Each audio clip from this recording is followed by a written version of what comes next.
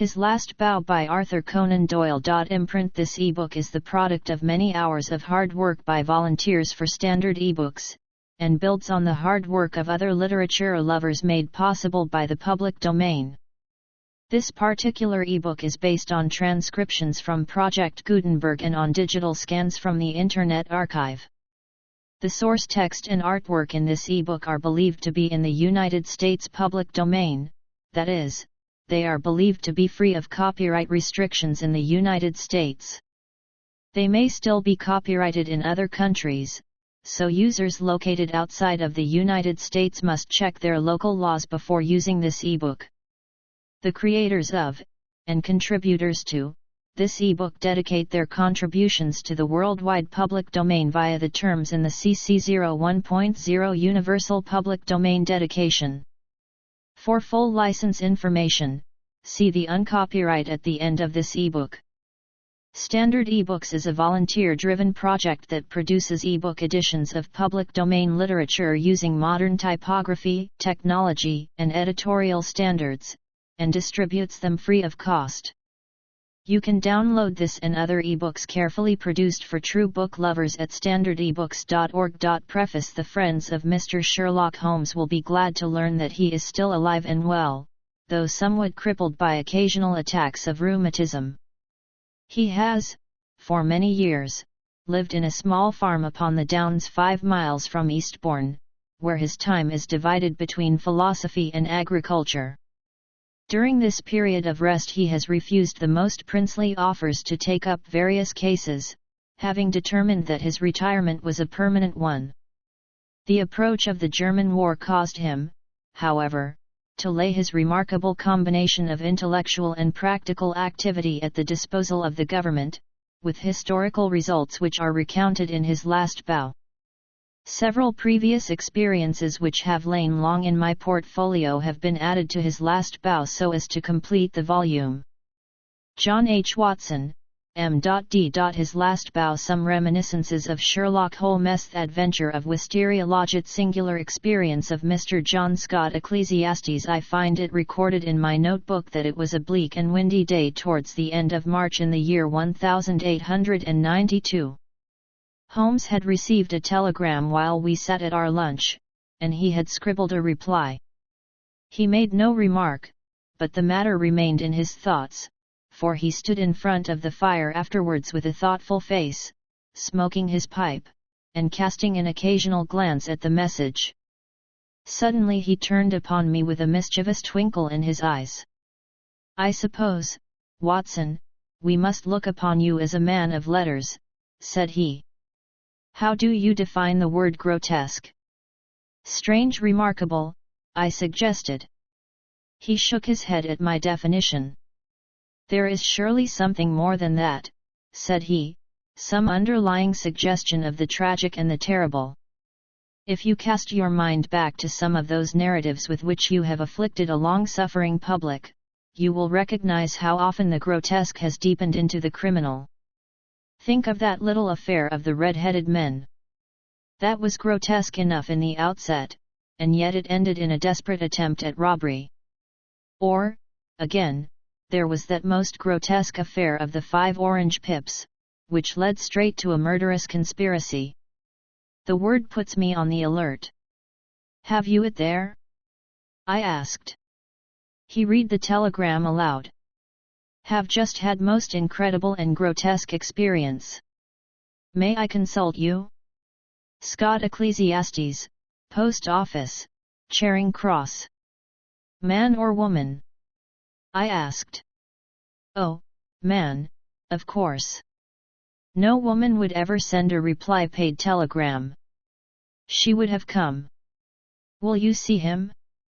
My dear Watson, you know how bored I have been since we locked up Colonel Carruthers. My mind is like a racing engine, tearing itself to pieces because it is not connected up with the work for which it was built. Life is commonplace, the papers are sterile, audacity and romance seem to have passed forever from the criminal world. Can you ask me, then, whether I am ready to look into any new problem, however trivial it may prove? But here, unless I am mistaken, is our client." A measured step was heard upon the stairs, and a moment later a stout, tall, grey-whiskered, and solemnly respectable person was ushered into the room. His life history was written in his heavy features and pompous manner. From his spats to his gold-rimmed spectacles he was a conservative, a churchman, a good citizen, orthodox and conventional to the last degree. But some amazing experience had disturbed his native composure and left its traces in his bristling hair, his flushed, angry cheeks, and his flurried, excited manner. He plunged instantly into his business. "I have had a most singular and unpleasant experience, Mr. Holmes," said he. "Never in my life have I been placed in such a situation. It is most improper, most outrageous. I must insist upon some explanation." He swelled and puffed in his anger. "Pray sit down, Mr. Scott Ecclesiastes," said Holmes in a soothing voice. "May I ask, in the first place, why you came to me at all?" "Well, sir, it did not appear to be a matter which concerned the police, and yet, when you have heard the facts, you must admit that I could not leave it where it was. Private detectives are a class with whom I have absolutely no sympathy, but nonetheless, having heard your name quite so. But, in the second place, why did you not come at once?" Holmes glanced at his watch. "It is 2:15, he said. "Your telegram was dispatched about 1. But no one can glance at your toilet and attire without seeing that your disturbance dates from the moment of your waking." Our client smoothed down his unbrushed hair and felt his unshaven chin. "You are right, Mr. Holmes. I never gave a thought to my toilet. I was only too glad to get out of such a house.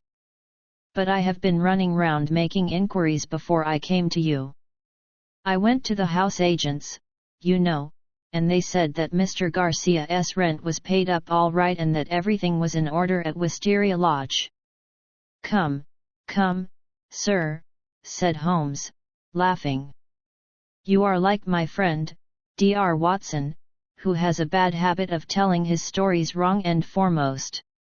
Please arrange your thoughts and let me know, in their due sequence, exactly what those events are which have sent you out unbrushed and unkempt, with dress boots and waistcoat buttoned awry, in search of advice and assistance."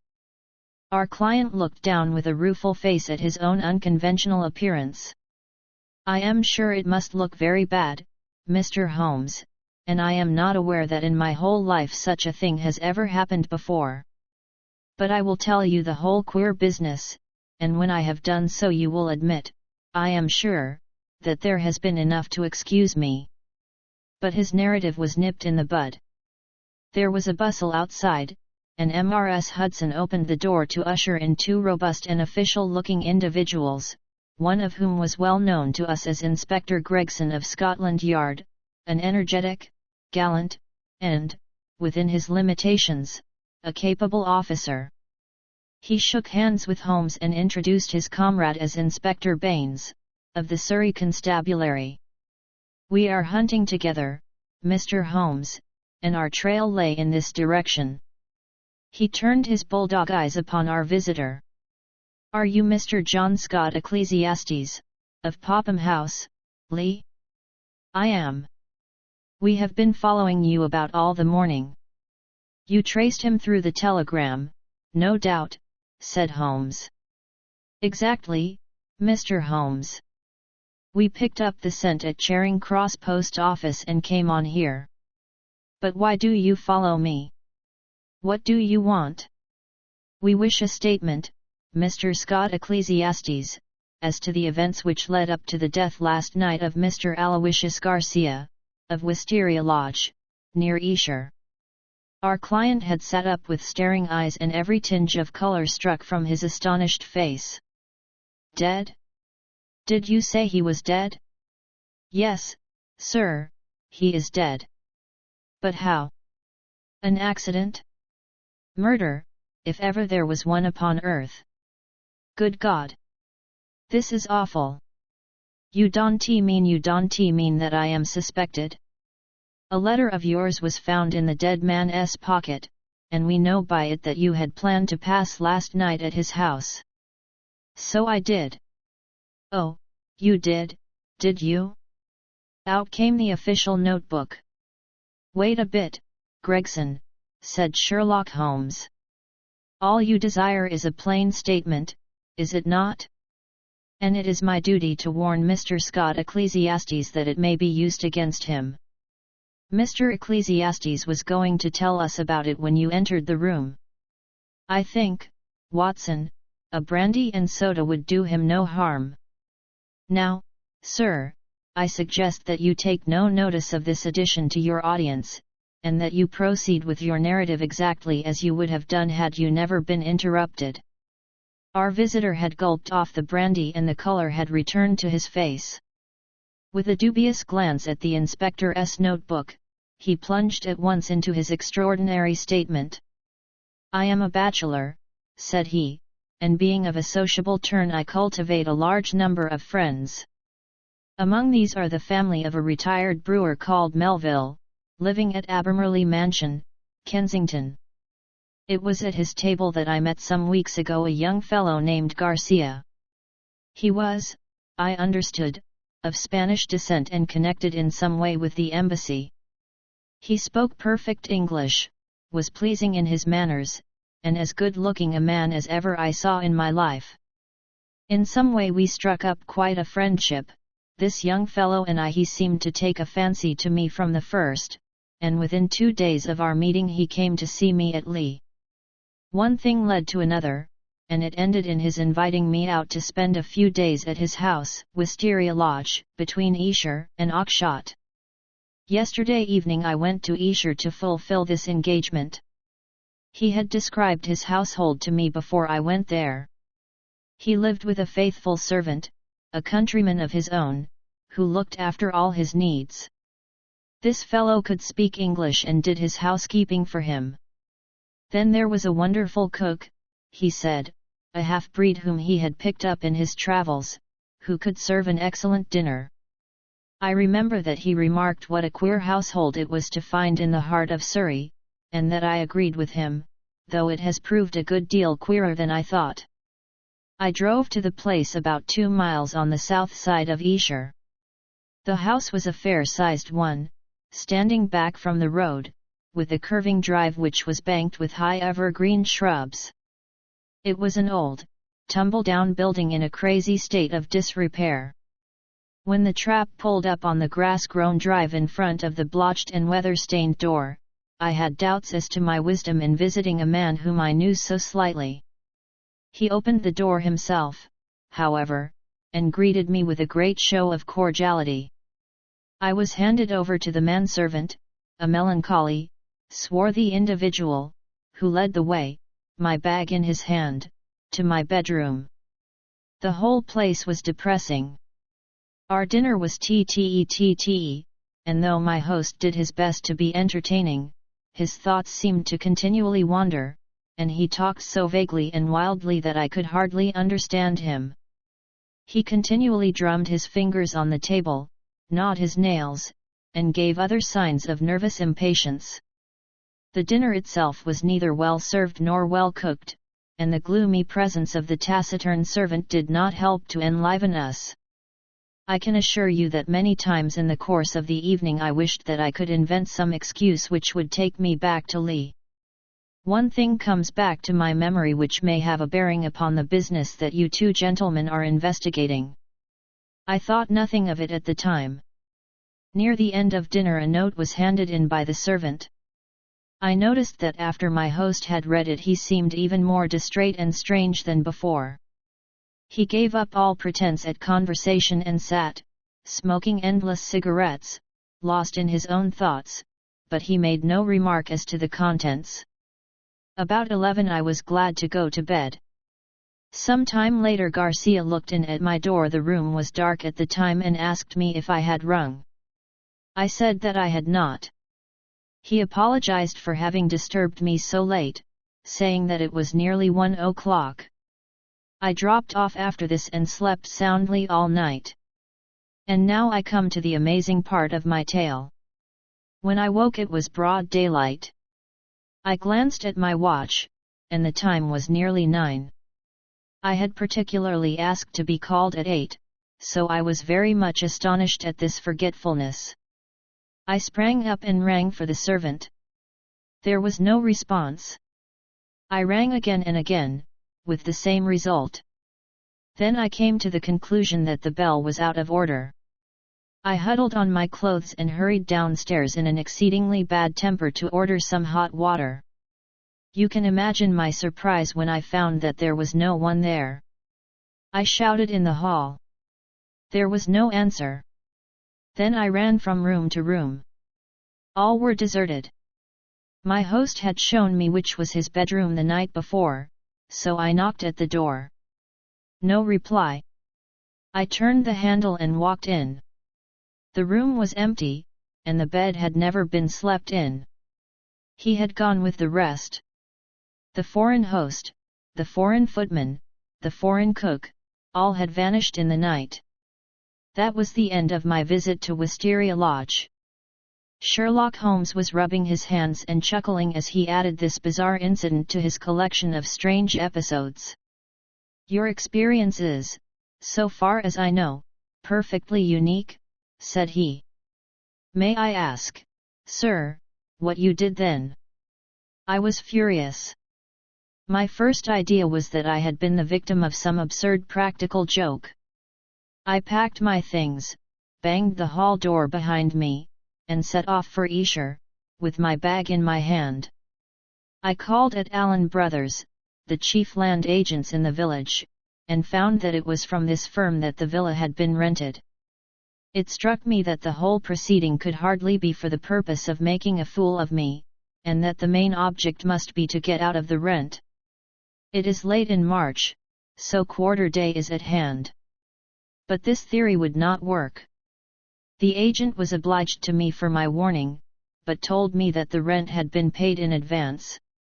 Then I made my way to town and called at the Spanish embassy. The man was unknown there. After this I went to see Melville, at whose house I had first met Garcia, but I found that he really knew rather less about him than I did. Finally, when I got your reply to my wire, I came out to you, since I gather that you are a person who gives advice in difficult cases. But now, Mr. Inspector, I understand, from what you said when you entered the room, that you can carry the story on, and that some tragedy had occurred. I can assure you that every word I have said is the truth, and that, outside of what I have told you, I know absolutely nothing about the fate of this man. My only desire is to help the law in every possible way.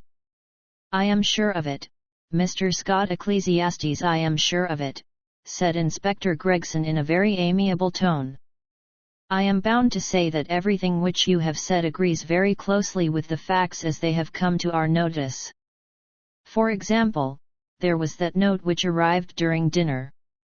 Did you chance to observe what became of it? Yes, I did. Garcia rolled it up and threw it into the fire. What do you say to that, Mr. Baines? The country detective was a stout, puffy, red man, whose face was only redeemed from grossness by 2 extraordinarily bright eyes, almost hidden behind the heavy creases of cheek and brow. With a slow smile he drew a folded and discolored scrap of paper from his pocket. It was a dog grate, Mr. Holmes, and he overpitched it. I picked this out unburned from the back of it. Holmes smiled his appreciation. You must have examined the house very carefully to find a single pellet of paper. I did, Mr. Holmes. It's my way. Shall I read it, Mr. Gregson? The Londoner nodded. The note is written upon ordinary cream-laid paper without watermark. It is a quarter sheet. The paper is cut off in 2 snips with a short-bladed scissors.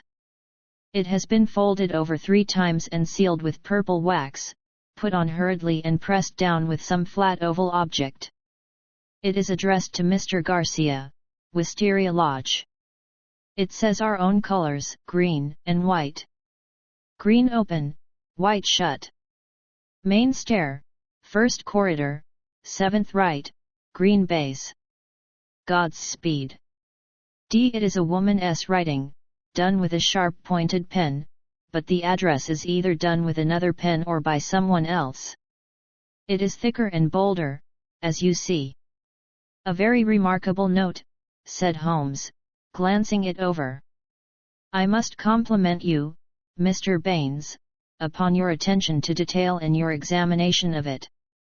A few trifling points might perhaps be added. The oval seal is undoubtedly a plain sleeve link. What else is of such a shape? The scissors were bent nail scissors. Short as the two snips are, you can distinctly see the same slight curve in each. The country detective chuckled. I thought I had squeezed all the juice out of it, but I see there was a little over, he said. I am bound to say that I make nothing of the note except that there was something on hand, and that a woman, as usual, was at the bottom of it.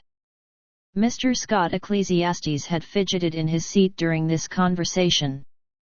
I am glad you found the note, since it corroborates my story, said he. But I beg to point out that I have not yet heard what has happened to Mr. Garcia, nor what has become of his household. As to Garcia, said Gregson, that is easily answered. He was found dead this morning upon Oxshot Common, nearly a mile from his home. His head had been smashed to pulp by heavy blows of a sandbag or some such instrument, which had crushed rather than wounded. It is a lonely corner, and there is no house within a quarter of a mile of the spot. He had apparently been struck down first from behind, but his assailant had gone on beating him long after he was dead. It was a most furious assault. There are no footsteps nor any clue to the criminals. Robbed? No, there was no attempt at robbery. This is very painful and terrible, said Mr. Scott Ecclesiastes in a querulous voice, but it is really uncommonly hard on me. I had nothing to do with my host going off upon a nocturnal excursion and meeting so sad an end. How do I come to be mixed up with the case? Very simply, sir, Inspector Baines answered. The only document found in the pocket of the deceased was a letter from you saying that you would be with him on the night of his death. It was the envelope of this letter which gave us the dead man's name and address. It was after 9 this morning when we reached his house and found neither you nor anyone else inside it. I wired to Mr. Gregson to run you down in London while I examined Wisteria Lodge. Then I came into town, joined Mr. Gregson, and here we are. I think now, said Gregson, rising, we had best put this matter into an official shape. You will come round with us to the station, Mr. Scott Ecclesiastes, and let us have your statement in writing. Certainly, I will come at once. But I retain your services, Mr. Holmes. I desire you to spare no expense and no pains to get at the truth. My friend turned to the country inspector. I suppose that you have no objection to my collaborating with you, Mr. Baines? Highly honored, sir, I am sure. You appear to have been very prompt and businesslike in all that you have done. Was there any clue, may I ask, as to the exact hour that the man met his death? He had been there since 1 o'clock. There was rain about that time, and his death had certainly been before the rain. But that is perfectly impossible, Mr. Baines, cried our client. His voice is unmistakable. I could swear to it that it was he who addressed me in my bedroom at that very hour. Remarkable, but by no means impossible, said Holmes, smiling. You have a clue? Asked Gregson. On the face of it the case is not a very complex one, though it certainly presents some novel and interesting features. A further knowledge of facts is necessary before I would venture to give a final and definite opinion. By the way, Mr. Baines, did you find anything remarkable besides this note in your examination of the house? The detective looked at my friend in a singular way. There were, said he, one or two very remarkable things. Perhaps when I have finished at the police station you would care to come out and give me your opinion of them." "I am entirely at your service," said Sherlock Holmes, ringing the bell. "You will show these gentlemen out, Mrs. Hudson, and kindly send the boy with this telegram. He is to pay a 5-shilling reply." We sat for some time in silence after our visitors had left. Holmes smoked hard, with his brows drawn down over his keen eyes, and his head thrust forward in the eager way characteristic of the man. "Well, Watson," he asked, turning suddenly upon me, "what do you make of it?" "I can make nothing of this mystification of Scott Ecclesiastes." "But the crime?" "Well, taken with the disappearance of the man's companions, I should say that they were in some way concerned in the murder and had fled from justice. That is certainly a possible point of view. On the face of it you must admit, however, that it is very strange that his 2 servants should have been in a conspiracy against him and should have attacked him on the one night when he had a guest. They had him alone at their mercy every other night in the week. Then why did they fly?" "Quite so. Why did they fly? There is a big fact.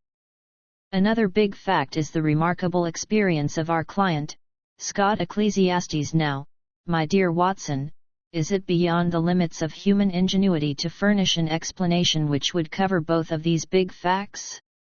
If it were one which would also admit of the mysterious note with its very curious phraseology, why, then it would be worth accepting as a temporary hypothesis. If the fresh facts which come to our knowledge all fit themselves into the scheme, then our hypothesis may gradually become a solution. But what is our hypothesis?" Holmes leaned back in his chair with half-closed eyes. "You must admit, my dear Watson, that the idea of a joke is impossible. There were grave events afoot, as the sequel showed, and the coaxing of Scott Ecclesiastes to Wisteria Lodge had some connection with them. But what possible connection? Let us take it link by link. There is, on the face of it, something unnatural about this strange and sudden friendship between the young Spaniard and Scott Ecclesiastes. It was the former who forced the pace. He called upon Ecclesiastes at the other end of London on the very day after he first met him, and he kept in close touch with him until he got him down to Esher. Now, what did he want with Ecclesiastes? What could Ecclesiastes supply? I see no charm in the man. He is not particularly intelligent, not a man likely to be congenial to a quick-witted Latin. Why, then, was he picked out from all the other people whom Garcia met as particularly suited to his purpose? Has he any one outstanding quality? I say that he has. He is the very type of conventional British respectability, and the very man as a witness to impress another Briton. You saw yourself how neither of the inspectors dreamed of questioning his statement, extraordinary as it was. But what was he to witness? Nothing, as things turned out, but everything had they gone another way. That is how I read the matter. I see, he might have proved an alibi. Exactly, my dear Watson, he might have proved an alibi. We will suppose, for argument's sake, that the household of Wisteria Lodge are confederates in some design. The attempt, whatever it may be, is to come off, we will say, before 1 o'clock. By some juggling of the clocks it is quite possible that they may have got Scott Ecclesiastes to bed earlier than he thought, but in any case it is likely that when Garcia went out of his way to tell him that it was 1 it was really not more than 12. If Garcia could do whatever he had to do and be back by the hour mentioned, he had evidently a powerful reply to any accusation. Here was this irreproachable Englishman ready to swear in any court of law that the accused was in the house all the time. It was an insurance against the worst. Yes, I see that. But how about the disappearance of the others? I have not all my facts yet, but I do not think there are any insuperable difficulties. Still, it is an error to argue in front of your data. You find yourself insensibly twisting them round to fit your theories. And the message? How did it run? Our own colors, green and white. Sounds like racing. Green open, white shut. That is clearly a signal. Main stair, first corridor, 7th right, green baize. This is an assignation. We may find a jealous husband at the bottom of it all. It was clearly a dangerous quest. She would not have said Godspeed had it not been so. That should be a guide. The man was a Spaniard. I suggest that D stands for Dolores, a common female name in Spain. Good, Watson, very good but quite inadmissible. A Spaniard would write to a Spaniard in Spanish. The writer of this note is certainly English. Well, we can only possess our soul in patience until this excellent inspector come back for us. Meanwhile we can thank our lucky fate which has rescued us for a few short hours from the insufferable fatigues of idleness. An answer had arrived to Holmes's telegram before our Surrey officer had returned. Holmes read it and was about to place it in his notebook when he caught a glimpse of my expectant face. He tossed it across with a laugh. "We are moving in exalted circles," said he. The telegram was a list of names and addresses: Lord Herringby, The Dingle, Sir George Folliot, Oxshot Towers, Mr. Hines, J.P., Purdley Place, Mr. James Baker Williams, Forton Old Hall, Mr. Henderson, Highgable, Rev. Joshua Stone, Nether Walsling. "This is a very obvious way of limiting our field of operations," said Holmes. "No doubt Baines, with his methodical mind, has already adopted some similar plan. I don't quite understand." "Well, my dear fellow, we have already arrived at the conclusion that the message received by Garcia at dinner was an appointment or an assignation. Now, if the obvious reading of it is correct, and in order to keep the tryst one has to ascend a main stair and seek the 7th door in a corridor, it is perfectly clear that the house is a very large one. It is equally certain that this house cannot be more than a mile or two from Oxshot, since Garcia was walking in that direction and hoped, according to my reading of the facts, to be back in Wisteria Lodge in time to avail himself of an alibi, which would only be valid up to 1 o'clock. As the number of large houses close to Oxshot must be limited, I adopted the obvious method of sending to the agents mentioned by Scott Ecclesiastes and obtaining a list of them. Here they are in this telegram, and the other end of our tangled skein must lie among them. It was nearly 6 o'clock before we found ourselves in the pretty Surrey village of Esher, with Inspector Baines as our companion. Holmes and I had taken things for the night, and found comfortable quarters at the Bull. Finally we set out in the company of the detective on our visit to Wisteria Lodge. It was a cold, dark March evening, with a sharp wind and a fine rain beating upon our faces, a fit setting for the wild common over which our road passed and the tragic goal to which it led us. The Tiger of San Pedro, a cold and melancholy walk of a couple of miles, brought us to a high wooden gate, which opened into a gloomy avenue of chestnuts. The curved and shadowed drive led us to a low, dark house, pitch black against a slate-colored sky. From the front window upon the left of the door there peeped a glimmer of a feeble light. "There's a constable in possession," said Baines. "I'll knock at the window." He stepped across the grass plot and tapped with his hand on the pane. Through the fogged glass I dimly saw a man spring up from a chair beside the fire, and heard a sharp cry from within the room. An instant later a white-faced, hard-breathing policeman had opened the door, the candle wavering in his trembling hand. "What's the matter, Walters?" asked Baines sharply. The man mopped his forehead with his handkerchief and gave a long sigh of relief. "I am glad you have come, sir. It has been a long evening, and I don't think my nerve is as good as it was." "Your nerve, Walters? I should not have thought you had a nerve in your body." "Well, sir, it's this lonely, silent house and the queer thing in the kitchen. Then when you tapped at the window I thought it had come again. That what had come again? The devil, sir, for all I know.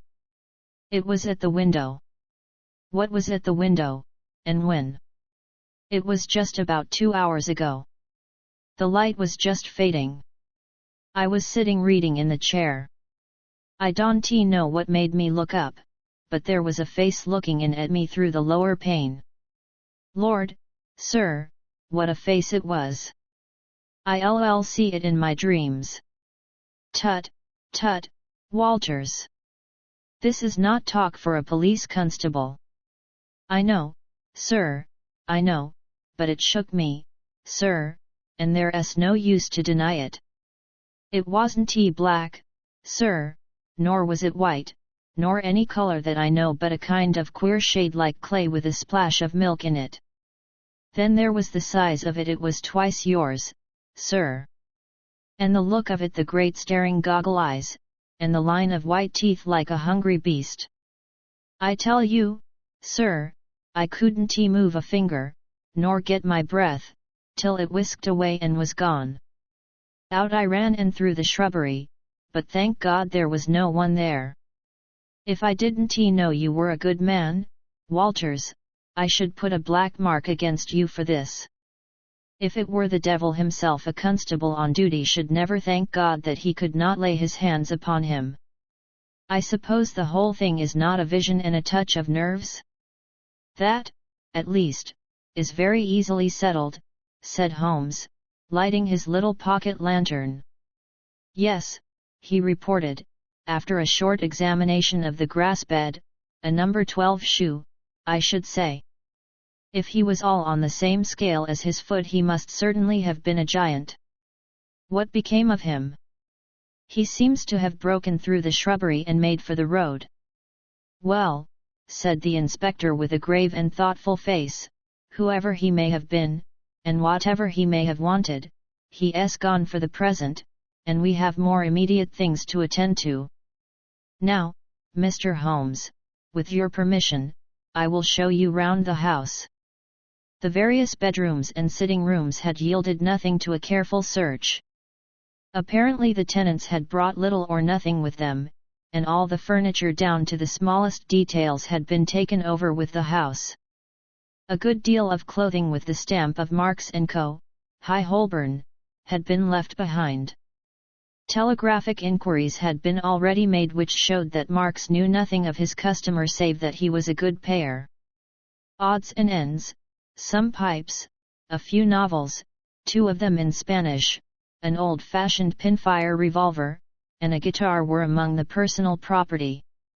Nothing in all this, said Baines, stalking, candle in hand, from room to room. But now, Mr. Holmes, I invite your attention to the kitchen. It was a gloomy, high-ceilinged room at the back of the house, with a straw litter in one corner, which served apparently as a bed for the cook. The table was piled with half-eaten dishes and dirty plates, the debris of last night's dinner. Look at this, said Baines. What do you make of it? He held up his candle before an extraordinary object which stood at the back of the dresser. It was so wrinkled and shrunken and withered that it was difficult to say what it might have been. One could but say that it was black and leathery and that it bore some resemblance to a dwarfish, human figure. At first, as I examined it, I thought that it was a mummified Negro baby, and then it seemed a very twisted and ancient monkey. Finally I was left in doubt as to whether it was animal or human. A double band of white shells were strung round the center of it.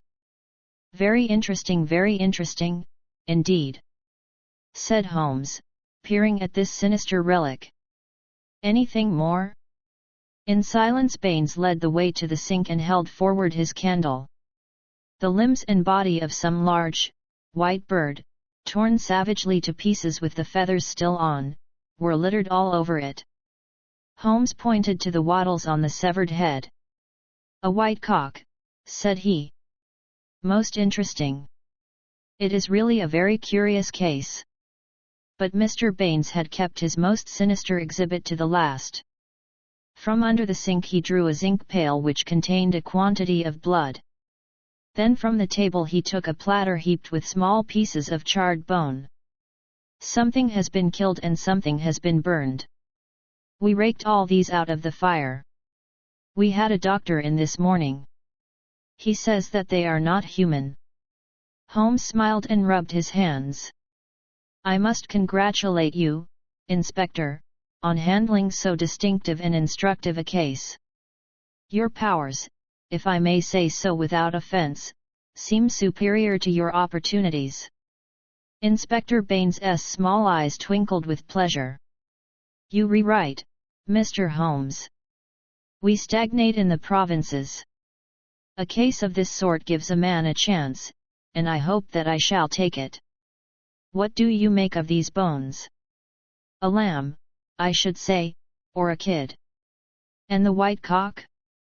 Curious, Mr. Baines, very curious. I should say almost unique. Yes, sir, there must have been some very strange people with some very strange ways in this house. One of them is dead.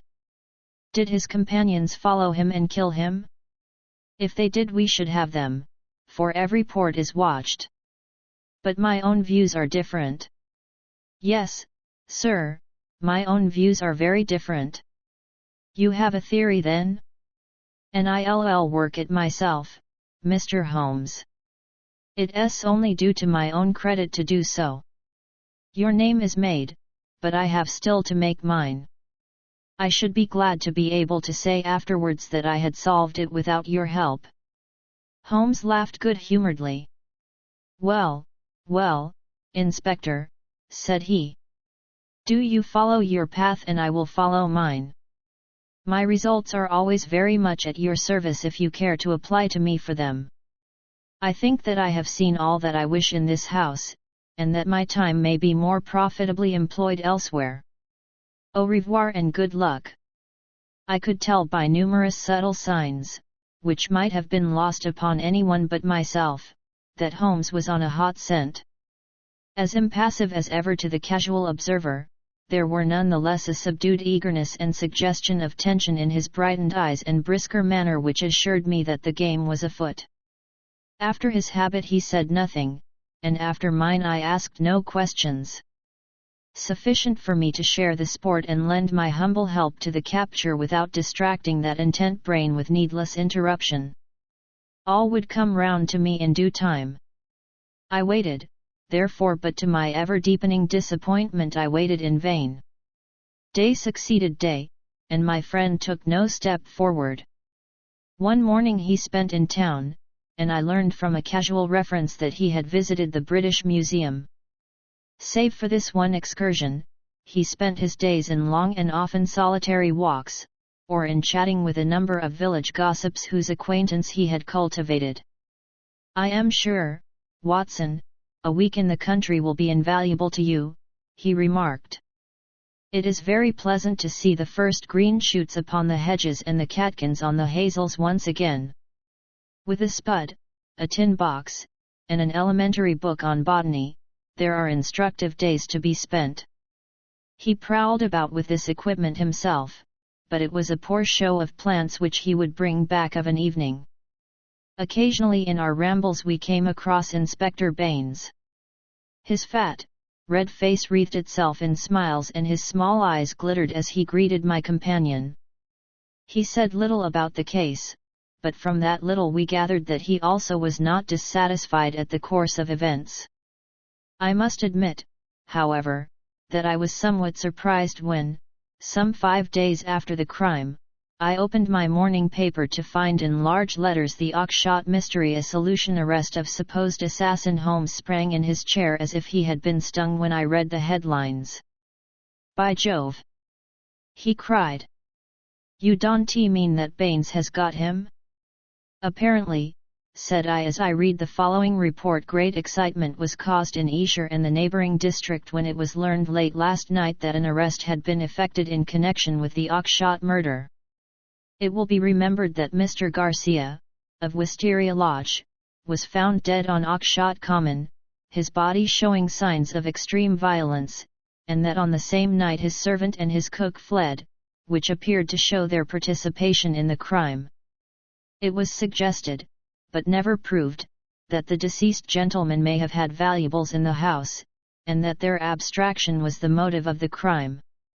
Every effort was made by Inspector Baines, who has the case in hand, to ascertain the hiding place of the fugitives, and he had good reason to believe that they had not gone far but were lurking in some retreat which had been already prepared. It was certain from the first, however, that they would eventually be detected, as the cook, from the evidence of one or two tradespeople who have caught a glimpse of him through the window, was a man of most remarkable appearance, being a huge and hideous mulatto, with yellowish features of a pronounced negroid type. This man has been seen since the crime, for he was detected and pursued by Constable Walters on the same evening, when he had the audacity to revisit Wisteria Lodge.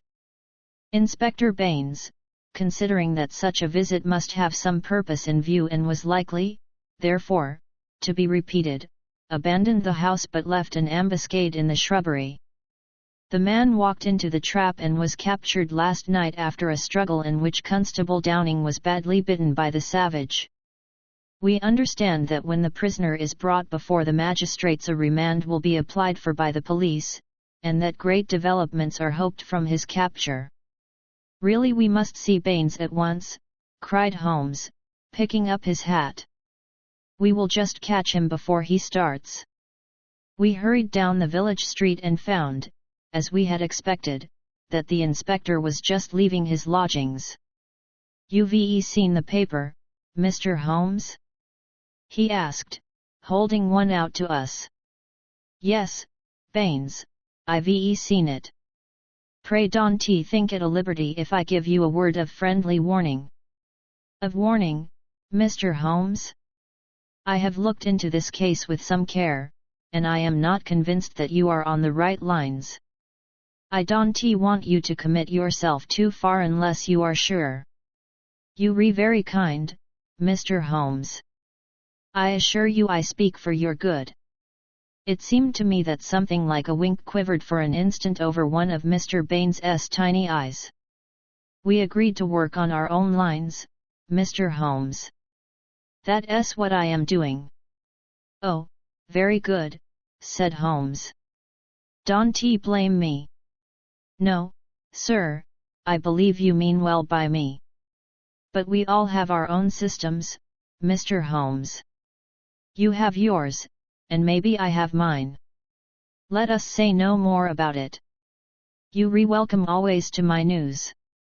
This fellow is a perfect savage, as strong as a cart horse and as fierce as the devil. He chewed Downing's thumb nearly off before they could master him. He hardly speaks a word of English, and we can get nothing out of him but grunts." "And you think you have evidence that he murdered his late master?" "I didn't say so, Mr. Holmes, I didn't say so. We all have our little ways.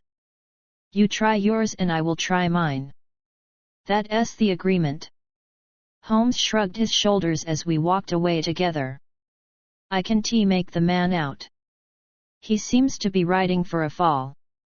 Well, as he says, we must each try our own way and see what comes of it. But there's something in Inspector Baines which I can quite understand." "Just sit down in that chair, Watson," said Sherlock Holmes when we had returned to our apartment at the Bull. "I want to put you in touch with the situation, as I may need your help tonight. Let me show you the evolution of this case so far as I have been able to follow it. Simple as it has been in its leading features, it has none the less presented surprising difficulties in the way of an arrest. There are gaps in that direction which we have still to fill. We will go back to the note which was handed in to Garcia upon the evening of his death. We may put aside this idea of Baines's that Garcia's servants were concerned in the matter. The proof of this lies in the fact that it was he who had arranged for the presence of Scott Ecclesiastes, which could only have been done for the purpose of an alibi. It was Garcia, then, who had an enterprise, and apparently a criminal enterprise, in hand that night in the course of which he met his death. I say criminal because only a man with a criminal enterprise desires to establish an alibi. Who, then, is most likely to have taken his life? Surely the person against whom the criminal enterprise was directed. So far it seems to me that we are on safe ground. We can now see a reason for the disappearance of Garcia's household. They were all confederates in the same unknown crime. If it came off when Garcia returned, any possible suspicion would be warded off by the Englishman's evidence, and all would be well. But the attempt was a dangerous one, and if Garcia did not return by a certain hour it was probable that his own life had been sacrificed. It had been arranged, therefore, that in such a case his two subordinates were to make for some prearranged spot where they could escape investigation and be in a position afterwards to renew their attempt. That would fully explain the facts, would it not? The whole inexplicable tangle seemed to straighten out before me. I wondered, as I always did, how it had not been obvious to me before. But why should one servant return? We can imagine that in the confusion of flight something precious, something which he could not bear to part with, had been left behind. That would explain his persistence, would it not? Well, what is the next step? The next step is the note received by Garcia at the dinner. It indicates a confederate at the other end. Now, where was the other end? I have already shown you that it could only lie in some large house, and that the number of large houses is limited. My first days in this village were devoted to a series of walks in which in the intervals of my botanical researches I made a reconnaissance of all the large houses and an examination of the family history of the occupants. One house, and only one, riveted my attention. It is the famous old Jacobean Grange of High Gable, 1 mile on the farther side of Oxshot, and less than half a mile from the scene of the tragedy. The other mansions belonged to prosaic and respectable people who live far aloof from romance. But Mr. Henderson, of High Gable, was by all accounts a curious man to whom curious adventures might befall. I concentrated my attention, therefore, upon him and his household. A singular set of people, Watson the man himself the most singular of them all. I managed to see him on a plausible pretext, but I seemed to read in his dark, deep-set, brooding eyes that he was perfectly aware of my true business. He is a man of 50, strong, active, with iron grey hair, great bunched black eyebrows, the step of a deer and the air of an emperor, a fierce, masterful man, with a red-hot spirit behind his parchment face. He is either a foreigner or has lived long in the tropics, for he is yellow and sapless, but tough as whipcord. His friend and secretary, Mr. Lucas, is undoubtedly a foreigner, chocolate brown, wily, suave, and cat-like, with a poisonous gentleness of speech. You see, Watson, we have come already upon 2 sets of foreigners, one at Wisteria Lodge and one at High Gable, so our gaps are beginning to close. These 2 men, close and confidential friends, are the center of the household, but there is one other person who for our immediate purpose may be even more important. Henderson has 2 children, girls of 11 and 13. Their governess is a Miss Burnett, an Englishwoman of 40 or thereabouts. There is also one confidential manservant. This little group forms the real family, for they travel about together, and Henderson is a great traveler, always on the move. It is only within the last weeks that he has returned, after a year's absence, to High Gable. I may add that he is enormously rich, and whatever his whims may be he can very easily satisfy them. For the rest, his house is full of butlers, footmen, maidservants, and the usual overfed, underworked staff of a large English country house. So much I learned partly from village gossip and partly from my own observation. There are no better instruments than discharged servants with a grievance, and I was lucky enough to find one. I call it luck, but it would not have come my way had I not been looking out for it. As Baines remarks, we all have our systems. It was my system which enabled me to find John Warner, late gardener of Highgable, sacked in a moment of temper by his imperious employer. He in turn had friends among the indoor servants who unite in their fear and dislike of their master. So I had my key to the secrets of the establishment. Curious people, Watson. I don't pretend to understand it all yet, but very curious people anyway. It's a double-winged house, and the servants live on one side, the family on the other. There's no link between the two save for Henderson's own servant, who serves the family's meals. Everything is carried to a certain door, which forms the one connection. Governess and children hardly go out at all, except into the garden. Henderson never by any chance walks alone. His dark secretary is like his shadow. The gossip among the servants is that their master is terribly afraid of something. Sold his soul to the devil in exchange for money, says Warner, and expects his creditor to come up and claim his own. Where they came from, or who they are, nobody has an idea. They are very violent. Twice Henderson has lashed at folk with his dog whip, and only his long purse and heavy compensation have kept him out of the courts. Well, now, Watson, let us judge the situation by this new information.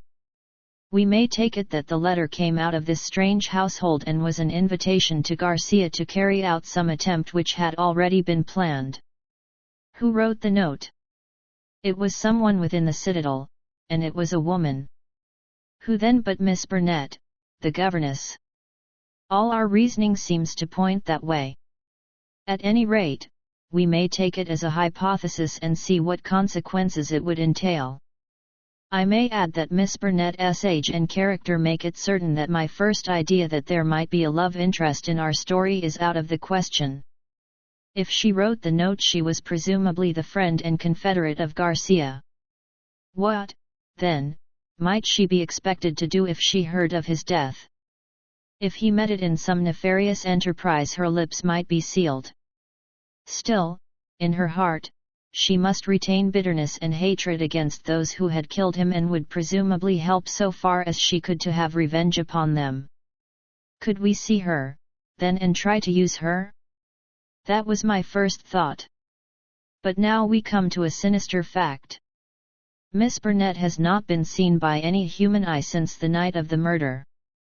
From that evening she has utterly vanished. Is she alive? Has she perhaps met her end on the same night as the friend whom she had summoned? Or is she merely a prisoner? There is the point which we still have to decide. You will appreciate the difficulty of the situation, Watson. There is nothing upon which we can apply for a warrant. Our whole scheme might seem fantastic if laid before a magistrate. The woman's disappearance counts for nothing, since in that extraordinary household any member of it might be invisible for a week. And yet she may at the present moment be in danger of her life. All I can do is to watch the house and leave my agent, Warner, on guard at the gates. We can let such a situation continue. If the law can do nothing, we must take the risk ourselves. What do you suggest? I know which is her room. It is accessible from the top of an outhouse.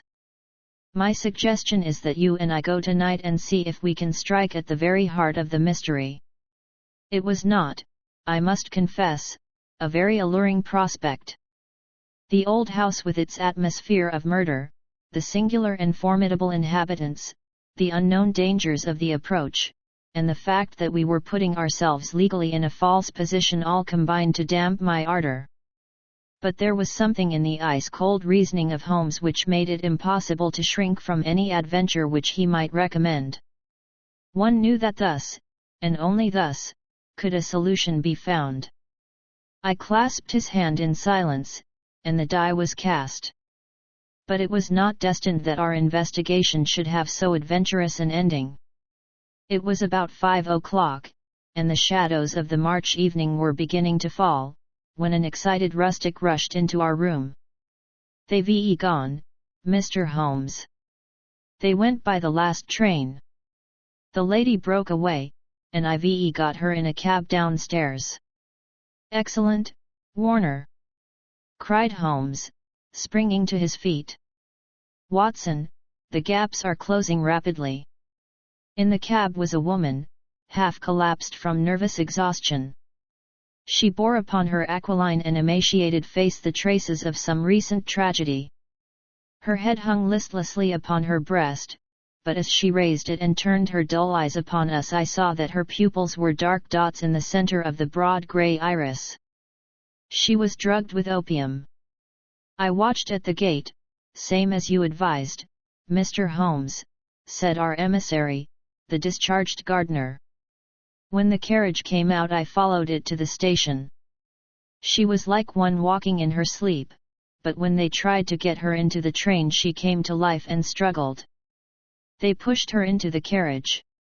She fought her way out again. I took her part, got her into a cab, and here we are. I shan't forget the face at the carriage window as I led her away. I'd have a short life if he had his way, the black-eyed, scowling, yellow devil." We carried her upstairs, laid her on the sofa, and a couple of cups of the strongest coffee soon cleared her brain from the mists of the drug. Baines had been summoned by Holmes, and the situation rapidly explained to him. "Why, sir, you've got me the very evidence I want," said the inspector warmly, shaking my friend by the hand. "I was on the same scent as you from the first." "What? You were after Henderson?" "Why, Mr. Holmes, when you were crawling in the shrubbery at Highgable I was up one of the trees in the plantation and saw you down below. It was just who would get his evidence first." "Then why did you arrest the mulatto?" Baines chuckled. "I was sure Henderson, as he calls himself, felt that he was suspected, and that he would lie low and make no move so long as he thought he was in any danger. I arrested the wrong man to make him believe that our eyes were off him. I knew he would be likely to clear off then and give us a chance of getting at Miss Burnett." Holmes laid his hand upon the inspector's shoulder.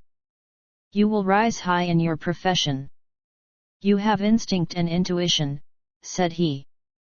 Baines flushed with pleasure. "I've had a plain-clothes man waiting at the station all the week.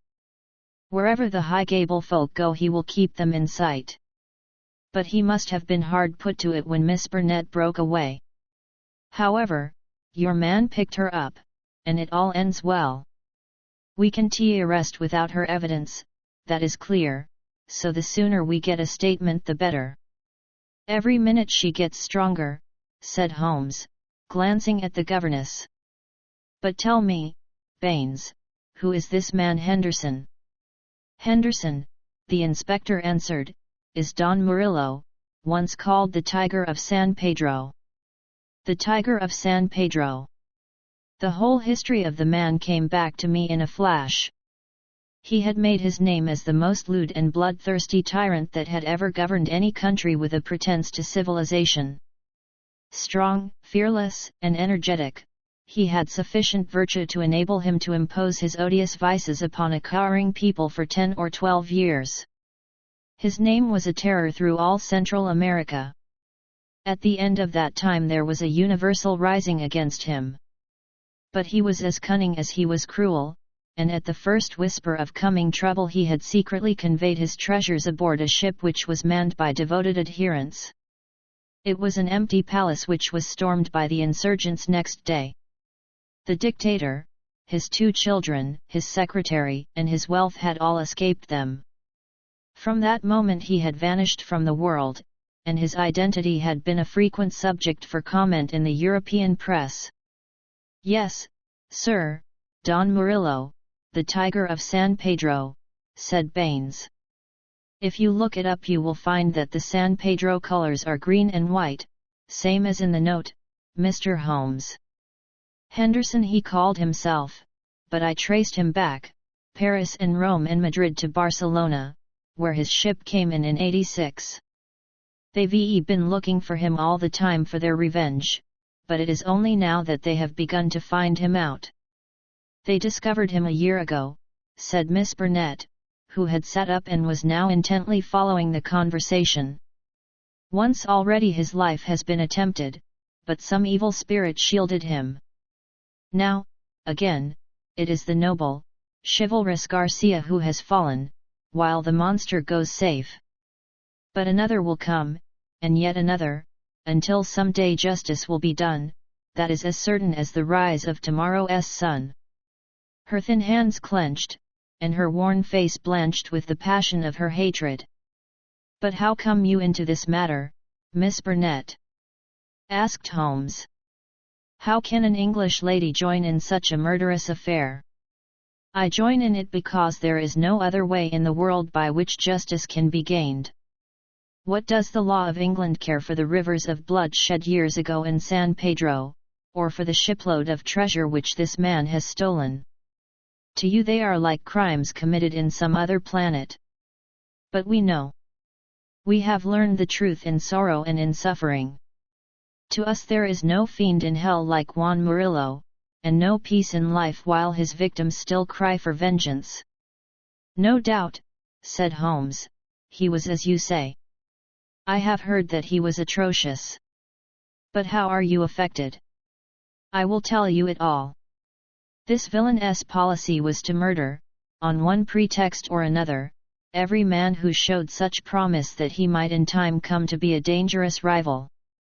My husband, yes, my real name is Signora Victor Durando, was the San Pedro minister in London. He met me and married me there. A nobler man never lived upon earth. Unhappily, Murillo heard of his excellence, recalled him on some pretext, and had him shot. With a premonition of his fate he had refused to take me with him. His estates were confiscated, and I was left with a pittance and a broken heart. Then came the downfall of the tyrant. He escaped as you have just described. But the many whose lives he had ruined, whose nearest and dearest had suffered torture and death at his hands, would not let the matter rest. They banded themselves into a society which should never be dissolved until the work was done. It was my part, after we had discovered in the transformed Henderson the fallen despot, to attach myself to his household and keep the others in touch with his movements. This I was able to do by securing the position of governess in his family. He little knew that the woman who faced him at every meal was the woman whose husband he had hurried at an hour's notice into eternity. I smiled on him, did my duty to his children, and bided my time. An attempt was made in Paris and failed. We zigzagged swiftly here and there over Europe to throw off the pursuers and finally returned to this house, which he had taken upon his first arrival in England. But here also the ministers of justice were waiting. Knowing that he would return there, Garcia, who is the son of the former highest dignitary in San Pedro, was waiting with two trusty companions of humble station, all three fired with the same reasons for revenge.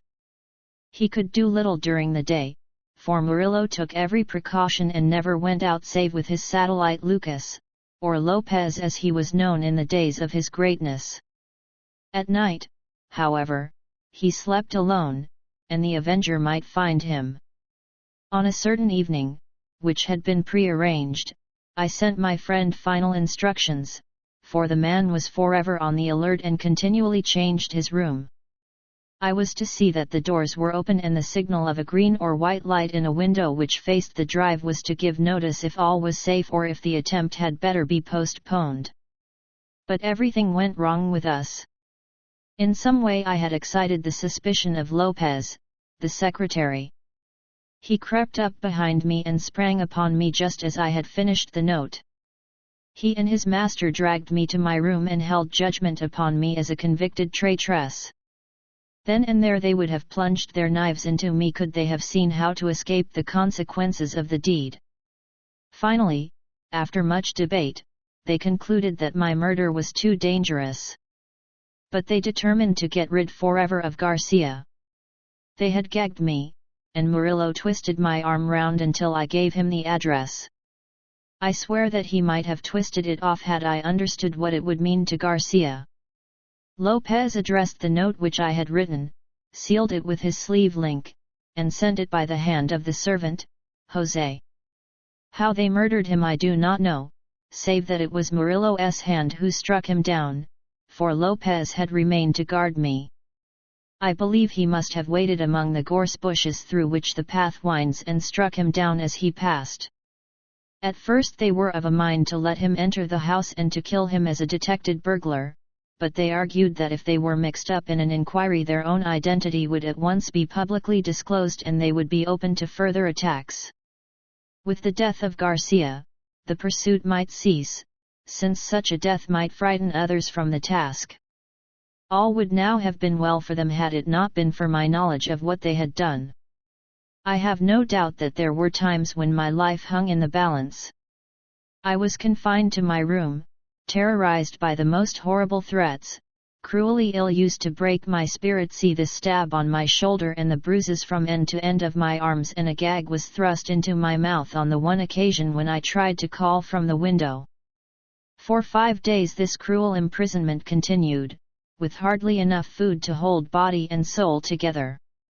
This afternoon a good lunch was brought me, but the moment after I took it I knew that I had been drugged. In a sort of dream I remember being half led, half carried to the carriage. In the same state I was conveyed to the train. Only then, when the wheels were almost moving, did I suddenly realize that my liberty lay in my own hands.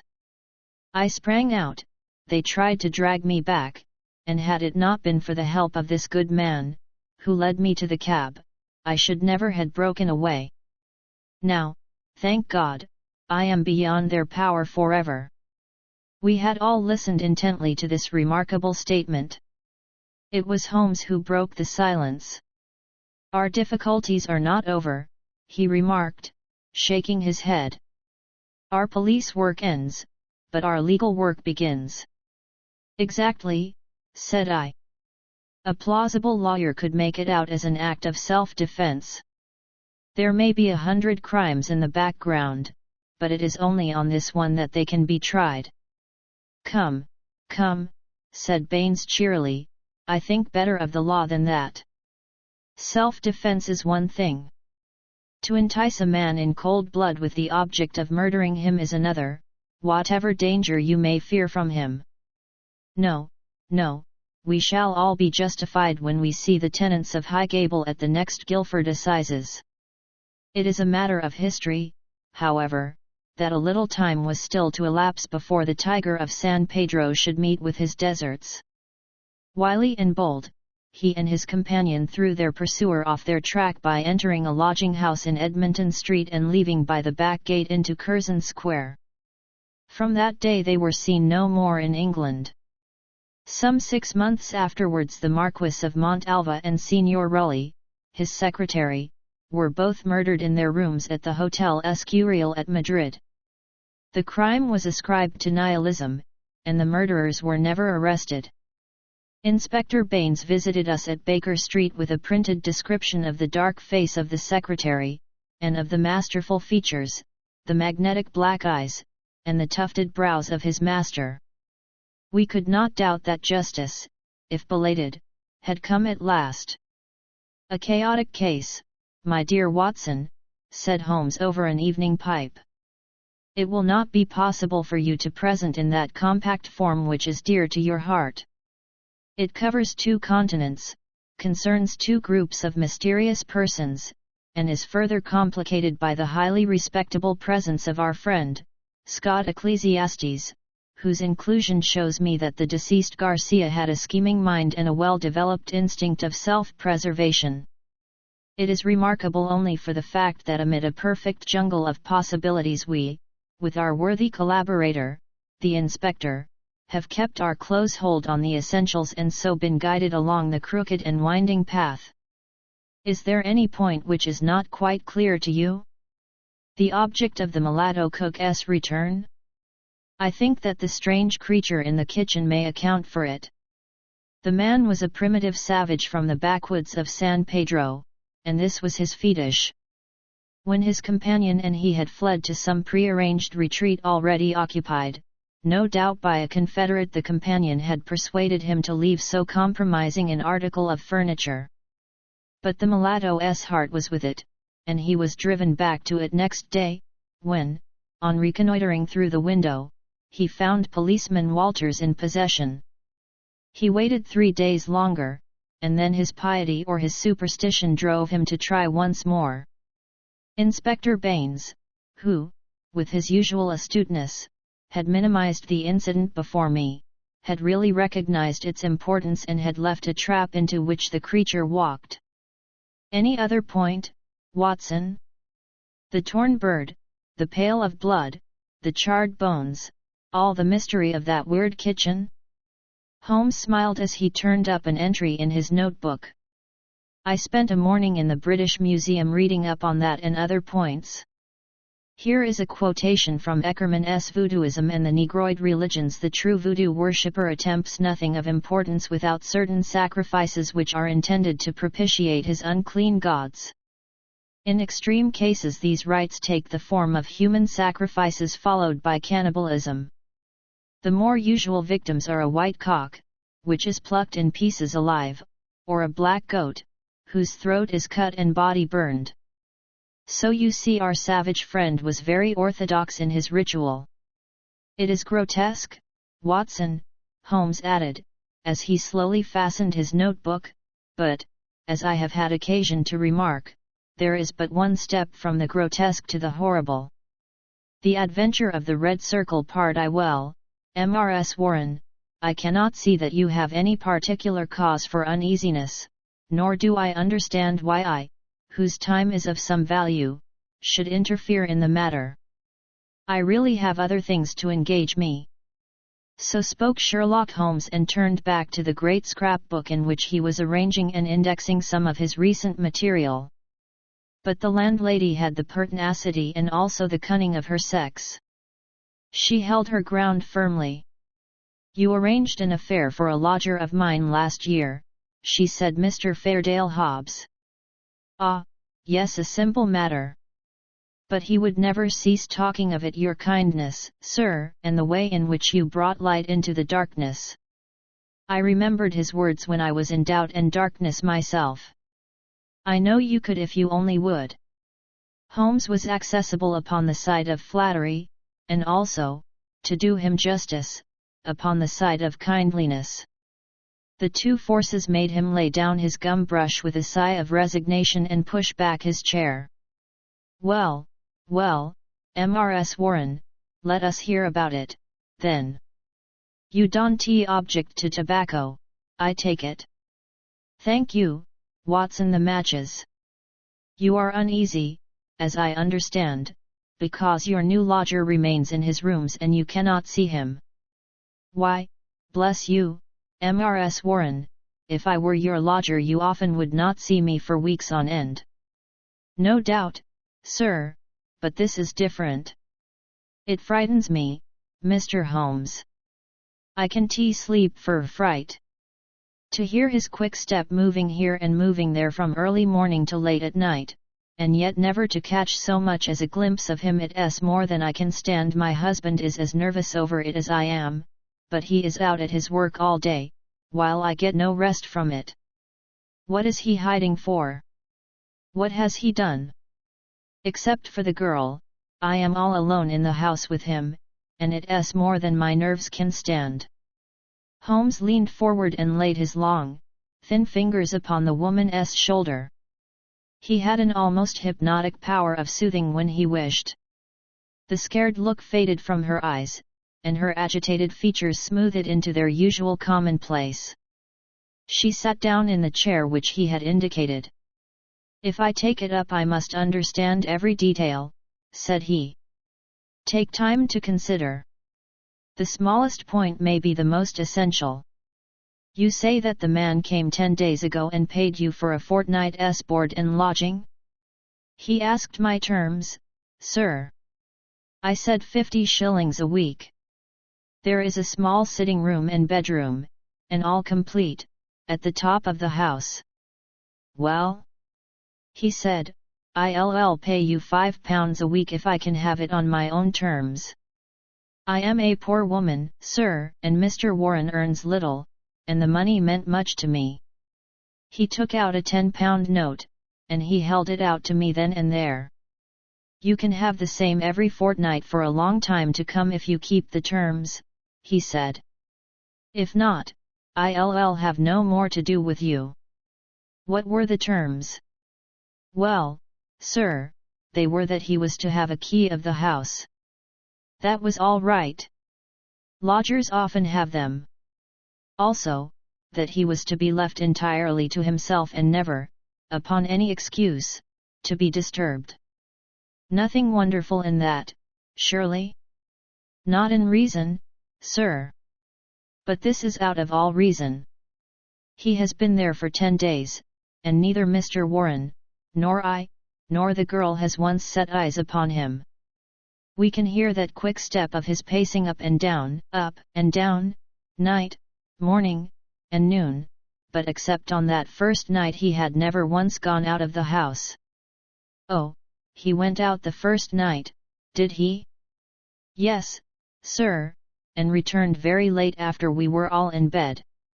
He told me after he had taken the rooms that he would do so and asked me not to bar the door. I heard him come up the stair after midnight." "But his meals?"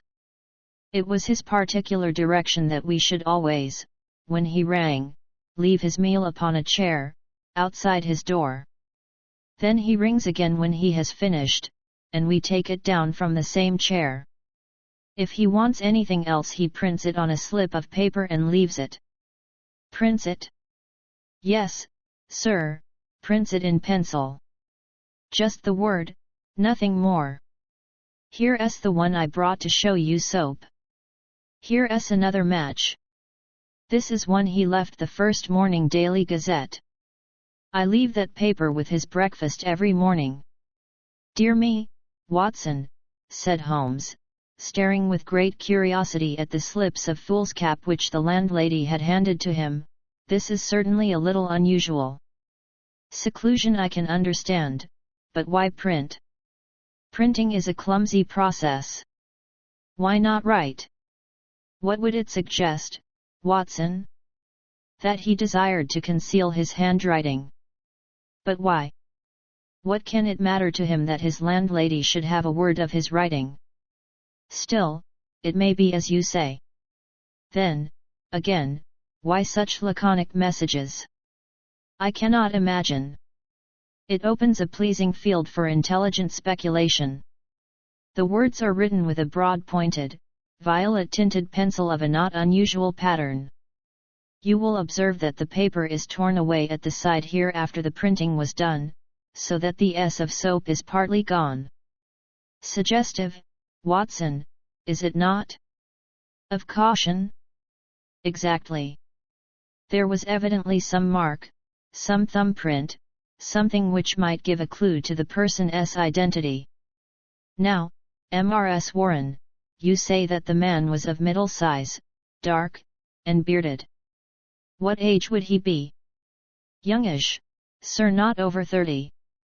Well, can you give me no further indications? He spoke good English, sir, and yet I thought he was a foreigner by his accent. And he was well dressed? Very smartly dressed, sir, quite the gentleman. Dark clothes, nothing you would note. He gave no name? No, sir. And has had no letters or callers? None. But surely you or the girl enter his room of a morning? No, sir, he looks after himself entirely. Dear me! That is certainly remarkable. What about his luggage? He had one big brown bag with him, nothing else. Well, we don't seem to have much material to help us. Do you say nothing has come out of that room? Absolutely nothing? The landlady drew an envelope from her bag. From it she shook out 2 burnt matches and a cigarette end upon the table. They were on his tray this morning. I brought them because I had heard that you can read great things out of small ones. Holmes shrugged his shoulders. There is nothing here, said he. The matches have, of course, been used to light cigarettes. That is obvious from the shortness of the burnt end. Half the match is consumed in lighting a pipe or cigar. But, dear me, this cigarette stub is certainly remarkable. The gentleman was bearded and mustached, you say? Yes, sir. I don't understand that. I should say that only a clean-shaven man could have smoked this. Why, Watson, even your modest mustache would have been singed. A holder? I suggested. No, no, the end is matted. I suppose there could not be two people in your rooms, Mrs. Warren? No, sir. He eats so little that I often wonder it can keep life in one. Well, I think we must wait for a little more material. After all, you have nothing to complain of. You have received your rent, and he is not a troublesome lodger, though he is certainly an unusual one. He pays you well, and if he chooses to lie concealed it is no direct business of yours. We have no excuse for an intrusion upon his privacy until we have some reason to think that there is a guilty reason for it. I've taken up the matter, and I won't lose sight of it. Report to me if anything fresh occurs, and rely upon my assistance if it should be needed. There are certainly some points of interest in this case, Watson, he remarked when the landlady had left us.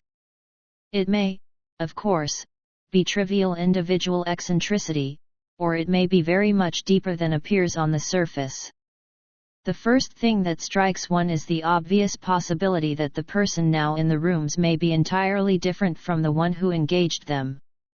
Why should you think so? Well, apart from this cigarette end, was it not suggestive that the only time the lodger went out was immediately after his taking the rooms?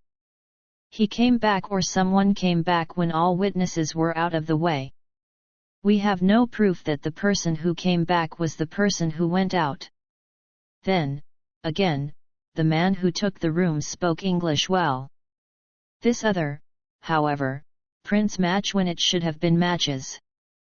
I can imagine that the word was taken out of a dictionary, which would give the noun but not the plural. The laconic style may be to conceal the absence of knowledge of English. Yes, Watson, there are good reasons to suspect that there has been a substitution of lodgers. But for what possible end? Ah! There lies our problem. There is one rather obvious line of investigation. He took down the great book in which, day by day, he filed the agony columns of the various London journals. Dear me! Said he, turning over the pages, what a chorus of groans, cries, and bleatings! What a ragbag of singular happenings! But surely the most valuable hunting ground that ever was given to a student of the unusual. This person is alone and cannot be approached by letter without a breach of that absolute secrecy which is desired. How is any news or any message to reach him from without? Obviously by advertisement through a newspaper. There seems no other way, and fortunately we need concern ourselves with the one paper only. Here are the Daily Gazette extracts of the last fortnight. Lady with a black boa at Prince's skating club that we may pass. Surely Jimmy will not break his mother's heart. That appears to be irrelevant. If the lady who fainted on Brixton bus, she does not interest me. Every day my heart longs bleat, Watson unmitigated bleat. Ah, this is a little more possible. Listen to this, be patient. We'll find some sure means of communications. Meanwhile, this column. Gee, that is 2 days after Mrs. Warren's lodger arrived. It sounds plausible, does it not? The mysterious one could understand English, even if he could not print it. Let us see if we can pick up the trace again. Yes, here we are 3 days later. Am making successful arrangements. Patience and prudence. The clouds will pass. Nothing for a week after that. Then comes something much more definite. The path is clearing. If I find chance signal message, remember code agreed 1A, 2B, and so on. You will hear soon. That was in yesterday's paper, and there is nothing in today's. It's all very appropriate to Mrs. Warren's lodger. If we wait a little, Watson, I don't doubt that the affair will grow more intelligible.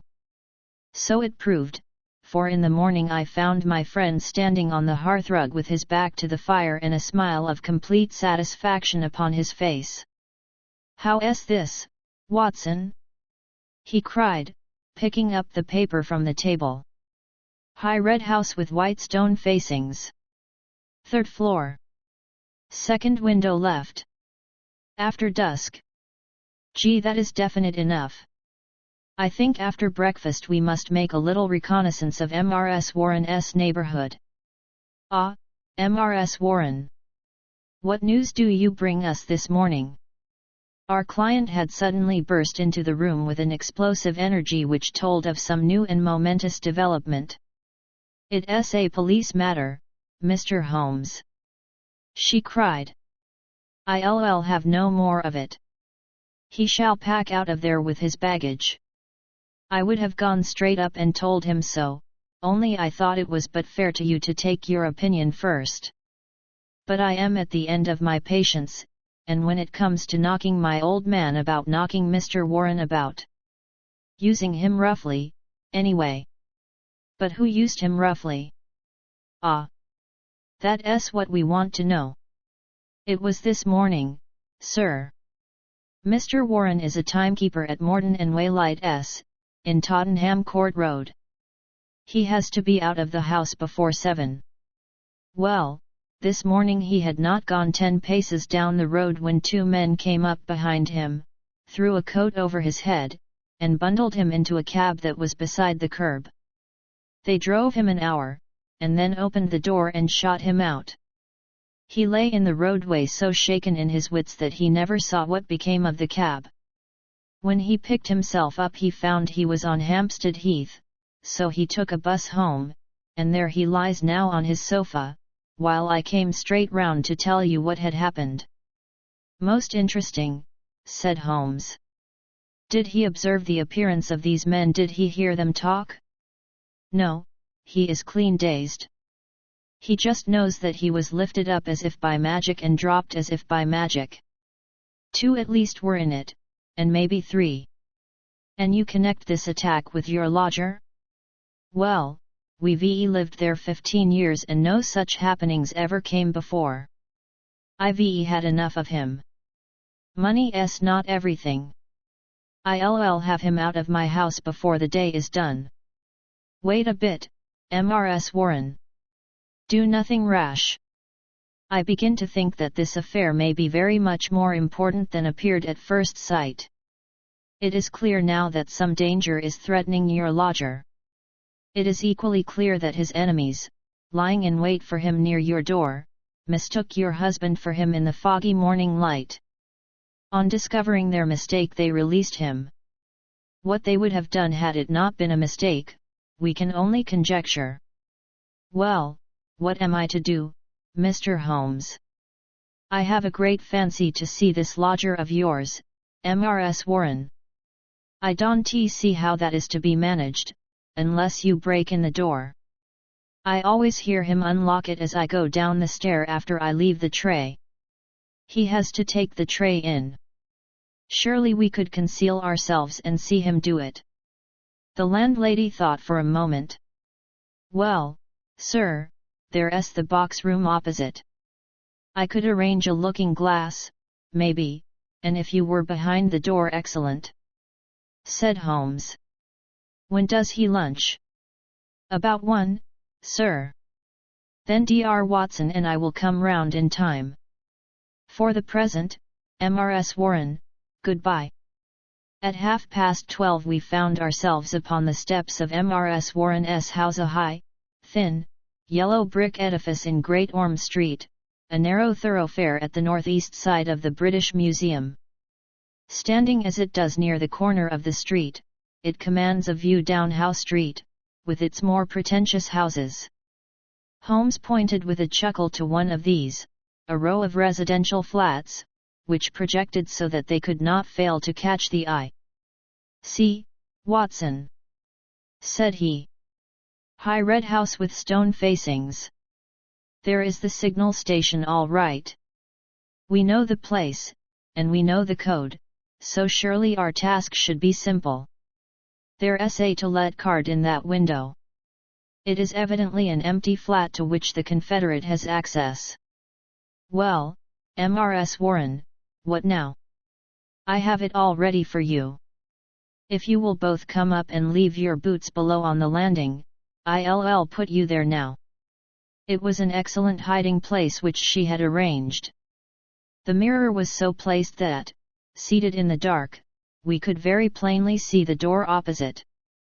We had hardly settled down in it, and Mrs. Warren left us, when a distant tinkle announced that our mysterious neighbor had rung.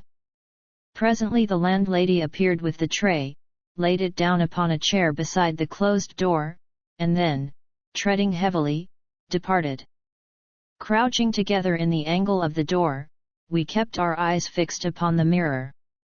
Suddenly, as the landlady's footsteps died away, there was the creak of a turning key, the handle revolved, and two thin hands darted out and lifted the tray from the chair. An instant later it was hurriedly replaced, and I caught a glimpse of a dark, beautiful, horrified face glaring at the narrow opening of the box room. Then the door crashed to, the key turned once more, and all was silence. Holmes twitched my sleeve, and together we stole down the stair. "I will call again in the evening," said he to the expectant landlady. "I think, Watson, we can discuss this business better in our own quarters." "My surmise, as you saw, proved to be correct," said he, speaking from the depths of his easy chair. "There has been a substitution of lodgers. What I did not foresee is that we should find a woman, and no ordinary woman, Watson. She saw us. Well, she saw something to alarm her. That is certain. The general sequence of events is pretty clear, is it not? A couple seek refuge in London from a very terrible and instant danger. The measure of that danger is the rigor of their precautions. The man, who has some work which he must do, desires to leave the woman in absolute safety while he does it. It is not an easy problem, but he solved it in an original fashion, and so effectively that her presence was not even known to the landlady who supplies her with food. The printed messages, as is now evident, were to prevent her sex being discovered by her writing. The man cannot come near the woman, or he will guide their enemies to her. Since he cannot communicate with her direct, he has recourse to the agony column of a paper. So far all is clear. But what is at the root of it? Ah, yes, Watson, severely practical, as usual. What is at the root of it all?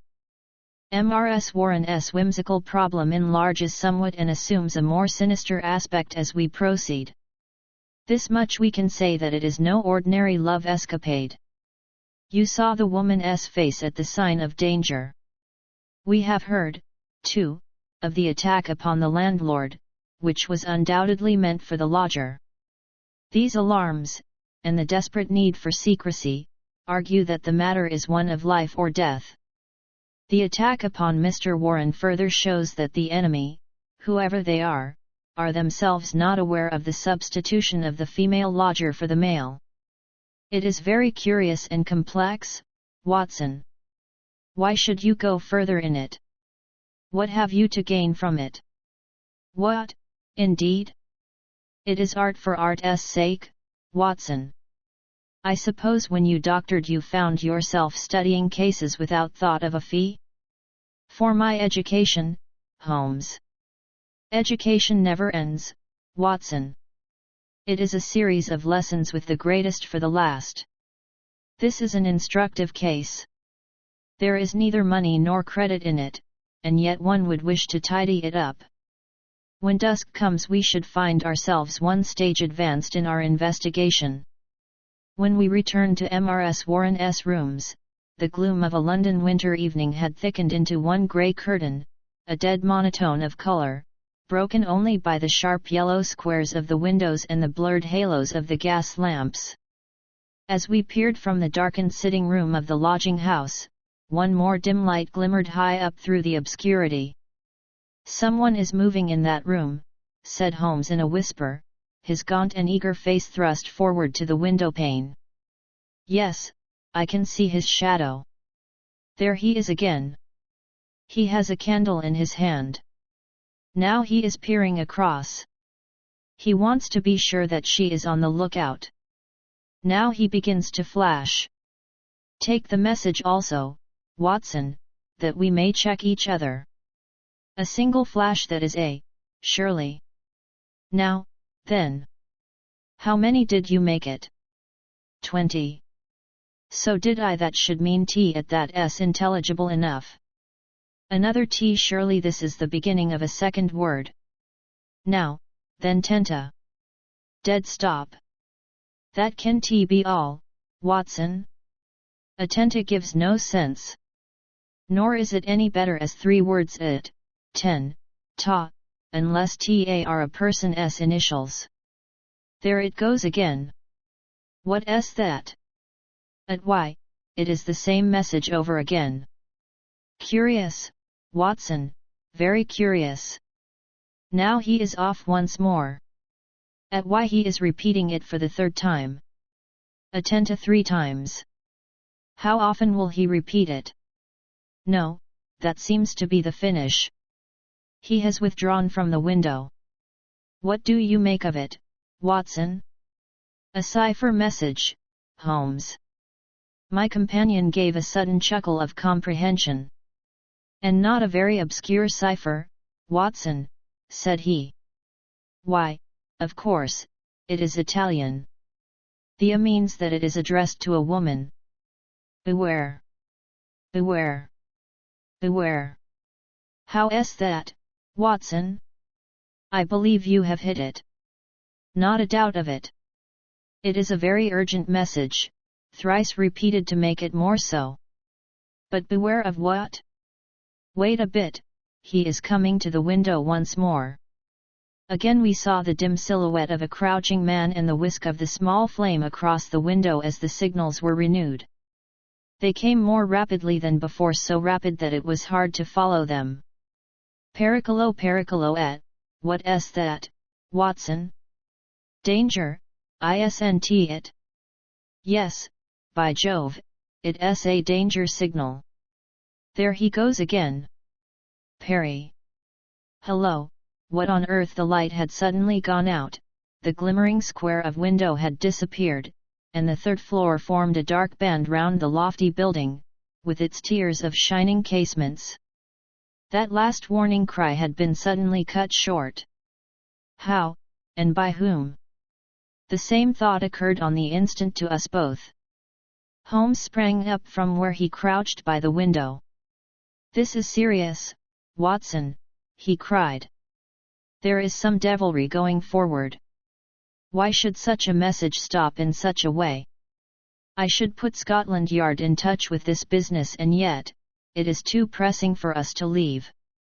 Shall I go for the police? We must define the situation a little more clearly. It may bear some more innocent interpretation. Come, Watson, let us go across ourselves and see what we can make of it. Part 2. As we walked rapidly down Howe Street, I glanced back at the building which we had left. There, dimly outlined at the top window, I could see the shadow of a head, a woman's head, gazing tensely, rigidly, out into the night, waiting with breathless suspense for the renewal of that interrupted message. At the doorway of the Howe Street flats a man, muffled in a cravat and greatcoat, was leaning against the railing. He started as the hall light fell upon our faces. Holmes! He cried. Why, Gregson! Said my companion as he shook hands with the Scotland Yard detective. Journeys end with lovers' meetings. What brings you here? The same reasons that bring you, I expect, said Gregson. How you got onto it I can't imagine. Different threads, but leading up to the same tangle. I've been taking the signals. Signals? Yes, from that window. They broke off in the middle. We came over to see the reason. But since it is safe in your hands I see no object in continuing this business. Wait a bit! Cried Gregson eagerly. I'll do you this justice, Mr. Holmes, that I was never in a case yet that I didn't feel stronger for having you on my side. There's only the one exit to these flats, so we have him safe. Who is he? Well, we score over you for once, Mr. Holmes. You must give us best this time. He struck his stick sharply upon the ground, on which a cabman, his whip in his hand, sauntered over from a four-wheeler which stood on the far side of the street. May I introduce you to Mr. Sherlock Holmes? He said to the cabman. This is Mr. Leverton, of Pinkerton's American Agency. The hero of the Long Island Cave mystery? Said Holmes. Sir, I am pleased to meet you. The American, a quiet, businesslike young man, with a clean-shaven, hatchet face, flushed up at the words of commendation. I am on the trail of my life now, Mr. Holmes, said he. If I can get Gorgano. What? Gorgano of the Red Circle? Oh, he has a European fame, has he? Well, we've learned all about him in America. We know he is at the bottom of 50 murders, and yet we have nothing positive we can take him on. I tracked him over from New York, and I've been close to him for a week in London, waiting some excuse to get my hand on his collar. Mr. Gregson and I ran him to ground in that big tenement house, and there's only one door, so he can slip us. There's 3 folk come out since he went in, but I'll swear he wasn't one of them. Mr. Holmes talks of signals, said Gregson. I expect, as usual, he knows a good deal that we don't. In a few clear words Holmes explained the situation as it had appeared to us. The American struck his hands together with vexation. He's on to us! He cried. Why do you think so? Well, it figures out that way, does it not? Here he is, sending out messages to an accomplice. There are several of his gang in London. Then suddenly, just as by your own account he was telling them that there was danger, he broke short off. What could it mean except that from the window he had suddenly either caught sight of us in the street, or in some way come to understand how close the danger was, and that he must act right away if he was to avoid it. What do you suggest, Mr. Holmes? That we go up at once and see for ourselves. But we have no warrant for his arrest. He is in unoccupied premises under suspicious circumstances, said Gregson. That is good enough for the moment.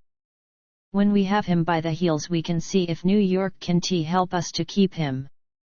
I'll take the responsibility of arresting him now. Our official detectives may blunder in the matter of intelligence, but never in that of courage. Gregson climbed the stair to arrest this desperate murderer with the same absolutely quiet and businesslike bearing with which he would have ascended the official staircase of Scotland Yard. The Pinkerton man had tried to push past him, but Gregson had firmly elbowed him back. London dangers were the privilege of the London force. The door of the left-hand flat upon the third landing was standing ajar. Gregson pushed it open. Within all was absolute silence and darkness. I struck a match and lit the detective's lantern.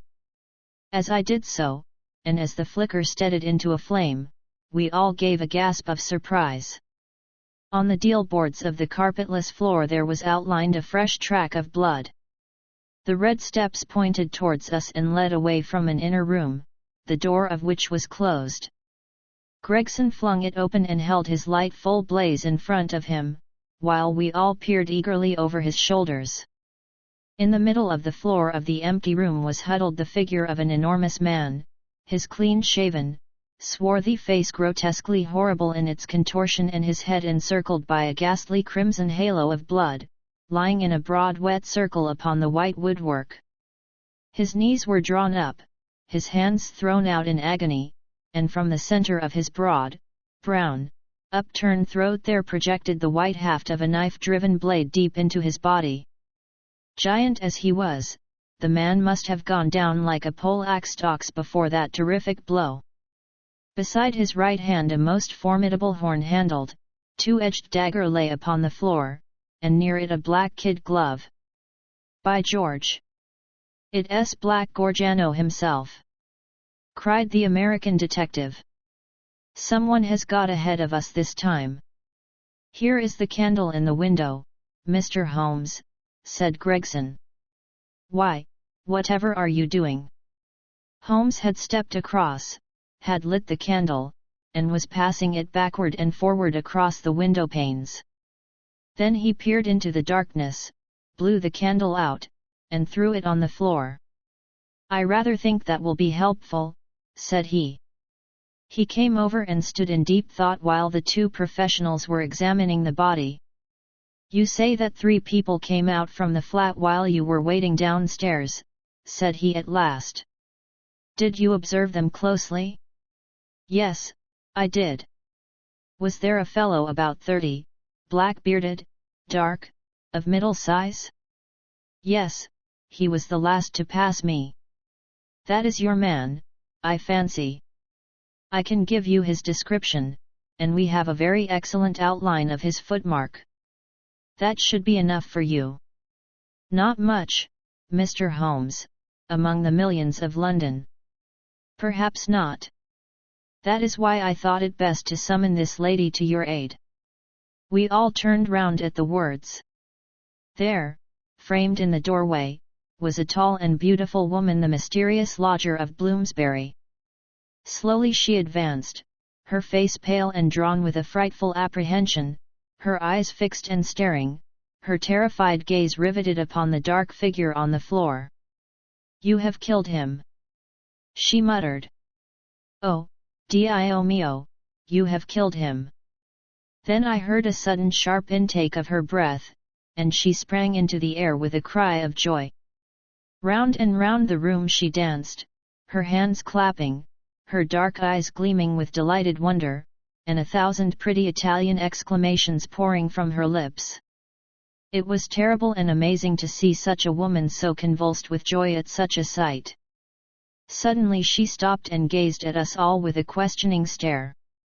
"But you are police, are you not? You have killed Giuseppe Gorgano. Is it not so?" "We are police, madam." She looked round into the shadows of the room. "But where, then, is Gennaro?" she asked.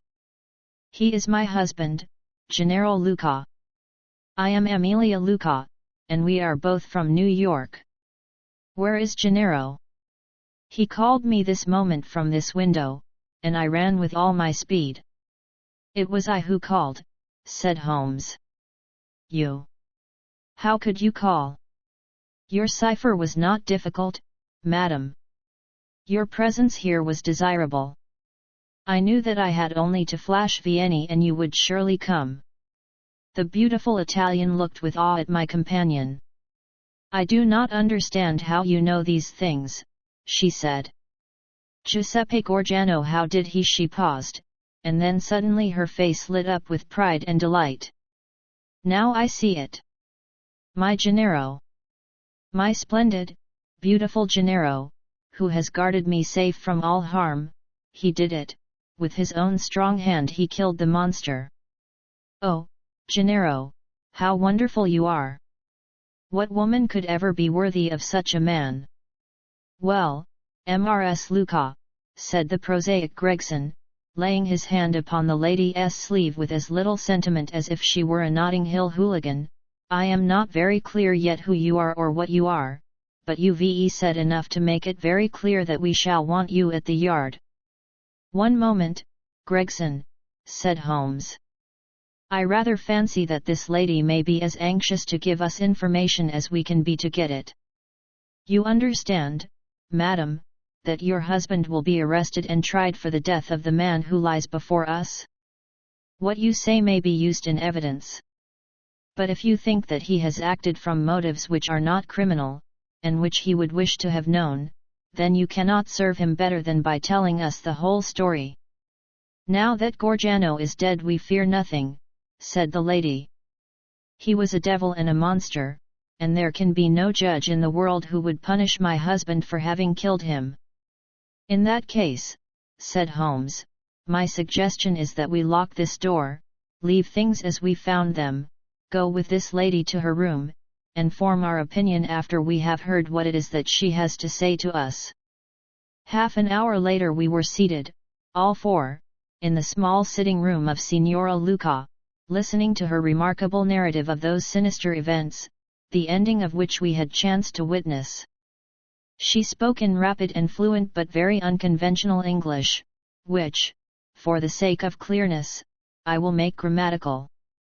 "I was born in Posillipo, near Naples," said she, "and was the daughter of Augusto Barelli, who was the chief lawyer and once the deputy of that part.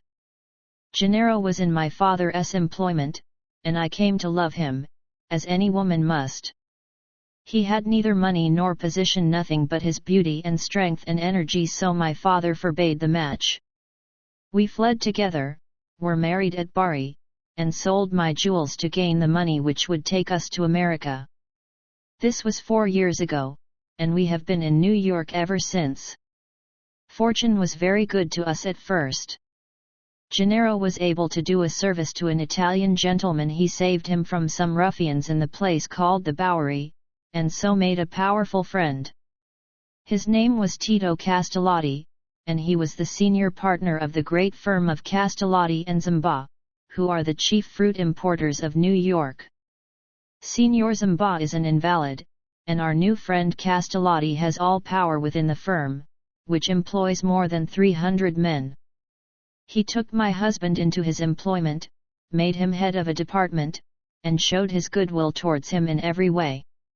Signor Castellotti was a bachelor, and I believe that he felt as if Gennaro was his son, and both my husband and I loved him as if he were our father. We had taken and furnished a little house in Brooklyn, and our whole future seemed assured when that black cloud appeared which was soon to overspread our sky. One night, when Gennaro returned from his work, he brought a fellow countryman back with him. His name was Gorgano, and he had come also from Posillipo. He was a huge man, as you can testify, for you have looked upon his corpse. Not only was his body that of a giant, but everything about him was grotesque, gigantic, and terrifying. His voice was like thunder in our little house. There was scarce room for the whirl of his great arms as he talked.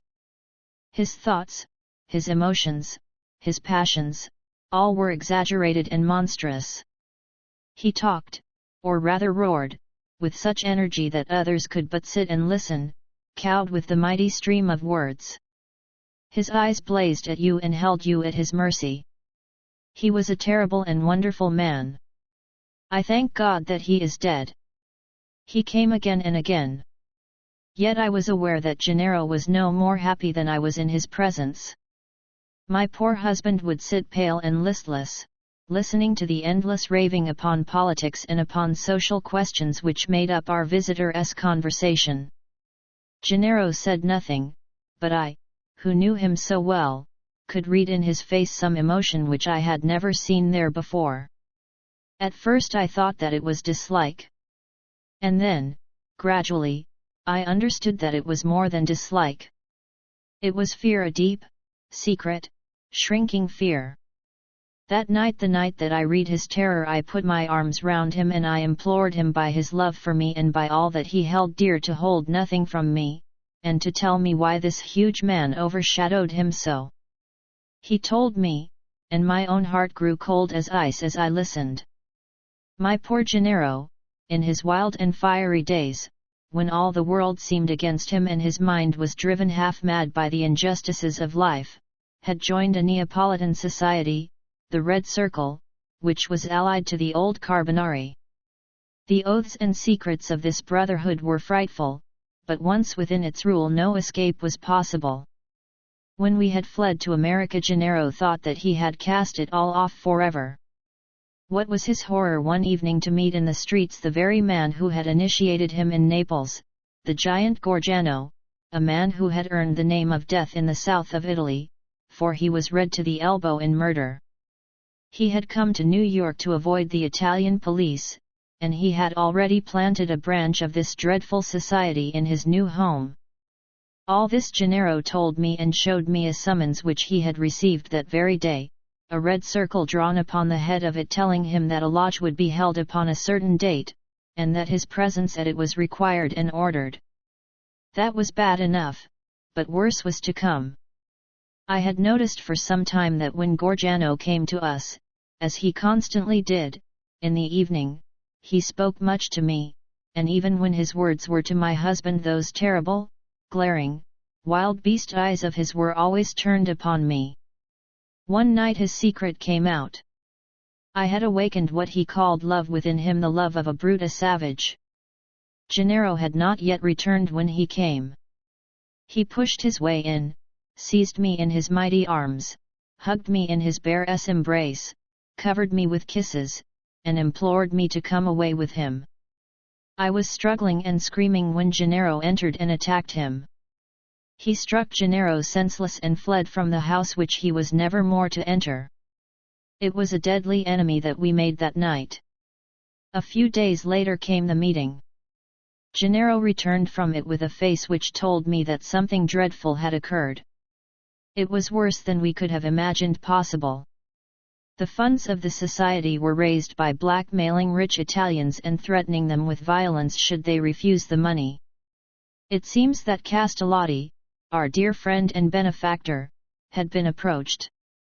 He had refused to yield to threats, and he had handed the notices to the police. It was resolved now that such an example should be made of them as would prevent any other victim from rebelling. At the meeting it was arranged that he and his house should be blown up with dynamite. There was a drawing of lots as to who should carry out the deed. Gennaro saw our enemy's cruel face smiling at him as he dipped his hand in the bag. No doubt it had been prearranged in some fashion, for it was the fatal disc with the red circle upon it, the mandate for murder, which lay upon his palm. He was to kill his best friend, or he was to expose himself and me to the vengeance of his comrades. It was part of their fiendish system to punish those whom they feared or hated by injuring not only their own persons but those whom they loved, and it was the knowledge of this which hung as a terror over my poor Gennaro's head and drove him nearly crazy with apprehension. All that night we sat together, our arms round each other, each strengthening each for the troubles that lay before us. The very next evening had been fixed for the attempt. By midday my husband and I were on our way to London, but not before he had given our benefactor full warning of this danger, and had also left such information for the police as would safeguard his life for the future. The rest, gentlemen, you know for yourselves. We were sure that our enemies would be behind us like our own shadows. Gorgano had his private reasons for vengeance, but in any case we knew how ruthless, cunning, and untiring he could be. Both Italy and America are full of stories of his dreadful powers. If ever they were exerted it would be now. My darling made use of the few clear days which our start had given us in arranging for a refuge for me in such a fashion that no possible danger could reach me. For his own part, he wished to be free that he might communicate both with the American and with the Italian police. I do not myself know where he lived, or how. All that I learned was through the columns of a newspaper. But once as I looked through my window, I saw two Italians watching the house, and I understood that in some way Gorgano had found our retreat. Finally Gennaro told me, through the paper, that he would signal to me from a certain window, but when the signals came they were nothing but warnings, which were suddenly interrupted. It is very clear to me now that he knew Gorgano to be close upon him, and that, thank God, he was ready for him when he came.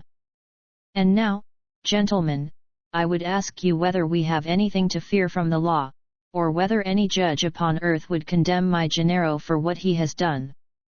Well, Mr. Gregson, said the American, looking across at the official, I don't know what your British point of view may be, but I guess that in New York this lady's husband will receive a pretty general vote of thanks. She will have to come with me and see the chief, Gregson answered. If what she says is corroborated, I do not think she or her husband has much to fear. But what I can make head or tail of, Mr. Holmes, is how on earth you got yourself mixed up in the matter. Education, Gregson, education. Still seeking knowledge at the old university. Well, Watson, you have one more specimen of the tragic and grotesque to add to your collection. By the way, it is not 8 o'clock, and a Wagner night at Covent Garden. If we hurry, we might be in time for the second act. The adventure of the Bruce-Partington Plans in the third week of November, in the year 1895, a dense yellow fog settled down upon London. From the Monday to the Thursday I doubt whether it was ever possible from our windows in Baker Street to see the loom of the opposite houses. The first day Holmes had spent in cross-indexing his huge book of references.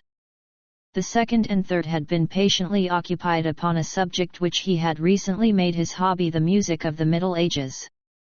But when, for the fourth time, after pushing back our chairs from breakfast we saw the greasy, heavy brown swirl still drifting past us and condensing in oily drops upon the window panes, my comrade's impatient and active nature could endure this drab existence no longer. He paced restlessly about our sitting room in a fever of suppressed energy, biting his nails, tapping the furniture, and chafing against inaction. Nothing of interest in the paper, Watson? He said. I was aware that by anything of interest, Holmes meant anything of criminal interest. There was the news of a revolution, of a possible war, and of an impending change of government, but these did not come within the horizon of my companion. I could see nothing recorded in the shape of crime which was not commonplace and futile. Holmes groaned and resumed his restless meanderings. The London criminal is certainly a dull fellow, said he in the querulous voice of the sportsman whose game has failed him. Look out this window, Watson. See how the figures loom up, are dimly seen, and then blend once more into the cloud bank. The thief or the murderer could roam London on such a day as the tiger does the jungle, unseen until he pounces, and then evident only to his victim. There have, said I, been numerous petty thefts. Holmes snorted his contempt. This great and sombre stage is set for something more worthy than that, said he. It is fortunate for this community that I am not a criminal. It is, indeed, said I heartily. Suppose that I were Brooks or Woodhouse, or any of the 50 men who have good reason for taking my life, how long could I survive against my own pursuit? A summons, a bogus appointment, and all would be over. It is well they don't have days of fog in the Latin countries, the countries of assassination. By Jove! Here comes something at last to break our dead monotony. It was the maid with a telegram. Holmes tore it open and burst out laughing. Well, well. What next? Said he. Brother Mycroft is coming round. Why not? I asked. Why not? It is as if you met a tramcar coming down a country lane. Mycroft has his rails and he runs on them. His Pall Mall lodgings, the Diogenes Club, Whitehall, that is his cycle. Once, and only once, he has been here. What upheaval can possibly have derailed him? Does he not explain? Holmes handed me his brother's telegram. Must see you over Cadogan West. Coming at once. Mycroft. Cadogan West? I have heard the name. It recalls nothing to my mind. But that Mycroft should break out in this erratic fashion. A planet might as well leave its orbit. By the way, do you know what Mycroft is? I had some vague recollection of an explanation at the time of the adventure of the Greek interpreter. You told me that he had some small office under the British government. Holmes chuckled. I did not know you quite so well in those days. One has to be discreet when one talks of high matters of state. You are right in thinking that he is under the British government. You would also be right in a sense if you said that occasionally he is the British government. My dear Holmes, I thought I might surprise you.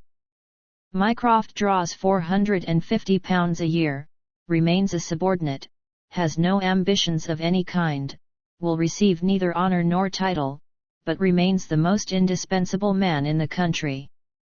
But how? Well, his position is unique. He has made it for himself.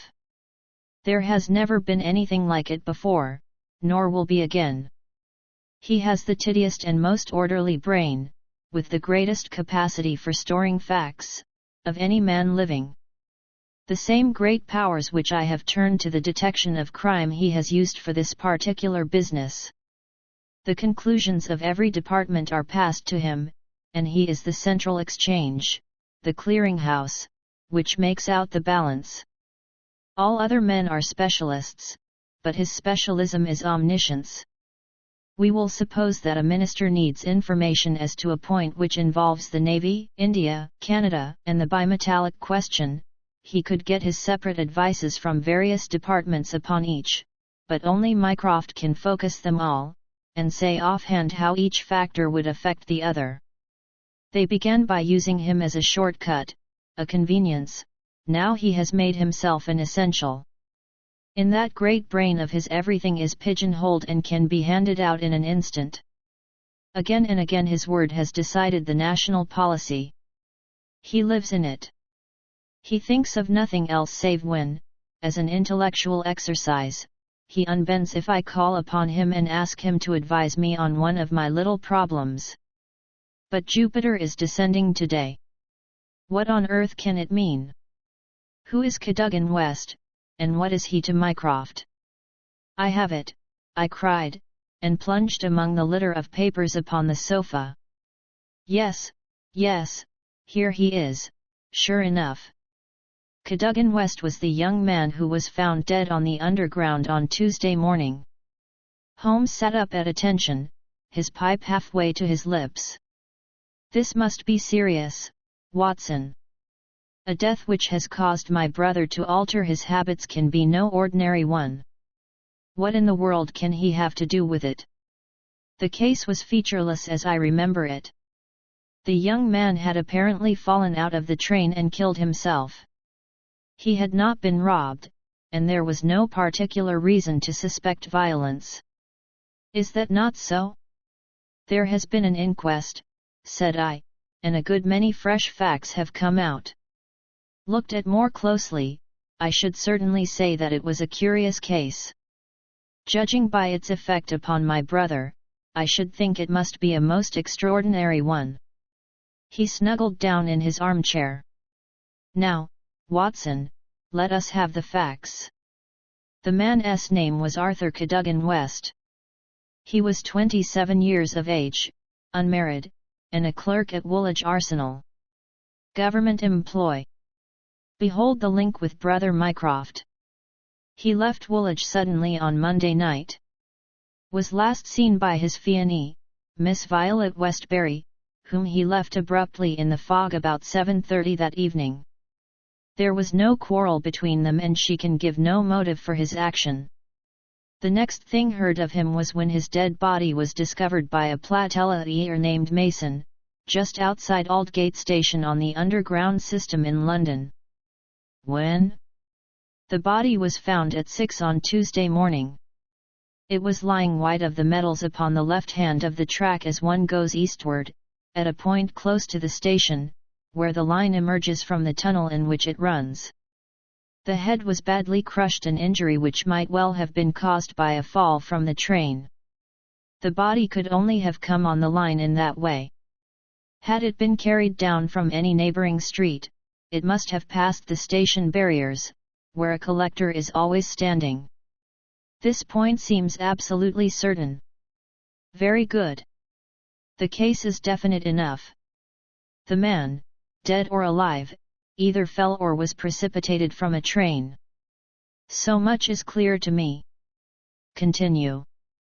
The trains which traverse the lines of rail beside which the body was found are those which run from west to east, some being purely metropolitan, and some from Willesden and outlying junctions. It can be stated for certain that this young man, when he met his death, was travelling in this direction at some late hour of the night, but at what point he entered the train it is impossible to state. His ticket, of course, would show that. There was no ticket in his pockets. No ticket. Dear me, Watson, this is really very singular. According to my experience, it is not possible to reach the platform of a metropolitan train without exhibiting one's ticket. Presumably, then, the young man had one. Was it taken from him in order to conceal the station from which he came? It is possible. Or did he drop it in the carriage? That is also possible. But the point is of curious interest. I understand that there was no sign of robbery? Apparently not. There is a list here of his possessions. His purse contained £2.15. He had also a checkbook on the Woolwich branch of the Capital and Counties Bank. Through this his identity was established. There were also 2 dress circle tickets for the Woolwich Theatre, dated for that very evening. Also a small packet of technical papers. Holmes gave an exclamation of satisfaction. There we have it at last, Watson. British Government Woolwich. Arsenal Technical Papers, Brother Mycroft, the chain is complete. But here he comes, if I am not mistaken, to speak for himself. A moment later the tall and portly form of Mycroft Holmes was ushered into the room. Heavily built and massive, there was a suggestion of uncouth physical inertia in the figure, but above this unwieldy frame there was perched a head so masterful in its brow, so alert in its steel grey, deep-set eyes, so firm in its lips, and so subtle in its play of expression, that after the first glance one forgot the gross body and remembered only the dominant mind. At his heels came our old friend Lestrade, of Scotland Yard, thin and austere. The gravity of both their faces foretold some weighty quest. The detective shook hands without a word. Mycroft Holmes struggled out of his overcoat and subsided into an armchair. "A most annoying business, Sherlock," said he. "I extremely dislike altering my habits, but the powers that be would take no denial. In the present state of Siam it is most awkward that I should be away from the office. But it is a real crisis. I have never seen the Prime Minister so upset. As to the Admiralty, it is buzzing like an overturned beehive. Have you read up the case?" "We have just done so." "What were the technical papers?" "Ah, there's the point. Fortunately, it has not come out. The press would be furious if it did. The papers which this wretched youth had in his pocket were the plans of the Bruce-Partington submarine." Mycroft Holmes spoke with a solemnity which showed his sense of the importance of the subject. His brother and I sat expectant. "Surely you have heard of it?" "I thought everyone had heard of it. Only as a name. Its importance can hardly be exaggerated. It has been the most jealously guarded of all government secrets. You may take it from me that naval warfare becomes impossible within the radius of a Bruce-Partington's operation. 2 years ago a very large sum was smuggled through the estimates and was expended in acquiring a monopoly of the invention. Every effort has been made to keep the secret. The plans, which are exceedingly intricate, comprising some 30 separate patents, each essential to the working of the whole, are kept in an elaborate safe in a confidential office adjoining the arsenal, with burglar-proof doors and windows. Under no conceivable circumstances were the plans to be taken from the office. If the chief constructor of the Navy desired to consult them, even he was forced to go to the Woolwich office for the purpose. And yet here we find them in the pocket of a dead junior clerk in the heart of London. From an official point of view it's simply awful. But you have recovered them? No, Sherlock, no. That's the pinch. We have not.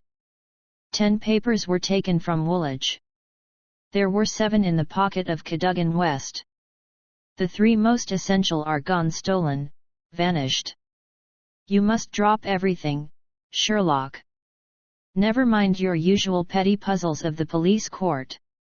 It's a vital international problem that you have to solve. Why did Cadogan West take the papers? Where are the missing ones? How did he die?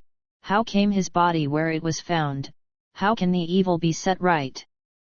Find an answer to all these questions, and you will have done good service for your country.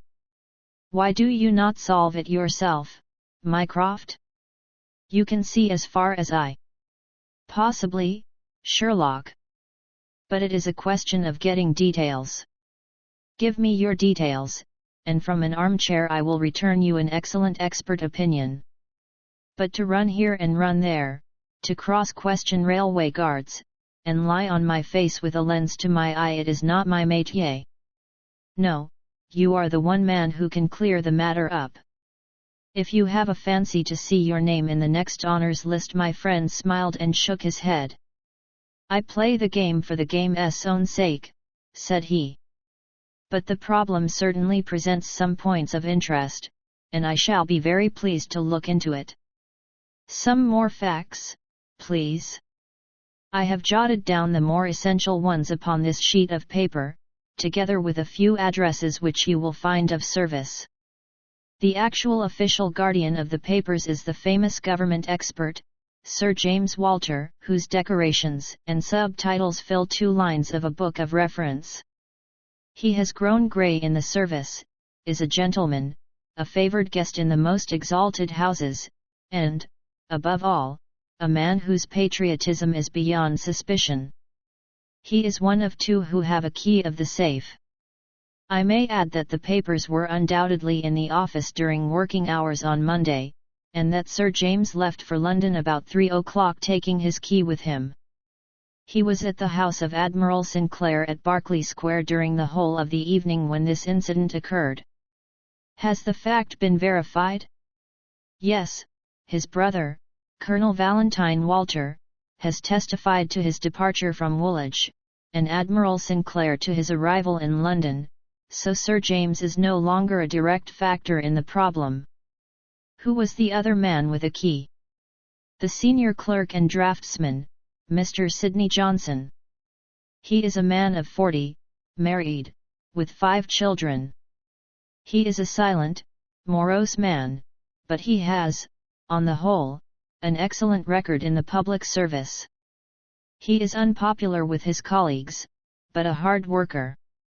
According to his own account, corroborated only by the word of his wife, he was at home the whole of Monday evening after office hours, and his key has never left the watch chain upon which it hangs. Tell us about Cadogan West. He has been 10 years in the service and has done good work. He has the reputation of being hot-headed and imperious, but a straight, honest man. We have nothing against him. He was next Sidney Johnson in the office. His duties brought him into daily, personal contact with the plans. No one else had the handling of them. Who locked up the plans that night? Mr. Sidney Johnson, the senior clerk. Well, it is surely perfectly clear who took them away. They are actually found upon the person of this junior clerk, Cadogan West. That seems final, does it not? It does, Sherlock, and yet it leaves so much unexplained. In the first place, Why did he take them?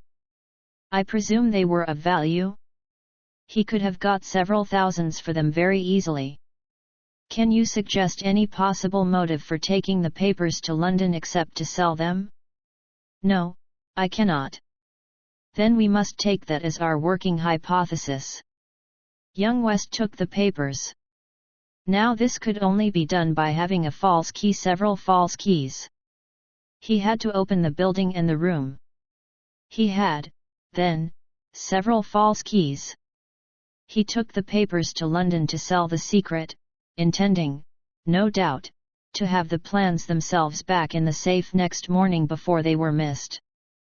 While in London on this treasonable mission he met his end. How? We will suppose that he was travelling back to Woolwich when he was killed and thrown out of the compartment. Aldgate, where the body was found, is considerably past the station London Bridge, which would be his route to Woolwich. Many circumstances could be imagined under which he would pass London Bridge. There was someone in the carriage, for example, with whom he was having an absorbing interview. This interview led to a violent scene in which he lost his life. Possibly he tried to leave the carriage, fell out on the line, and so met his end. The other closed the door. There was a thick fog, and nothing could be seen. No better explanation can be given with our present knowledge, and yet consider, Sherlock, how much you leave untouched. We will suppose, for argument's sake, that young Cadogan West had determined to convey these papers to London. He would naturally have made an appointment with the foreign agent and kept his evening clear. Instead of that he took 2 tickets for the theatre, escorted his fiancée halfway there, and then suddenly disappeared. A blind, said Lestrade, who had sat listening with some impatience to the conversation. A very singular one. That is objection number 1. Objection number 2. We will suppose that he reaches London and sees the foreign agent. He must bring back the papers before morning or the loss will be discovered. He took away 10. Only 7 were in his pocket. What had become of the other 3? He certainly would not leave them of his own free will. Then, again, where is the price of his treason? Once would have expected to find a large sum of money in his pocket. It seems to me perfectly clear, said Lestrade. I have no doubt at all as to what occurred. He took the papers to sell them. He saw the agent. They could not agree as to price. He started home again, but the agent went with him. In the train the agent murdered him, took the more essential papers, and threw his body from the carriage. That would account for everything, would it not? Why had he no ticket? The ticket would have shown which station was nearest the agent's house. Therefore he took it from the murdered man's pocket. Good, Lestrade, very good, said Holmes. Your theory holds together. But if this is true, then the case is at an end. On the one hand, the traitor is dead. On the other, the plans of the Bruce-Partington submarine are presumably already on the continent. What is there for us to do? To act, Sherlock, to act! Cried Mycroft, springing to his feet. All my instincts are against this explanation. Use your powers. Go to the scene of the crime. See the people concerned. Leave no stone unturned. In all your career you have never had so great a chance of serving your country. Well, well, said Holmes, shrugging his shoulders. Come, Watson. And you, Lestrade, could you favor us with your company for an hour or 2? We will begin our investigation by a visit to Aldgate Station. Goodbye, Mycroft. I shall let you have a report before evening, but I warn you in advance that you have little to expect. An hour later Holmes, Lestrade, and I stood upon the Underground Railroad at the point where it emerges from the tunnel immediately before Aldgate Station. A courteous red-faced old gentleman represented the railway company. "This is where the young man's body lay," said he, indicating a spot about 3 feet from the metals. "It could not have fallen from above, for these, as you see, are all blank walls.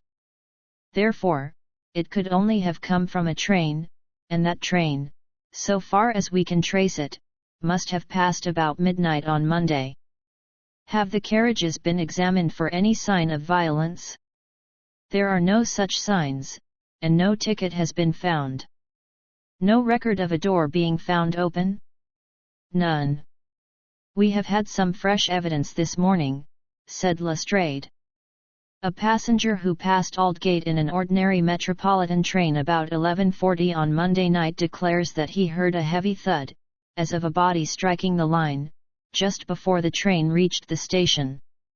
There was dense fog, however, and nothing could be seen. He made no report of it at the time."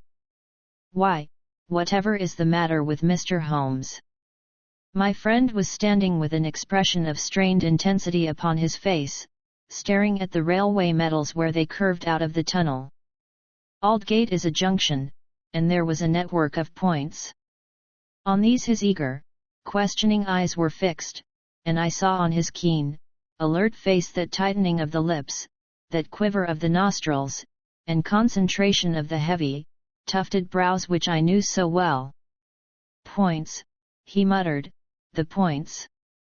What of it? What do you mean? I suppose there are no great number of points on a system such as this?" "No, they are very few." "And a curve, too?" "Points, and a curve? By Jove! If it were only so! What is it, Mr. Holmes? Have you a clue?" "An idea, an indication, no more. But the case certainly grows in interest. Unique, perfectly unique, and yet why not? I do not see any indications of bleeding on the line.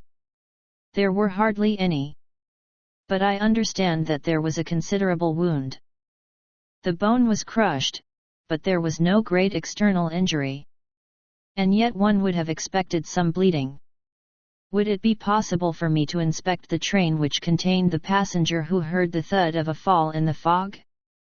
"I fear not, Mr. Holmes. The train has been broken up before now, and the carriages redistributed. I can assure you, Mr. Holmes," said Lestrade, "that every carriage has been carefully examined. I saw to it myself.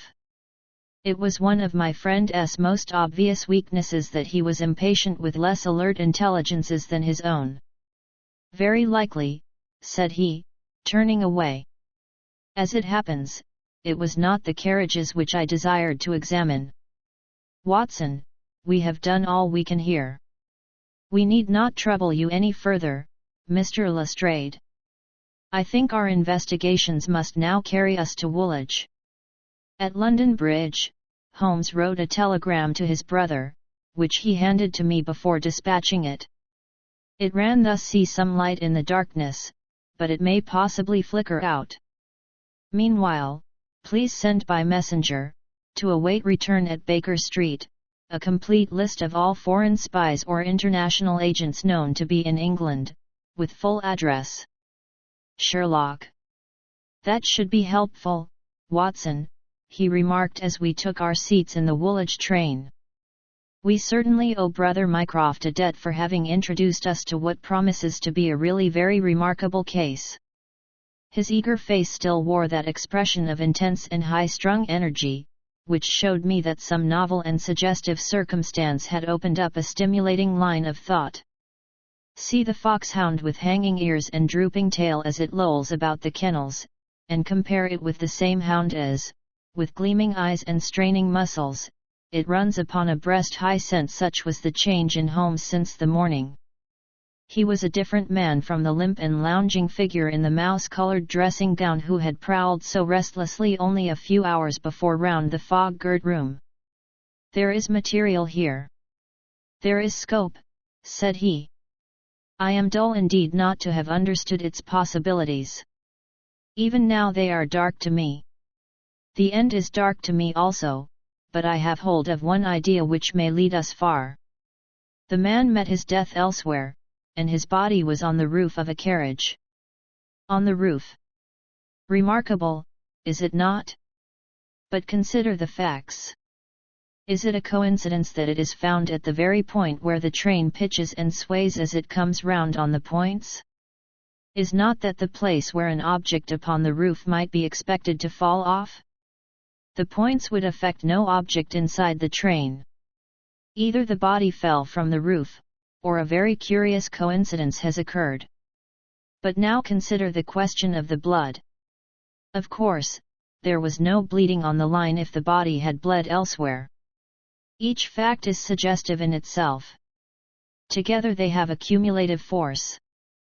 And the ticket, too. I cried. Exactly. We could not explain the absence of a ticket. This would explain it. Everything fits together. But suppose it were so, we are still as far as ever from unraveling the mystery of his death. Indeed, it becomes not simpler but stranger. Perhaps, said Holmes, thoughtfully, perhaps. He relapsed into a silent reverie, which lasted until the slow train drew up at last in Woolwich station. There he called a cab and drew Mycroft's paper from his pocket. "We have quite a little round of afternoon calls to make," said he.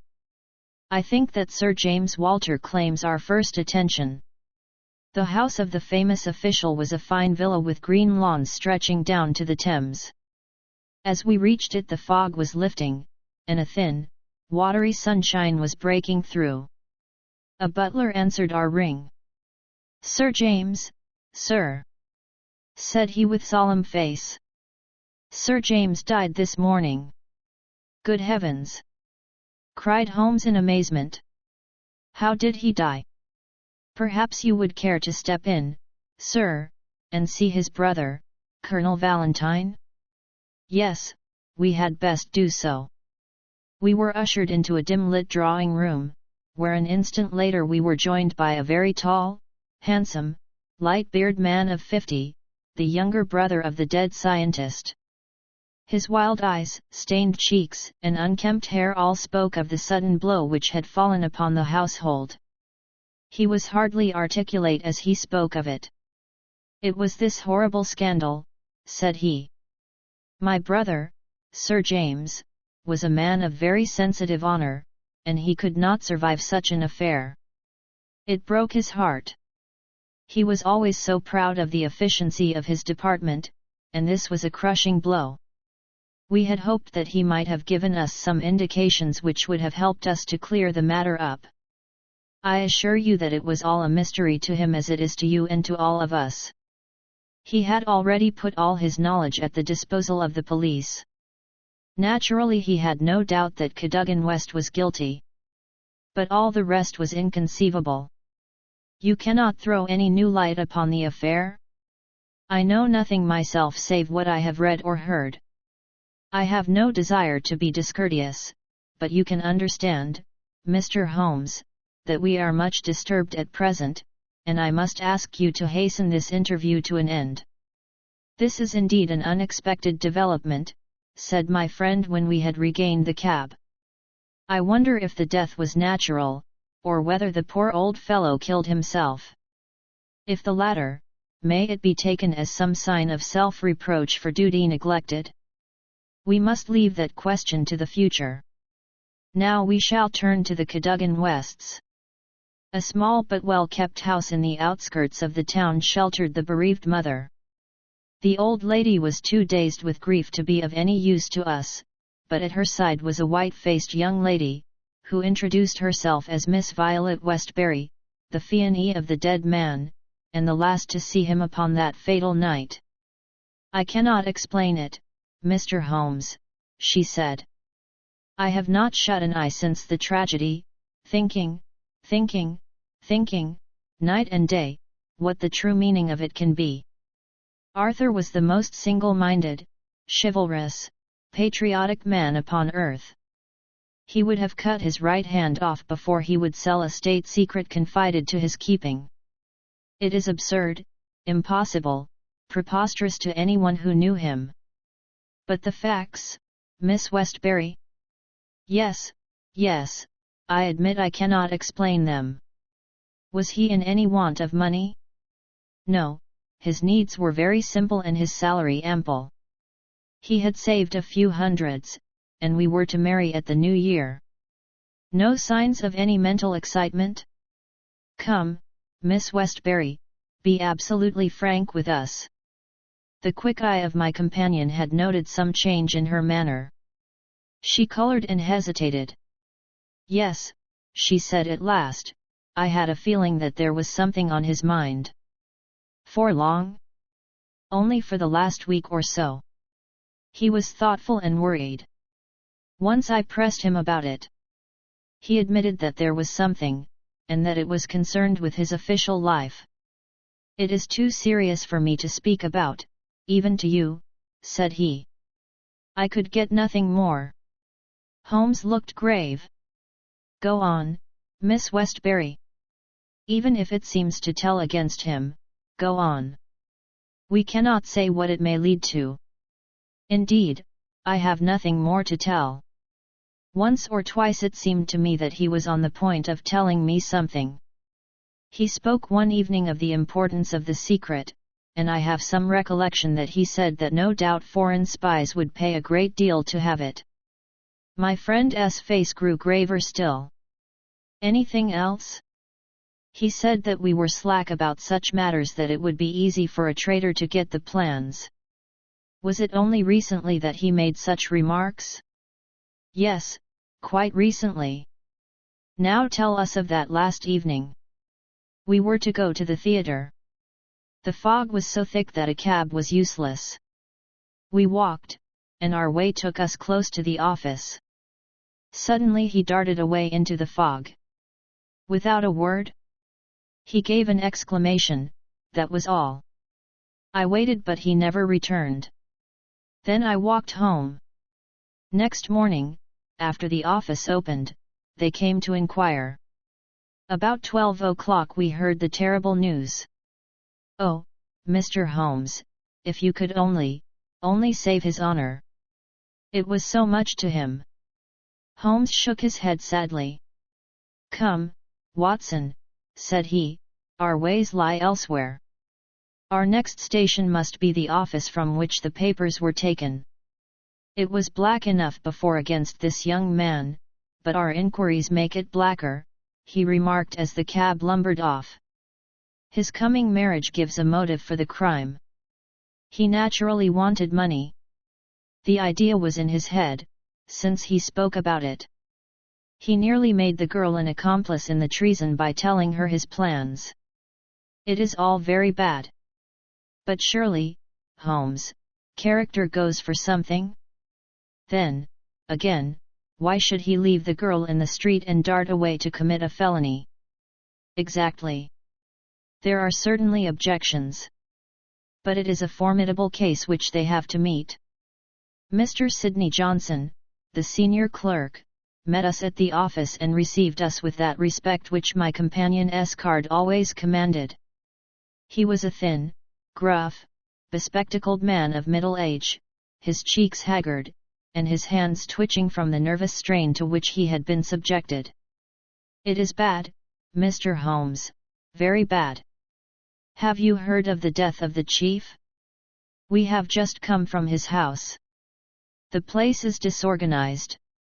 The chief dead, Cadogan West dead, our papers stolen. And yet, when we closed our door on Monday evening, we were as efficient an office as any in the government service. Good God, it's dreadful to think of. That West, of all men, should have done such a thing. You are sure of his guilt, then? I can see no other way out of it. And yet I would have trusted him as I trust myself. At what hour was the office closed on Monday? At 5. Did you close it? I am always the last man out. Where were the plans? In that safe. I put them there myself. Is there no watchman to the building? There is, but he has other departments to look after as well. He is an old soldier and a most trustworthy man. He saw nothing that evening. Of course the fog was very thick. Suppose that Cadogan West wished to make his way into the building after hours, he would need 3 keys, would he not, before he could reach the papers?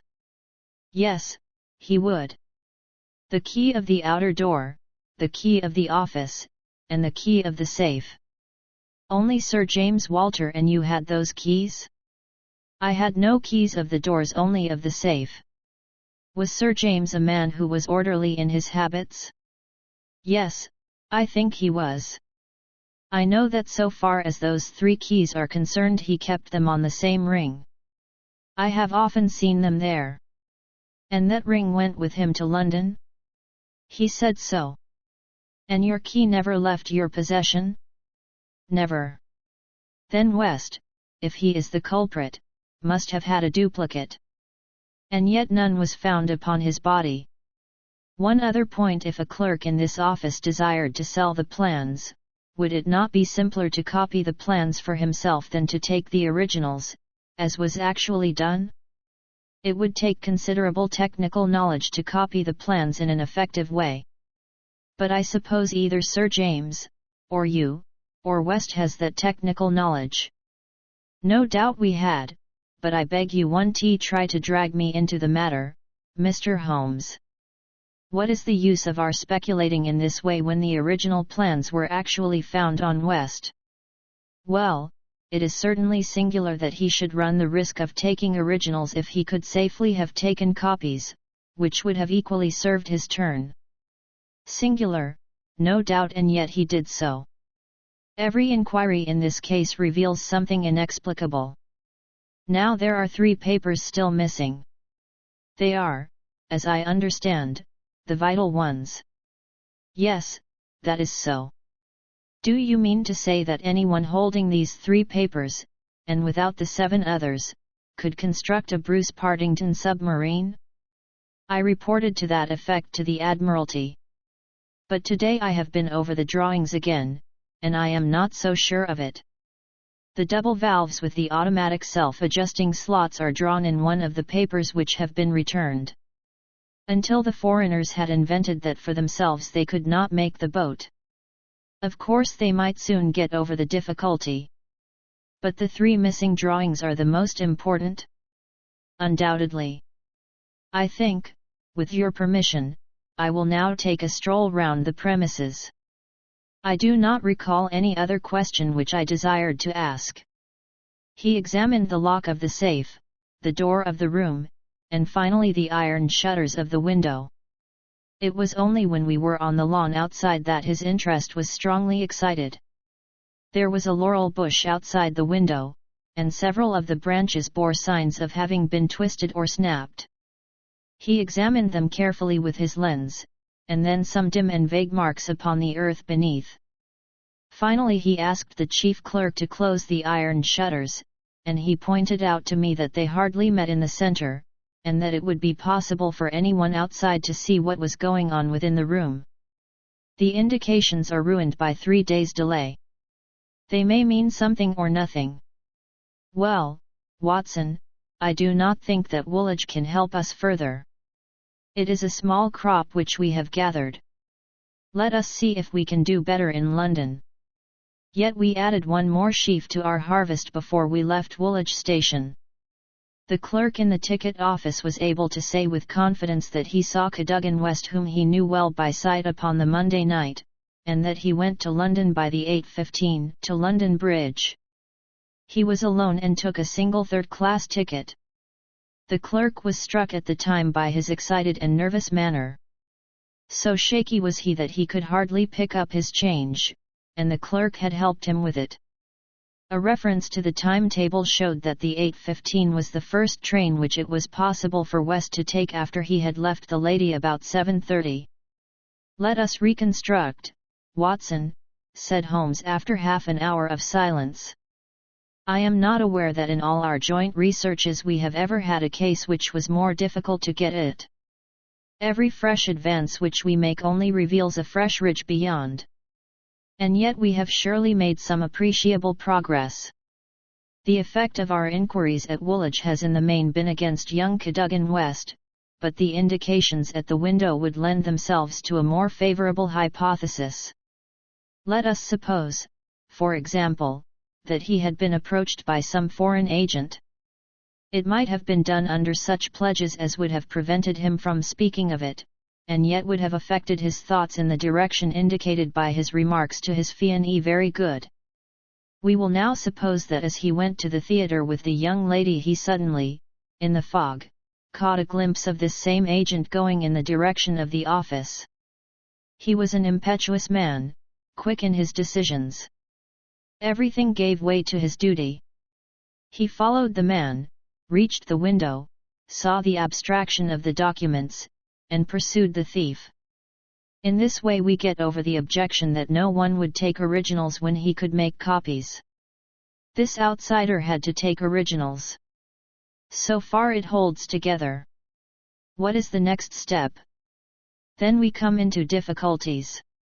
One would imagine that under such circumstances the first act of young Cadogan West would be to seize the villain and raise the alarm. Why did he not do so? Could it have been an official superior who took the papers? That would explain West's conduct. Or could the chief have given West the slip in the fog, and West started at once to London to head him off from his own rooms, presuming that he knew where the rooms were? The call must have been very pressing, since he left his girl standing in the fog and made no effort to communicate with her. Our scent runs cold here, and there is a vast gap between either hypothesis and the laying of West's body, with 7 papers in his pocket, on the roof of a metropolitan train. My instinct now is to work from the other end. If Mycroft has given us the list of addresses, we may be able to pick our man and follow 2 tracks instead of 1. Surely enough, a note awaited us at Baker Street. A government messenger had brought it post-haste. Holmes glanced at it and threw it over to me. There are numerous small fry, but few who would handle so big an affair. The only men worth considering are Adolphe Mayer, of 13 Great George Street, Westminster, Louis La Rothière, of Campden Mansions, Notting Hill, and Hugo Oberstein, 13 Caulfield Gardens, Kensington. The latter was known to be in town on Monday and is now reported as having left. Glad to hear you have seen some light. The Cabinet awaits your final report with the utmost anxiety. Urgent representations have arrived from the very highest quarter. The whole force of the state is at your back if you should need it. Mycroft. I am afraid, said Holmes, smiling, that all the Queen's horses and all the Queen's men cannot avail in this matter. He had spread out his big map of London and leaned eagerly over it. Well, well, said he presently with an exclamation of satisfaction, things are turning a little in our direction at last. Why, Watson, I do honestly believe that we are going to pull it off, after all. He slapped me on the shoulder with a sudden burst of hilarity. I am going out now. It is only a reconnaissance.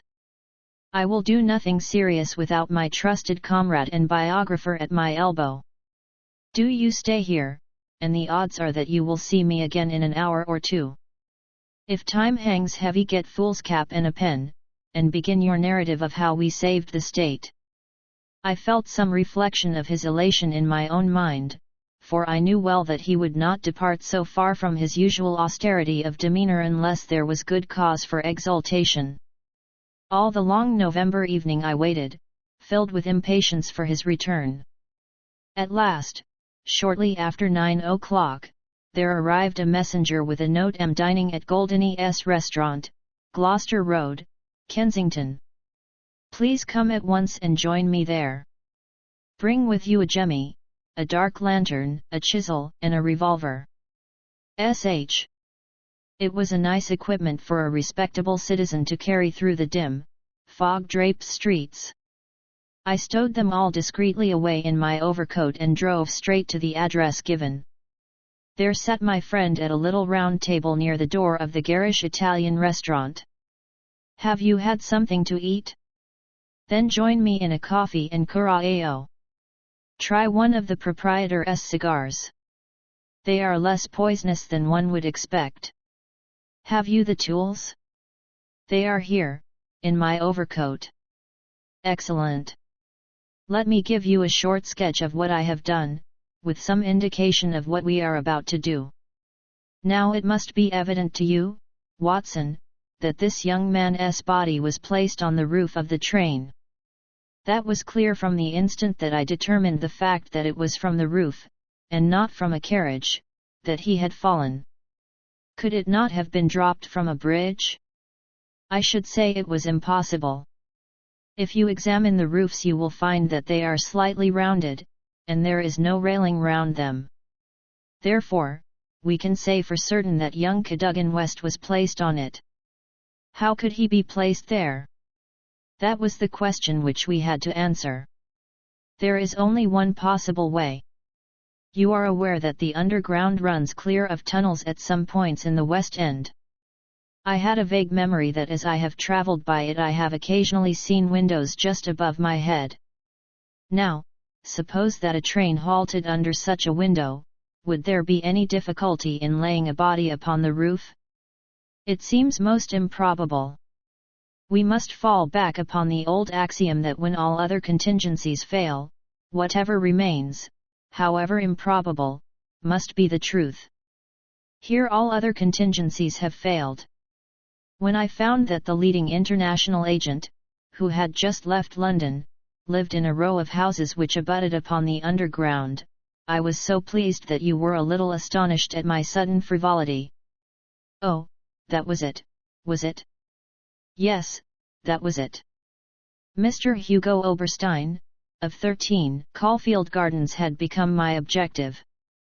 I began my operations at Gloucester Road Station, where a very helpful official walked with me along the track and allowed me to satisfy myself not only that the back stair windows of Caulfield Gardens open on the line but the even more essential fact that, owing to the intersection of one of the larger railways, the underground trains are frequently held motionless for some minutes at that very spot.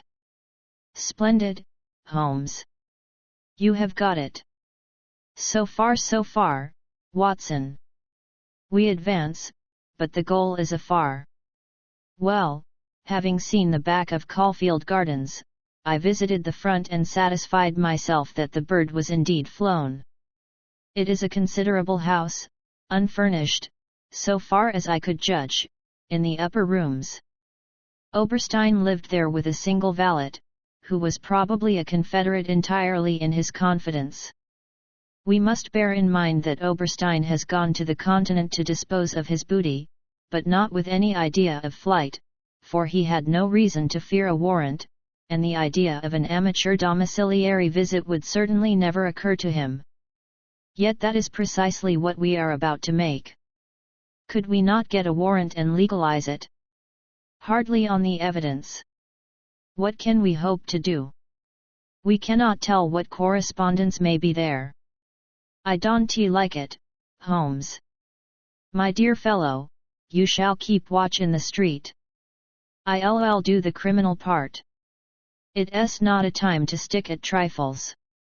Think of Mycroft's note, of the Admiralty, the Cabinet, the exalted person who waits for news. We are bound to go. My answer was to rise from the table. You are right, Holmes. We are bound to go.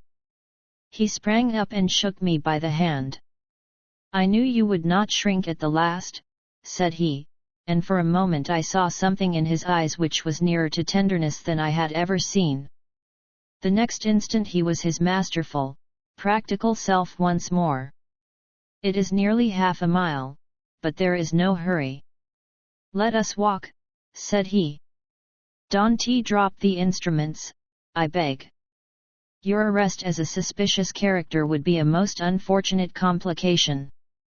Caulfield Gardens was one of those lines of flat-faced pillared, and porticoed houses which are so prominent a product of the Middle Victorian epoch in the West End of London. Next door there appeared to be a children's party, for the merry buzz of young voices and the clatter of a piano resounded through the night. The fog still hung about and screened us with its friendly shade. Holmes had lit his lantern and flashed it upon the massive door. "This is a serious proposition," said he. "It is certainly bolted as well as locked. We would do better in the area. There is an excellent archway down yonder in case a too zealous policeman should intrude. Give me a hand, Watson, and I'll do the same for you." A minute later we were both in the area.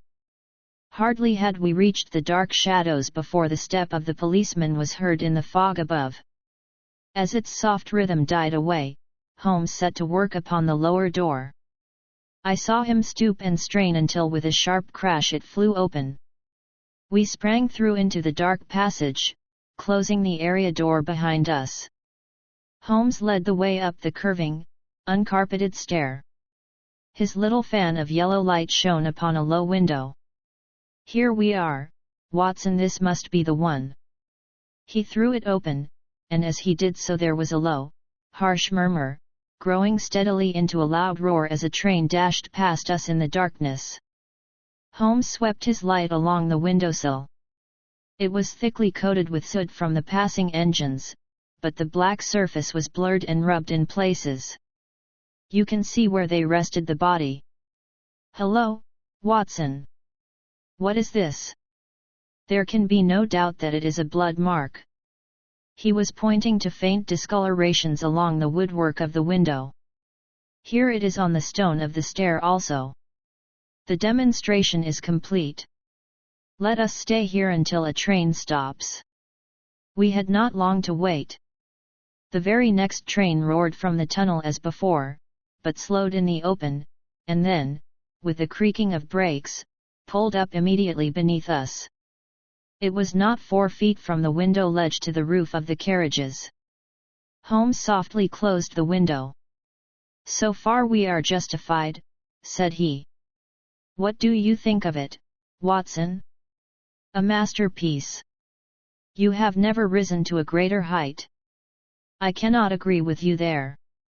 From the moment that I conceived the idea of the body being upon the roof, which surely was not a very abstruse one, all the rest was inevitable. If it were not for the grave interests involved, the affair up to this point would be insignificant. Our difficulties are still before us.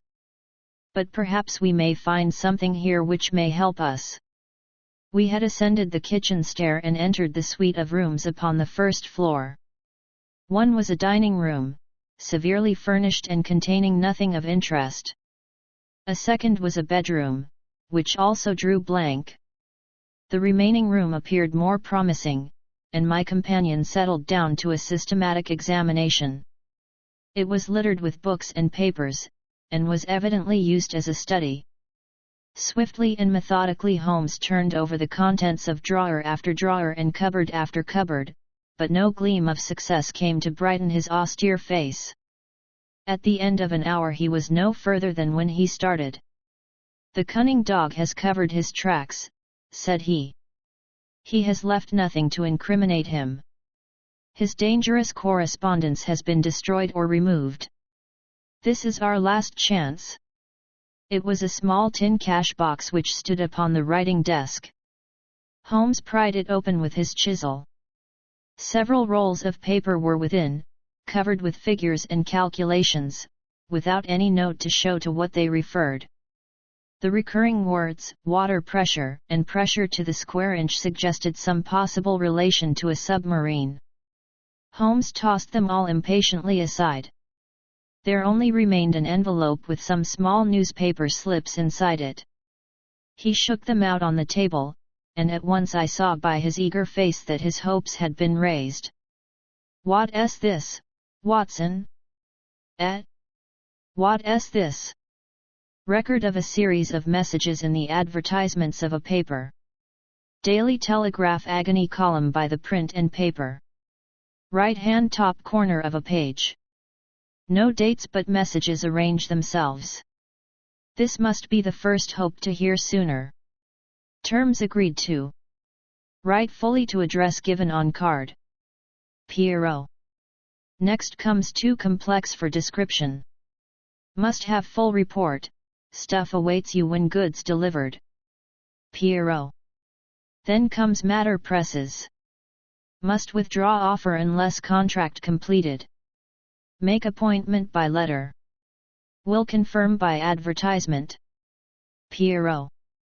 Finally Monday night after 9. 2 taps. Only ourselves. Do not be so suspicious.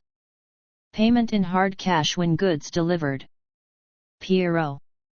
A fairly complete record, Watson. If we could only get at the man at the other end. He sat lost in thought, tapping his fingers on the table. Finally he sprang to his feet. Well, perhaps it won't be so difficult, after all. There is nothing more to be done here, Watson. I think we might drive round to the offices of the Daily Telegraph, and so bring a good day's work to a conclusion. Mycroft Holmes and Lestrade had come round by appointment after breakfast next day, and Sherlock Holmes had recounted to them our proceedings of the day before. The professional shook his head over our confessed burglary. We can do these things in the force, Mr. Holmes, said he. No wonder you get results that are beyond us. But some of these days you'll go too far, and you'll find yourself and your friend in trouble.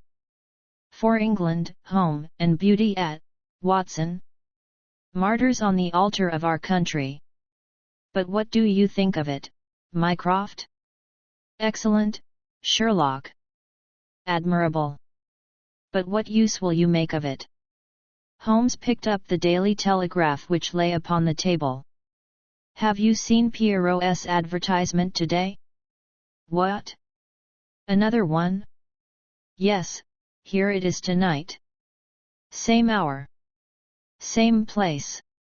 2 taps. Most vitally important. Your own safety at stake. Pierrot. By George! Cried Lestrade. If he answers that we've got him. That was my idea when I put it in. I think if you could both make it convenient to come with us about 8 o'clock to Caulfield Gardens, we might possibly get a little nearer to a solution. One of the most remarkable characteristics of Sherlock Holmes was his power of throwing his brain out of action and switching all his thoughts on to lighter things whenever he had convinced himself that he could no longer work to advantage. I remember that during the whole of that memorable day he lost himself in a monograph which he had undertaken upon the polyphonic motets of Lassus. For my own part I had none of this power of detachment, and the day, in consequence, appeared to be interminable. The great national importance of the issue, the suspense in high quarters, the direct nature of the experiment which we were trying all combined to work upon my nerve. It was a relief to me when at last, after a light dinner, we set out upon our expedition. Lestrade and Mycroft met us by appointment at the outside of Gloucester Road Station. The area door of Oberstein's house had been left open the night before, and it was necessary for me, as Mycroft Holmes absolutely and indignantly declined to climb the railings, to pass in and open the hall door. By 9 o'clock we were all seated in the study, waiting patiently for our man. An hour passed and yet another. When 11 struck, the measured beat of the great church clock seemed to sound the dirge of our hopes. Lestrade and Mycroft were fidgeting in their seats and looking twice a minute at their watches. Holmes sat silent and composed, his eyelids half shut, but every sense on the alert. He raised his head with a sudden jerk. "He is coming," said he. There had been a furtive step past the door. Now it returned. We heard a shuffling sound outside, and then 2 sharp taps with the knocker. Holmes rose, motioning us to remain seated. The gas in the hall was a mere point of light. He opened the outer door, and then as a dark figure slipped past him he closed and fastened it. "This way," we heard him say, and a moment later our man stood before us. Holmes had followed him closely, and as the man turned with a cry of surprise and alarm he caught him by the collar and threw him back into the room. Before our prisoner had recovered his balance, the door was shut and Holmes standing with his back against it. The man glared round him, staggered, and fell senseless upon the floor. With the shock, his broad-brimmed hat flew from his head, his cravat slipped down from his lips, and there were the long light beard and the soft, handsome delicate features of Colonel Valentine Walter. Holmes gave a whistle of surprise. "You can write me down an ass this time, Watson," said he. "This was not the bird that I was looking for." "Who is he?" asked Mycroft eagerly. "The younger brother of the late Sir James Walter, the head of the submarine department." Yes, I see the fall of the cards. He is coming too. I think that you had best leave his examination to me." We had carried the prostrate body to the sofa. Now our prisoner sat up, looked round him with a horror-stricken face, and passed his hand over his forehead, like one who cannot believe his own senses. "What is this?" he asked. "I came here to visit Mr. Oberstein." "Everything is known, Colonel Walter," said Holmes. "How an English gentleman could behave in such a manner is beyond my comprehension. But your whole correspondence and relations with Oberstein are within our knowledge. So also are the circumstances connected with the death of young Cadogan West. Let me advise you to gain at least the small credit for repentance and confession, since there are still some details which we can only learn from your lips."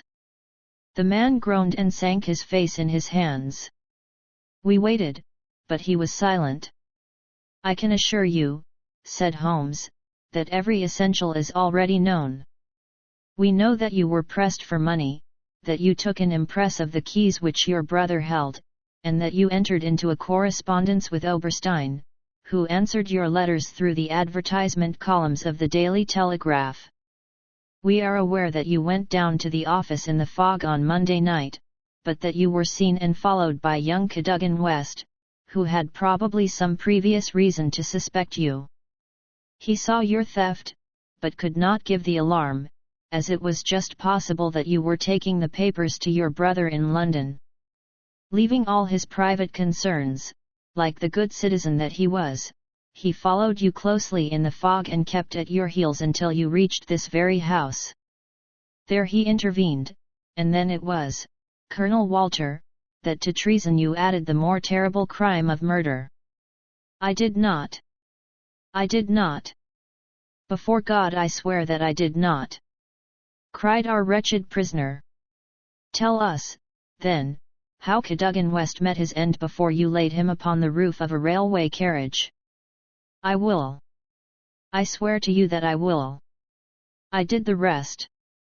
I confess it. It was just as you say. A stock exchange debt had to be paid. I needed the money badly. Oberstein offered me 5,000. It was to save myself from ruin. But as to murder, I am as innocent as you." "What happened, then?" "He had his suspicions before, and he followed me as you describe. I never knew it until I was at the very door. It was thick fog, and one could not see 3 yards. I had given 2 taps and Oberstein had come to the door. The young man rushed up and demanded to know what we were about to do with the papers. Oberstein had a short life preserver. He always carried it with him. As West forced his way after us into the house, Oberstein struck him on the head. The blow was a fatal one. He was dead within 5 minutes. There he lay in the hall, and we were at our wits' end what to do. Then Oberstein had this idea about the trains which halted under his back window. But first he examined the papers which I had brought. He said that 3 of them were essential, and that he must keep them. "You cannot keep them," said I. "There will be a dreadful row at Woolwich if they are not returned." "I must keep them," said he, "for they are so technical that it is impossible in the time to make copies." "Then they must all go back together tonight," said I. He thought for a little, and then he cried out that he had it. "3 I will keep," said he. "The others we will stuff into the pocket of this young man. When he is found, the whole business will assuredly be put to his account." I could see no other way out of it, so we did as he suggested. We waited half an hour at the window before a train stopped. It was so thick that nothing could be seen, and we had no difficulty in lowering West's body onto the train. That was the end of the matter so far as I was concerned. "And your brother?" He said nothing, but he had caught me once with his keys, and I think that he suspected. I read in his eyes that he suspected. As you know, he never held up his head again. There was silence in the room. It was broken by Mycroft Holmes. "Can you not make reparation? It would ease your conscience, and possibly your punishment." "What reparation can I make? Where is Oberstein with the papers?" "I do not know." "Did he give you no address?" "He said that letters to the Hotel du Louvre, Paris, would eventually reach him." "Then reparation is still within your power," said Sherlock Holmes. "I will do anything I can. I owe this fellow no particular goodwill. He has been my ruin and my downfall. Here are paper and pen. Sit at this desk and write to my dictation. Direct the envelope to the address given." "That is right. Now the letter, dear sir, with regard to our transaction. You will no doubt have observed by now that one essential detail is missing. I have a tracing which will make it complete. This has involved me in extra trouble, however, and I must ask you for a further advance of £500. I will not trust it to the post, nor will I take anything but gold or notes. I would come to you abroad, but it would excite remark if I left the country at present. Therefore I shall expect to meet you in the smoking room of the Charing Cross Hotel at noon on Saturday. Remember that only English notes, or gold, will be taken." "That will do very well. I shall be very much surprised if it does not fetch our man." And it did. It is a matter of history, that secret history of a nation which is often so much more intimate and interesting than its public chronicles, that Oberstein, eager to complete the coup of his lifetime, came to the lure and was safely engulfed for 15 years in a British prison. In his trunk were found the invaluable Bruce-Partington Plans, which he had put up for auction in all the naval centres of Europe.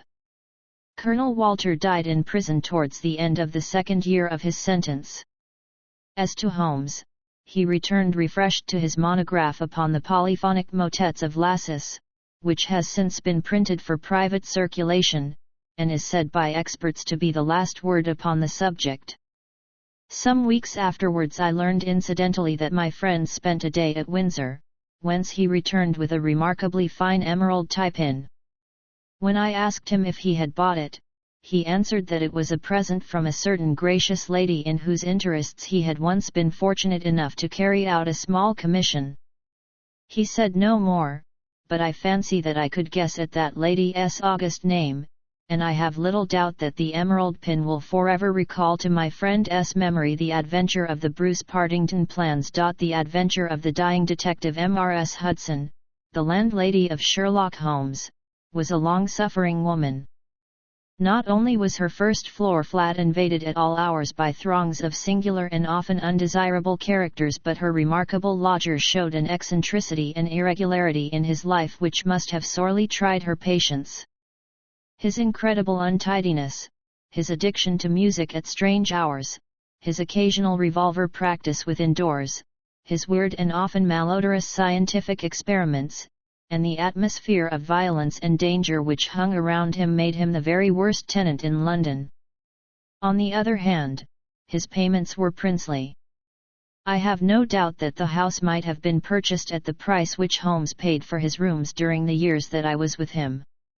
The landlady stood in the deepest awe of him and never dared to interfere with him, however outrageous his proceedings might seem. She was fond of him, too, for he had a remarkable gentleness and courtesy in his dealings with women.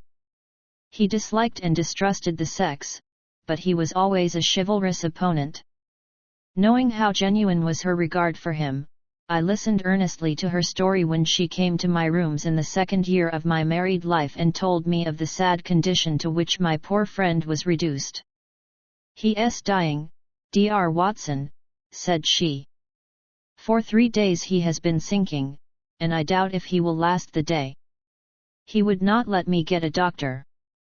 This morning when I saw his bones sticking out of his face and his great bright eyes looking at me, I could stand no more of it. With your leave or without it, Mr. Holmes, I am going for a doctor this very hour," said I.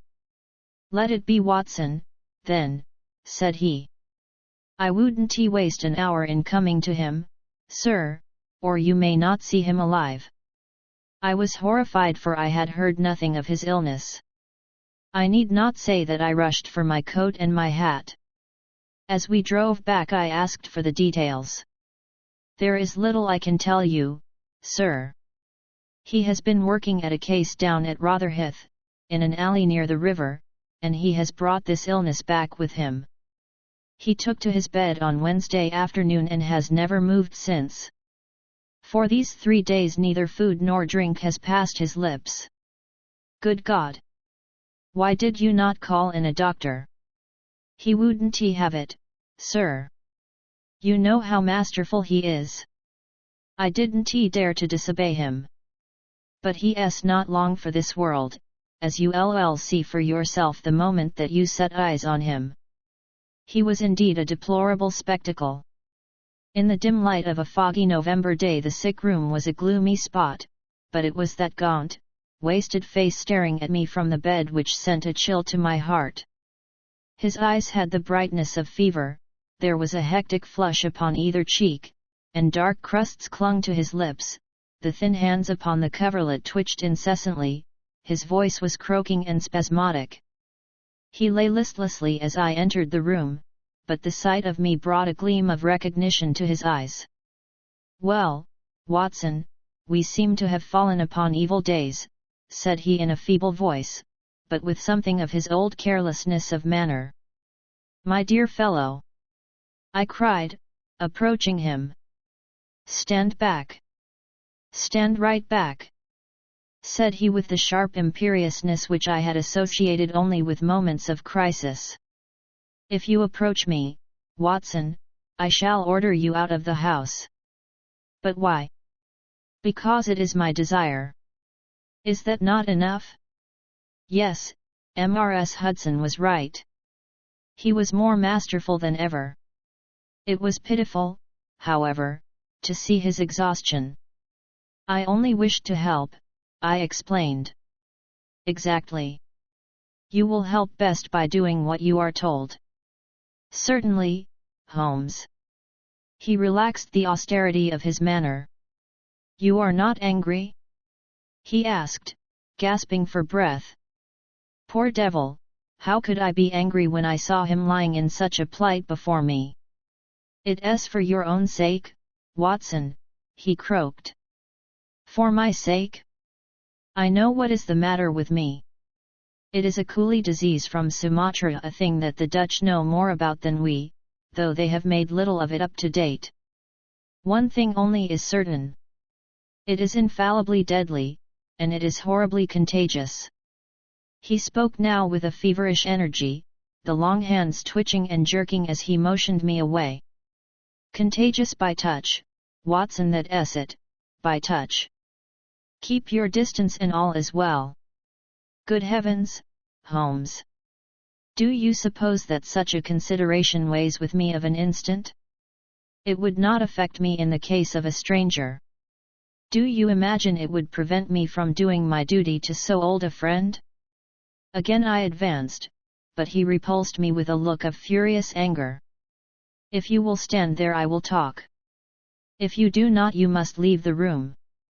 I have so deep a respect for the extraordinary qualities of Holmes that I have always deferred to his wishes, even when I least understood them. But now all my professional instincts were aroused. Let him be my master elsewhere, I at least was his in a sick room. "Holmes," said I, "you are not yourself. A sick man is but a child, and so I will treat you. Whether you like it or not, I will examine your symptoms and treat you for them."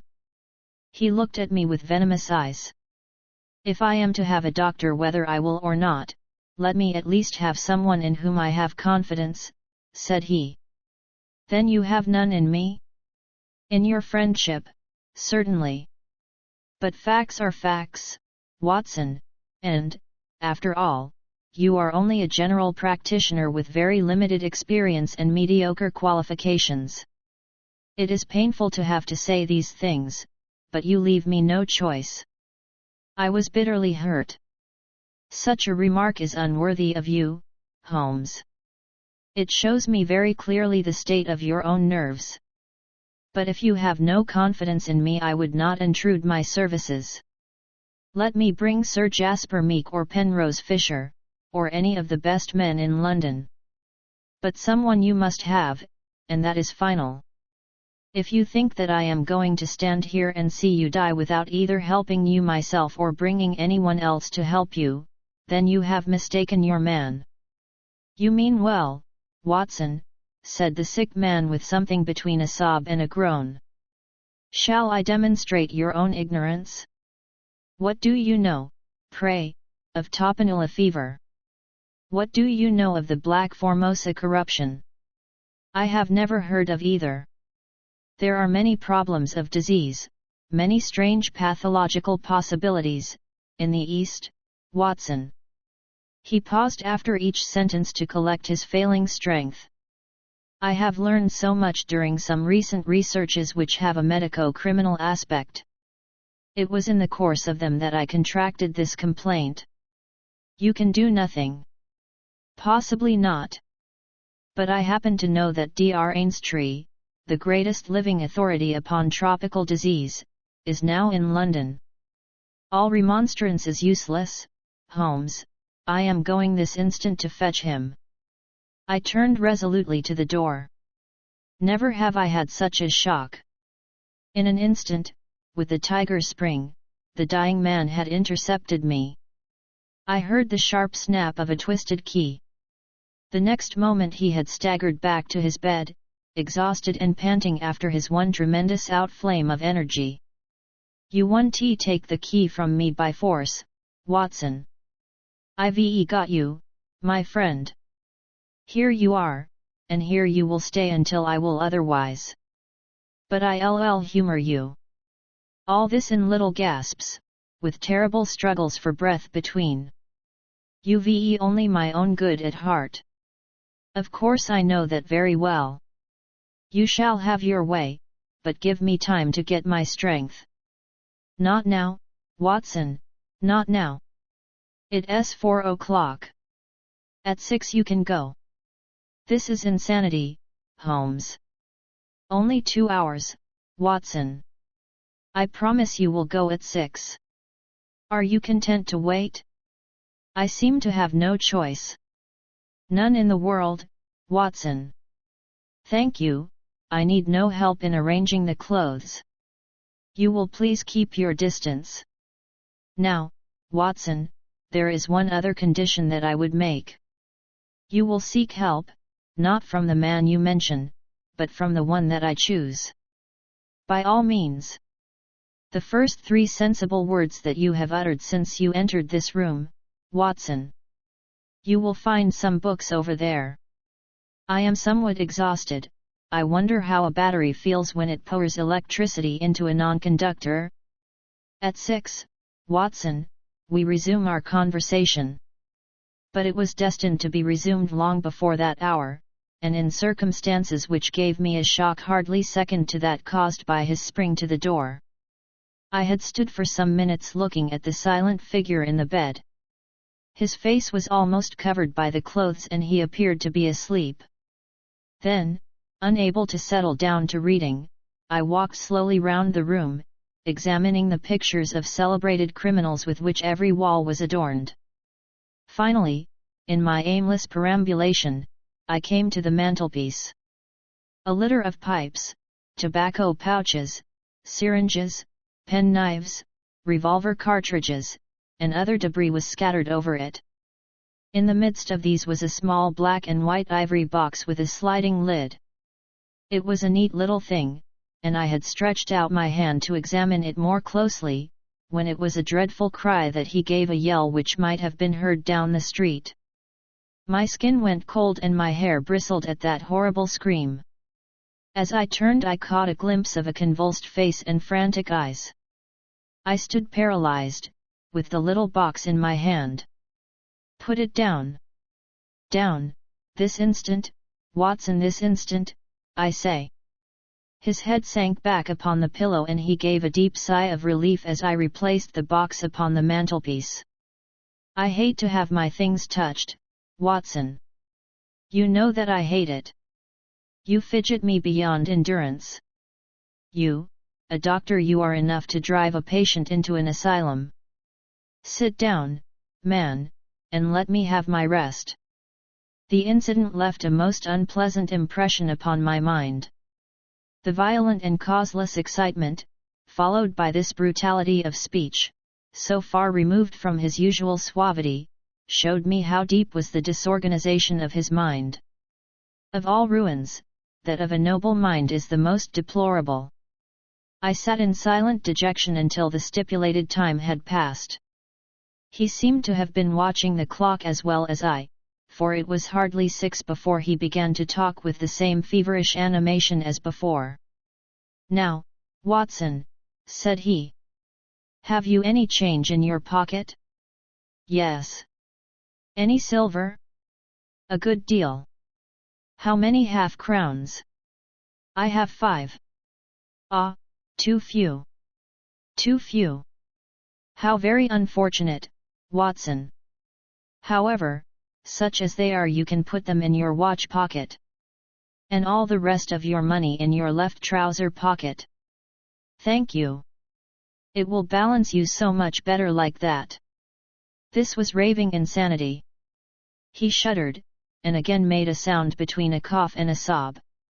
"You will now light the gas, Watson, but you will be very careful that not for one instant shall it be more than half on. I implore you to be careful, Watson." "Thank you, that is excellent. No, you need not draw the blind. Now you will have the kindness to place some letters and papers upon this table within my reach." "Thank you. Now some of that litter from the mantelpiece." "Excellent, Watson. There is a sugar tongs there. Kindly raise that small ivory box with its assistance. Place it here among the papers. Good. You can now go and fetch Mr. Culverton Smith, of 13, Lower Burke Street." To tell the truth, my desire to fetch a doctor had somewhat weakened, for poor Holmes was so obviously delirious that it seemed dangerous to leave him. However, he was as eager now to consult the person named as he had been obstinate in refusing. "I never heard the name," said I. "Possibly not, my good Watson. It may surprise you to know that the man upon earth who is best versed in this disease is not a medical man, but a planter. Mr. Culverton Smith is a well-known resident of Sumatra, now visiting London. An outbreak of the disease upon his plantation, which was distant from medical aid, caused him to study it himself, with some rather far-reaching consequences. He is a very methodical person, and I did not desire you to start before 6, because I was well aware that you would not find him in his study. If you could persuade him to come here and give us the benefit of his unique experience of this disease, the investigation of which has been his dearest hobby, I cannot doubt that he could help me." I gave Holmes's remarks as a consecutive whole and will not attempt to indicate how they were interrupted by gaspings for breath and those clutchings of his hands which indicated the pain from which he was suffering. His appearance had changed for the worse during the few hours that I had been with him. Those hectic spots were more pronounced, the eyes shone more brightly out of darker hollows, and a cold sweat glimmered upon his brow. He still retained, however, the jaunty gallantry of his speech. To the last gasp he would always be the master. "You will tell him exactly how you have left me," said he. You will convey the very impression which is in your own mind, a dying man, a dying and delirious man. Indeed, I cannot think why the whole bed of the ocean is not one solid mass of oysters, so prolific the creatures seem. Ah, I am wandering. Strange how the brain controls the brain. What was I saying, Watson? My directions for Mr. Culverton Smith. Ah, yes, I remember. My life depends upon it. Plead with him, Watson. There is no good feeling between us. His nephew, Watson, I had suspicions of foul play and I allowed him to see it. The boy died horribly. He has a grudge against me. You will soften him, Watson. Beg him, pray him, get him here by any means. He can save me, only he. I will bring him in a cab, if I have to carry him down to it. You will do nothing of the sort. You will persuade him to come. And then you will return in front of him. Make any excuse so as not to come with him. Don't forget, Watson. You won't fail me. You never did fail me. No doubt there are natural enemies which limit the increase of the creatures. You and I, Watson, we have done our part. Shall the world, then, be overrun by oysters? No, no, horrible. You'll convey all that is in your mind. I left him full of the image of this magnificent intellect, babbling like a foolish child.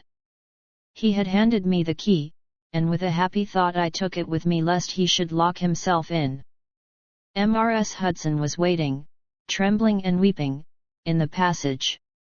Behind me as I passed from the flat I heard Holmes's high, thin voice in some delirious chant. Below, as I stood whistling for a cab, a man came on me through the fog. "How is Mr. Holmes, sir?" he asked. It was an old acquaintance, Inspector Morton, of Scotland Yard, dressed in unofficial tweeds. "He is very ill," I answered. He looked at me in a most singular fashion. Had it not been too fiendish, I could have imagined that the gleam of the fanlight showed exultation in his face. "I heard some rumor of it," said he. The cab had driven up, and I left him. Lower Burke Street proved to be a line of fine houses lying in the vague borderland between Notting Hill and Kensington.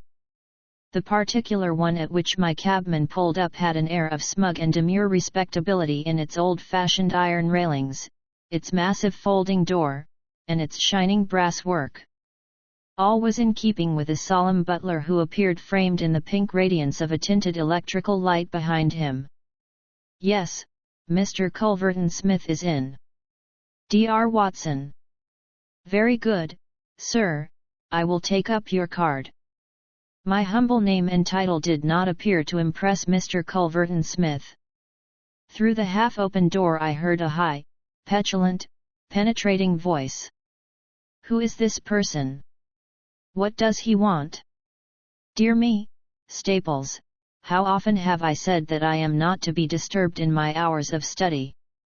There came a gentle flow of soothing explanation from the butler. "Well, I want to see him, Staples. I can't have my work interrupted like this. I am not at home." "Say so. Tell him to come in the morning if he really must see me." Again the gentle murmur. Well, well, give him that message. He can come in the morning, or he can stay away. My work must not be hindered." I thought of Holmes tossing upon his bed of sickness and counting the minutes, perhaps, until I could bring help to him. It was not a time to stand upon ceremony. His life depended upon my promptness. Before the apologetic butler had delivered his message I had pushed past him and was in the room. With a shrill cry of anger a man rose from a reclining chair beside the fire. I saw a great yellow face, coarse-grained and greasy, with heavy, double chin, and two sullen, menacing grey eyes which glared at me from under tufted and sandy brows. A high bald head had a small velvet smoking cap poised coquettishly upon one side of its pink curve. The skull was of enormous capacity, and yet as I looked down I saw to my amazement that the figure of the man was small and frail, twisted in the shoulders and back like one who has suffered from rickets in his childhood. "What's this?" he cried in a high, screaming voice. "What is the meaning of this intrusion? Didn't I send you word that I would see you tomorrow morning?" "I am sorry," said I, "but the matter cannot be delayed." Mr. Sherlock Holmes. The mention of my friend's name had an extraordinary effect upon the little man. The look of anger passed in an instant from his face. His features became tense and alert. "Have you come from Holmes?" he asked. "I have just left him." "What about Holmes? How is he?" "He is desperately ill. That is why I have come." The man motioned me to a chair, and turned to resume his own. As he did so I caught a glimpse of his face in the mirror over the mantelpiece. I could have sworn that it was set in a malicious and abominable smile. Yet I persuaded myself that it must have been some nervous contraction which I had surprised, for he turned to me an instant later with genuine concern upon his features. "I am sorry to hear this," said he. "I only know Mr. Holmes through some business dealings which we have had, but I have every respect for his talents and his character. He is an amateur of crime, as I am of disease. For him the villain, for me the microbe. There are my prisons," he continued, pointing to a row of bottles and jars which stood upon a side table. "Among those gelatin cultivations some of the very worst offenders in the world are now doing time. It was on account of your special knowledge that Mr. Holmes desired to see you. He has a high opinion of you and thought that you were the one man in London who could help him." The little man started, and the jaunty smoking cap slid to the floor. "Why?" he asked. "Why should Mr. Holmes think that I could help him in his trouble?" "Because of your knowledge of Eastern diseases." "But why should he think that this disease which he has contracted is Eastern?" "Because, in some professional inquiry, he has been working among Chinese sailors down in the docks." Mr. Culverton Smith smiled pleasantly and picked up his smoking cap. "Oh, that's it, is it?" said he. "I trust the matter is not so grave as you suppose. How long has he been ill?" "About 3 days." "Is he delirious?" "Occasionally." "Tut, tut. This sounds serious. It would be inhuman not to answer his call.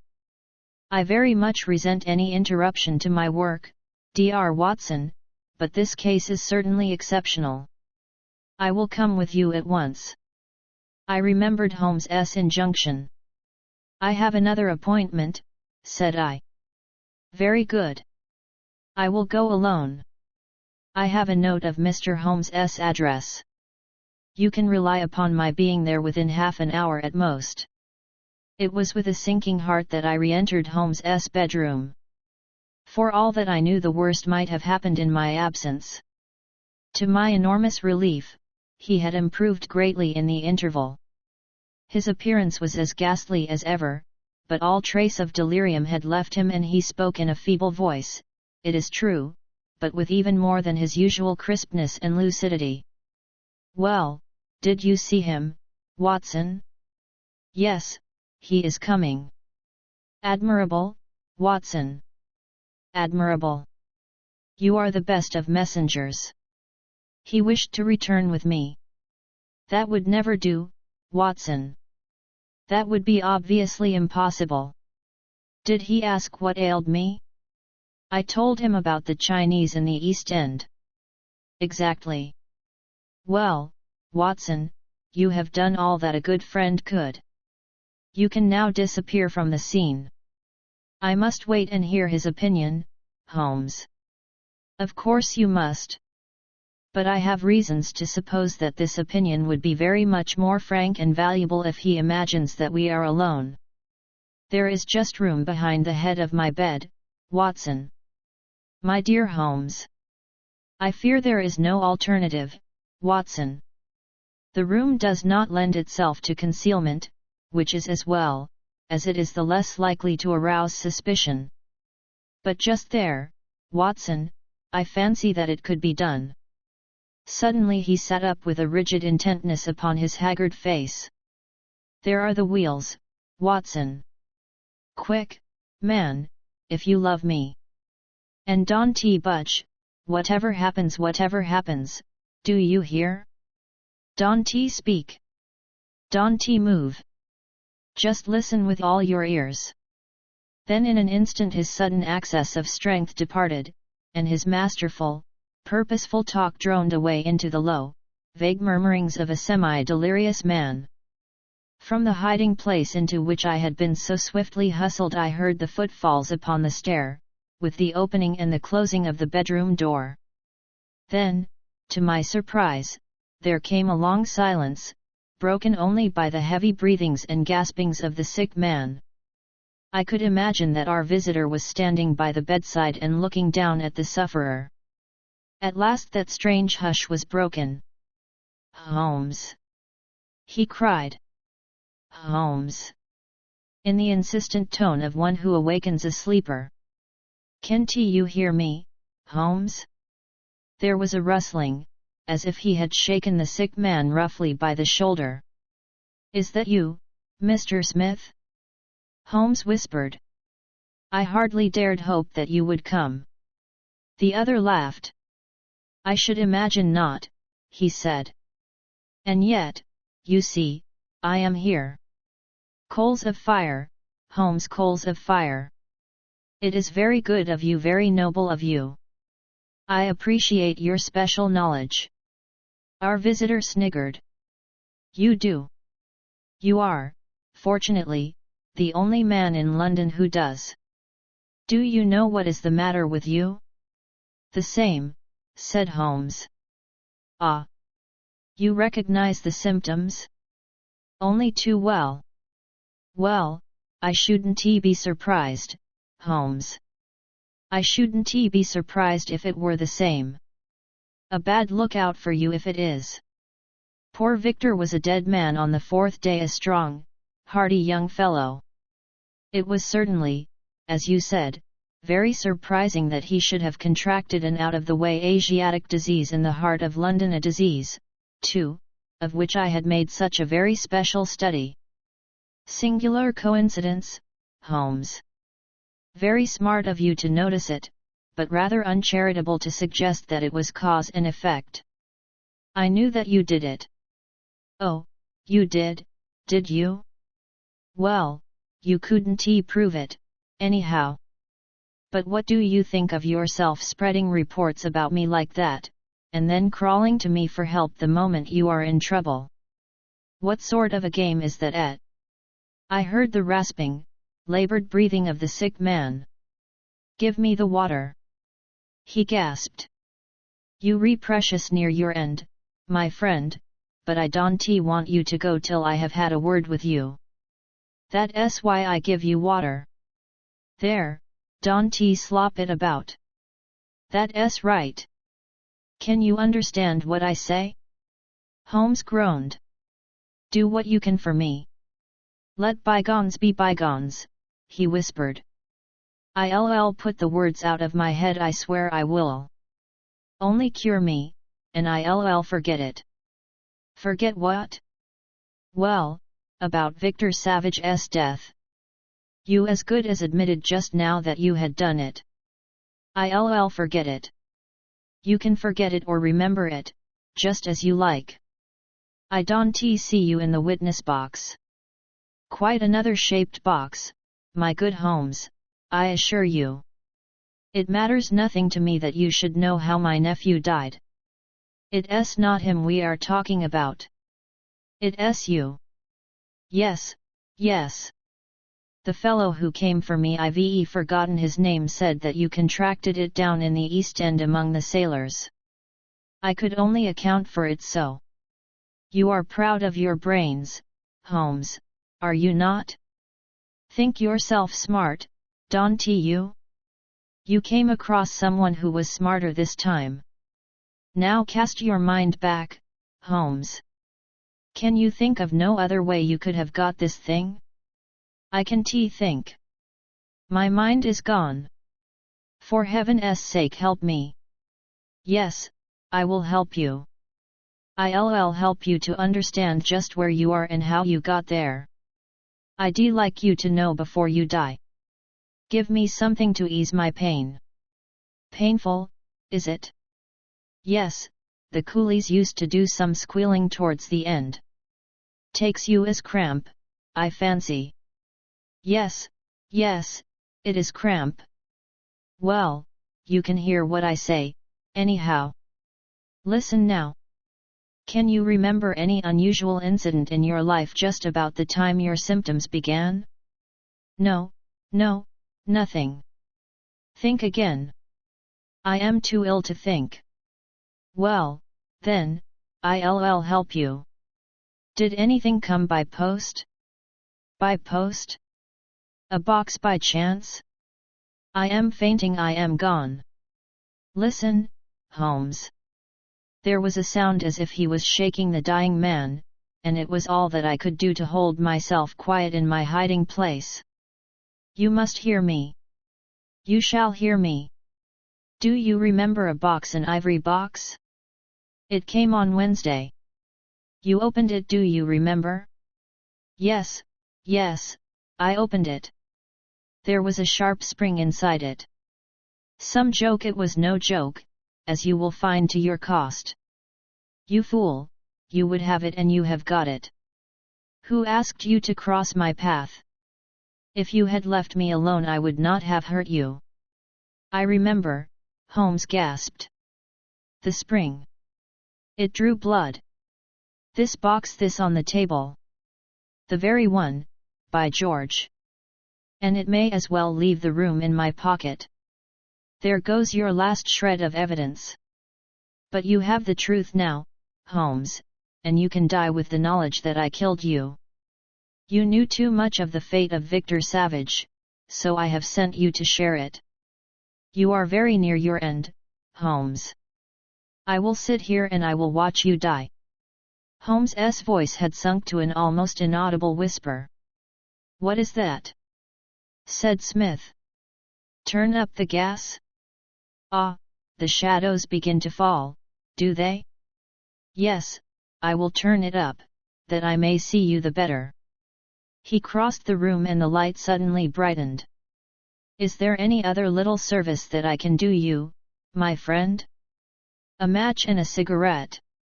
I nearly called out in my joy and my amazement. He was speaking in his natural voice, a little weak, perhaps, but the very voice I knew. There was a long pause, and I felt that Culverton Smith was standing in silent amazement looking down at his companion. What's the meaning of this? I heard him say at last in a dry, rasping tone. The best way of successfully acting a part is to be it, said Holmes. I give you my word that for 3 days I have tasted neither food nor drink until you were good enough to pour me out that glass of water. But it is the tobacco which I find most irksome. Ah, here are some cigarettes. I heard the striking of a match. That is very much better. Hello. Do I hear the step of a friend? There were footfalls outside, the door opened, and Inspector Morton appeared. All is in order and this is your man, said Holmes. The officer gave the usual cautions. I arrest you on the charge of the murder of one Victor Savage, he concluded. And you might add of the attempted murder of one Sherlock Holmes, remarked my friend with a chuckle. To save an invalid trouble, Inspector, Mr. Culverton Smith was good enough to give our signal by turning up the gas. By the way, the prisoner has a small box in the right-hand pocket of his coat which it would be as well to remove. Thank you. I would handle it gingerly if I were you. Put it down here. It may play its part in the trial. There was a sudden rush and a scuffle, followed by the clash of iron and a cry of pain. You'll only get yourself hurt, said the inspector. "Stand still, will you?" There was the click of the closing handcuffs. "A nice trap!" cried the high, snarling voice. "It will bring you into the dock, Holmes, not me. He asked me to come here to cure him. I was sorry for him and I came. Now he will pretend, no doubt, that I have said anything which he may invent which will corroborate his insane suspicions. You can lie as you like, Holmes. My word is always as good as yours." "Good heavens!" cried Holmes. "I had totally forgotten him. My dear Watson, I owe you 1,000 apologies. To think that I should have overlooked you. I need not introduce you to Mr. Culverton Smith, since I understand that you met somewhat earlier in the evening. Have you the cab below? I will follow you when I am dressed, for I may be of some use at the station." "I never needed it more," said Holmes as he refreshed himself with a glass of claret and some biscuits in the intervals of his toilet. "However, as you know, my habits are irregular, and such a feat means less to me than to most men.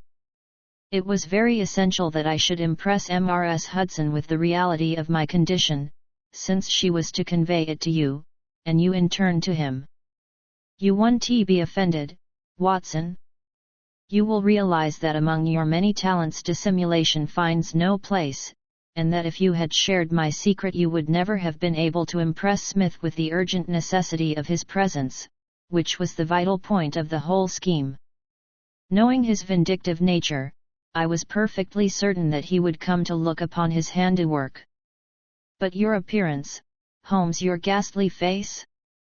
3 days of absolute fast does not improve one's beauty, Watson. For the rest, there is nothing which a sponge may not cure. With Vaseline upon one's forehead, belladonna in one's eyes, rouge over the cheekbones, and crusts of beeswax round one's lips, a very satisfying effect can be produced. Malingering is a subject upon which I have sometimes thought of writing a monograph. A little occasional talk about half-crowns, oysters, or any other extraneous subject produces a pleasing effect of delirium. But why would you not let me near you, since there was in truth no infection? Can you ask, my dear Watson? Do you imagine that I have no respect for your medical talents? Could I fancy that your astute judgment would pass a dying man who, however weak, had no rise of pulse or temperature? At 4 yards, I could deceive you. If I failed to do so, who would bring my Smith within my grasp? No, Watson, I would not touch that box. You can just see if you look at it sideways where the sharp spring like a viper's tooth emerges as you open it. I dare say it was by some such device that poor Savage, who stood between this monster and a reversion, was done to death. My correspondence, however, is, as you know, a varied one, and I am somewhat upon my guard against any packages which reach me. It was clear to me, however, that by pretending that he had really succeeded in his design I might surprise a confession. That pretense I have carried out with the thoroughness of the true artist. Thank you, Watson, you must help me on with my coat. When we have finished at the police station I think that something nutritious at Simpson's would not be out of place. The disappearance of Lady Frances Carfax. But why Turkish? Asked Mr. Sherlock Holmes, gazing fixedly at my boots. I was reclining in a cane-backed chair at the moment, and my protruded feet had attracted his ever-active attention. English, I answered in some surprise. I got them at Latimer's, in Oxford Street. Holmes smiled with an expression of weary patience. The bath, he said, the bath. Why the relaxing and expensive Turkish rather than the invigorating homemade article? Because for the last few days I have been feeling rheumatic and old. A Turkish bath is what we call an alterative in medicine, a fresh starting point, a cleanser of the system. By the way, Holmes, I added, I have no doubt the connection between my boots and a Turkish bath is a perfectly self-evident one to a logical mind, and yet I should be obliged to you if you would indicate it. The train of reasoning is not very obscure, Watson, said Holmes with a mischievous twinkle. It belongs to the same elementary class of deduction which I should illustrate if I were to ask you who shared your cab in your drive this morning. I don't admit that a fresh illustration is an explanation, said I with some asperity. Bravo, Watson. A very dignified and logical remonstrance. Let me see, what were the points? Take the last one first, the cab. You observe that you have some splashes on the left sleeve and shoulder of your coat. Had you sat in the center of a hansom you would probably have had no splashes, and if you had they would certainly have been symmetrical. Therefore it is clear that you sat at the side. Therefore it is equally clear that you had a companion. That is very evident. Absurdly commonplace, is it not? But the boots and the bath? Equally childish. You are in the habit of doing up your boots in a certain way. I see them on this occasion fastened with an elaborate double bow, which is not your usual method of tying them. You have, therefore, had them off. Who has tied them? A bootmaker or the boy at the bath? It is unlikely that it is the bootmaker, since your boots are nearly new. Well, what remains? The bath. Absurd, is it not? But, for all that, the Turkish bath has served a purpose. What is that? You say that you have had it because you need a change. Let me suggest that you take one. How would Lausanne do, my dear Watson? First-class tickets and all expenses paid on a princely scale. Splendid. But why? Holmes leaned back in his armchair and took his notebook from his pocket. One of the most dangerous classes in the world, said he, is the drifting and friendless woman. She is the most harmless and often the most useful of mortals, but she is the inevitable inciter of crime in others. She is helpless. She is migratory. She has sufficient means to take her from country to country and from hotel to hotel. She is lost, as often as not, in a maze of obscure pensions and boarding houses. She is a stray chicken in a world of foxes. When she is gobbled up she is hardly missed. I much fear that some evil has come to the Lady Frances Carfax. I was relieved at this sudden descent from the general to the particular. Holmes consulted his notes. Lady Frances, he continued, is the sole survivor of the direct family of the late Earl of Rufton. The estates went, as you may remember, in the male line. She was left with limited means, but with some very remarkable old Spanish jewellery of silver and curiously cut diamonds to which she was fondly attached, for she refused to leave them with her banker and always carried them about with her. A rather pathetic figure, the Lady Frances, a beautiful woman, still in fresh middle age, and yet, by a strange change, the last derelict of what only 20 years ago was a goodly fleet. What has happened to her, then? Ah, what has happened to the Lady Frances? Is she alive or dead? There is our problem. She is a lady of precise habits, and for 4 years it has been her invariable custom to write every second week to Miss Daubney, her old governess, who has long retired and lives in Camberwell. It is this Miss Daubney who has consulted me. Nearly 5 weeks have passed without a word. The last letter was from the Hotel National at Lausanne. Lady Frances seems to have left there and given no address. The family are anxious, and as they are exceedingly wealthy no sum will be spared if we can clear the matter up. Is Miss Daubney the only source of information? Surely she had other correspondents? There is one correspondent who is a sure draw, Watson. That is the bank. Single ladies must live, and their passbooks are compressed diaries. She banks at Sylvester S. I have glanced over her account. The last check but one paid her bill at Lausanne, but it was a large one and probably left her with cash in hand. Only one check has been drawn since. To whom, and where?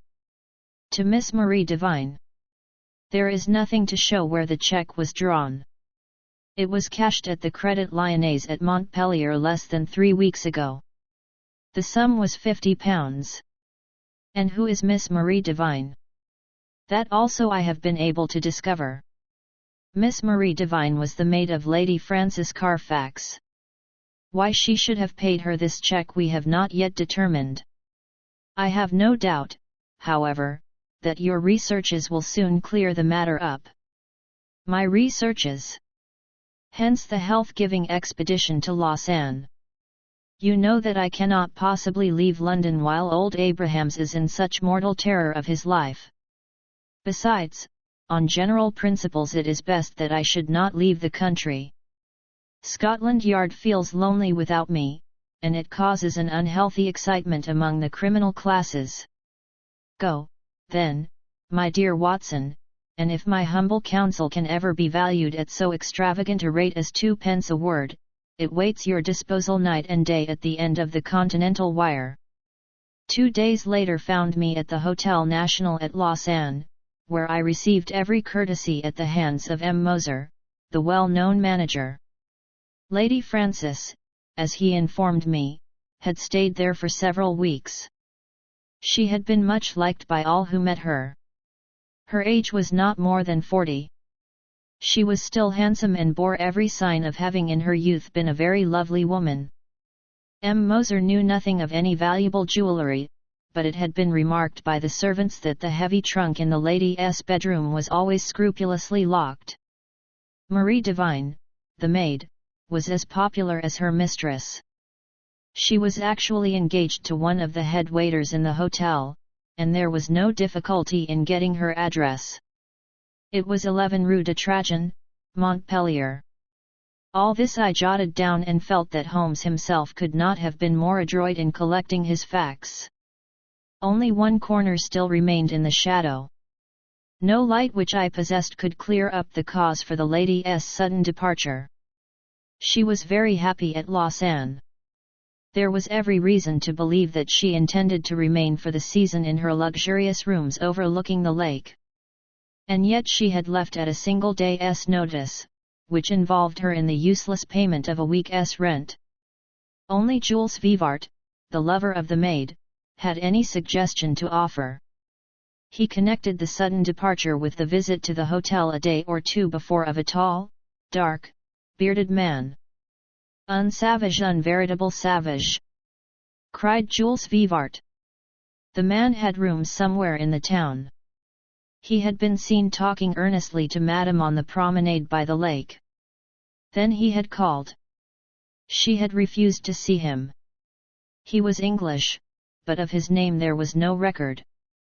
Madame had left the place immediately afterwards. Jules Vivart, and, what was of more importance, Jules Vivart's sweetheart, thought that this call and the departure were cause and effect. Only one thing Jules would not discuss. That was the reason why Marie had left her mistress. Of that he could or would say nothing. If I wished to know, I must go to Montpellier and ask her. So ended the first chapter of my inquiry. The second was devoted to the place which Lady Frances Carfax had sought when she left Lausanne. Concerning this there had been some secrecy, which confirmed the idea that she had gone with the intention of throwing someone off her track. Otherwise why should not her luggage have been openly labelled for Baden? Both she and it reached the Rhenish spa by some circuitous route. This much I gathered from the manager of Cook's local office. So to Baden I went, after dispatching to Holmes an account of all my proceedings and receiving in reply a telegram of half-humorous commendation. At Baden the track was not difficult to follow. Lady Frances had stayed at the Englischer Hof for a fortnight. While there she had made the acquaintance of a Dr. Schlesinger and his wife, a missionary from South America. Like most lonely ladies, Lady Frances found her comfort and occupation in religion. Dr. Schlesinger's remarkable personality, his wholehearted devotion, and the fact that he was recovering from a disease contracted in the exercise of his apostolic duties affected her deeply. She had helped Mrs. Schlesinger in the nursing of the convalescent saint. He spent his day, as the manager described it to me, upon a lounge chair on the veranda, with an attendant lady upon either side of him. He was preparing a map of the Holy Land, with special reference to the kingdom of the Midianites, upon which he was writing a monograph. Finally, having improved much in health, he and his wife had returned to London, and Lady Frances had started thither in their company. This was just 3 weeks before, and the manager had heard nothing since. As to the maid, Marie, she had gone off some days beforehand in floods of tears, after informing the other maids that she was leaving service forever. Dr. Schlesinger had paid the bill of the whole party before his departure. "By the way," said the landlord in conclusion, "you are not the only friend of Lady Frances Carfax who is inquiring after her just now. Only a week or so ago we had a man here upon the same errand." "Did he give a name?" I asked. "None, but he was an Englishman, though of an unusual type." "A savage?" said I, linking my facts after the fashion of my illustrious friend. "Exactly. That describes him very well. He is a bulky, bearded, sunburned fellow, who looks as if he would be more at home in a farmer's inn than in a fashionable hotel. A hard, fierce man, I should think, and one whom I should be sorry to offend." Already the mystery began to define itself, as figures grow clearer with the lifting of a fog. Here was this good and pious lady pursued from place to place by a sinister and unrelenting figure. She feared him, or she would not have fled from Lausanne. He had still followed. Sooner or later he would overtake her. Had he already overtaken her? Was that the secret of her continued silence? Could the good people who were her companions not screen her from his violence or his blackmail? What horrible purpose, what deep design, lay behind this long pursuit? There was the problem which I had to solve. To Holmes I wrote showing how rapidly and surely I had got down to the roots of the matter. In reply I had a telegram asking for a description of Dr. Schlesinger's left ear. Holmes's ideas of humor are strange and occasionally offensive, so I took no notice of his ill-timed jest. Indeed, I had already reached Montpellier in my pursuit of the maid, Marie, before his message came. I had no difficulty in finding the ex-servant and in learning all that she could tell me. She was a devoted creature, who had only left her mistress because she was sure that she was in good hands, and because her own approaching marriage made a separation inevitable in any case. Her mistress had, as she confessed with distress, shown some irritability of temper towards her during their stay in Baden, and had even questioned her once as if she had suspicions of her honesty, and this had made the parting easier than it would otherwise have been. Lady Frances had given her £50 as a wedding present. Like me, Marie viewed with deep distrust the stranger who had driven her mistress from Lausanne. With her own eyes she had seen him seize the lady's wrist with great violence on the public promenade by the lake. He was a fierce and terrible man. She believed that it was out of dread of him that Lady Frances had accepted the escort of the Schlesingers to London. She had never spoken to Marie about it, but many little signs had convinced the maid that her mistress lived in a state of continual nervous apprehension. So far she had got in her narrative, when suddenly she sprang from her chair and her face was convulsed with surprise and fear. "See!" she cried. "The miscreant follows still. There is the very man of whom I speak." Through the open sitting-room window I saw a huge, swarthy man with a bristling black beard walking slowly down the center of the street and staring eagerly at the numbers of the houses. It was clear that, like myself, he was on the track of the maid. Acting upon the impulse of the moment, I rushed out and accosted him. "You are an Englishman," I said. What if I am? He asked with a most villainous scowl. May I ask what your name is? No, you may not, said he with decision.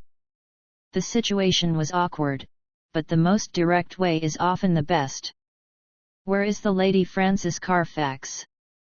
I asked. He stared at me with amazement. What have you done with her? Why have you pursued her? I insist upon an answer, said I. The fellow gave a bellow of anger and sprang upon me like a tiger.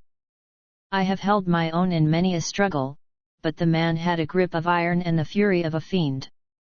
His hand was on my throat and my senses were nearly gone before an unshaven French ouvrier in a blue blouse darted out from a cabaret opposite, with a cudgel in his hand, and struck my assailant a sharp crack over the forearm, which made him leave go his hold. He stood for an instant fuming with rage and uncertain whether he should not renew his attack. Then, with a snarl of anger, he left me and entered the cottage from which I had just come. I turned to thank my preserver, who stood beside me in the roadway. Well, Watson, said he, a very pretty hash you have made of it. I rather think you had better come back with me to London by the night express.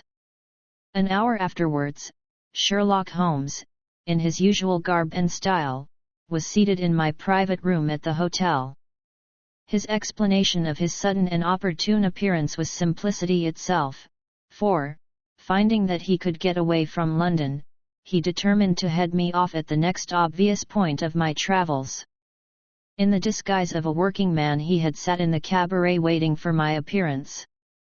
And a singularly consistent investigation you have made, my dear Watson, said he.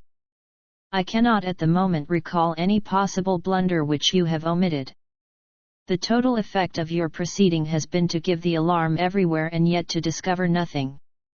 Perhaps you would have done no better, I answered bitterly. There is no perhaps about it.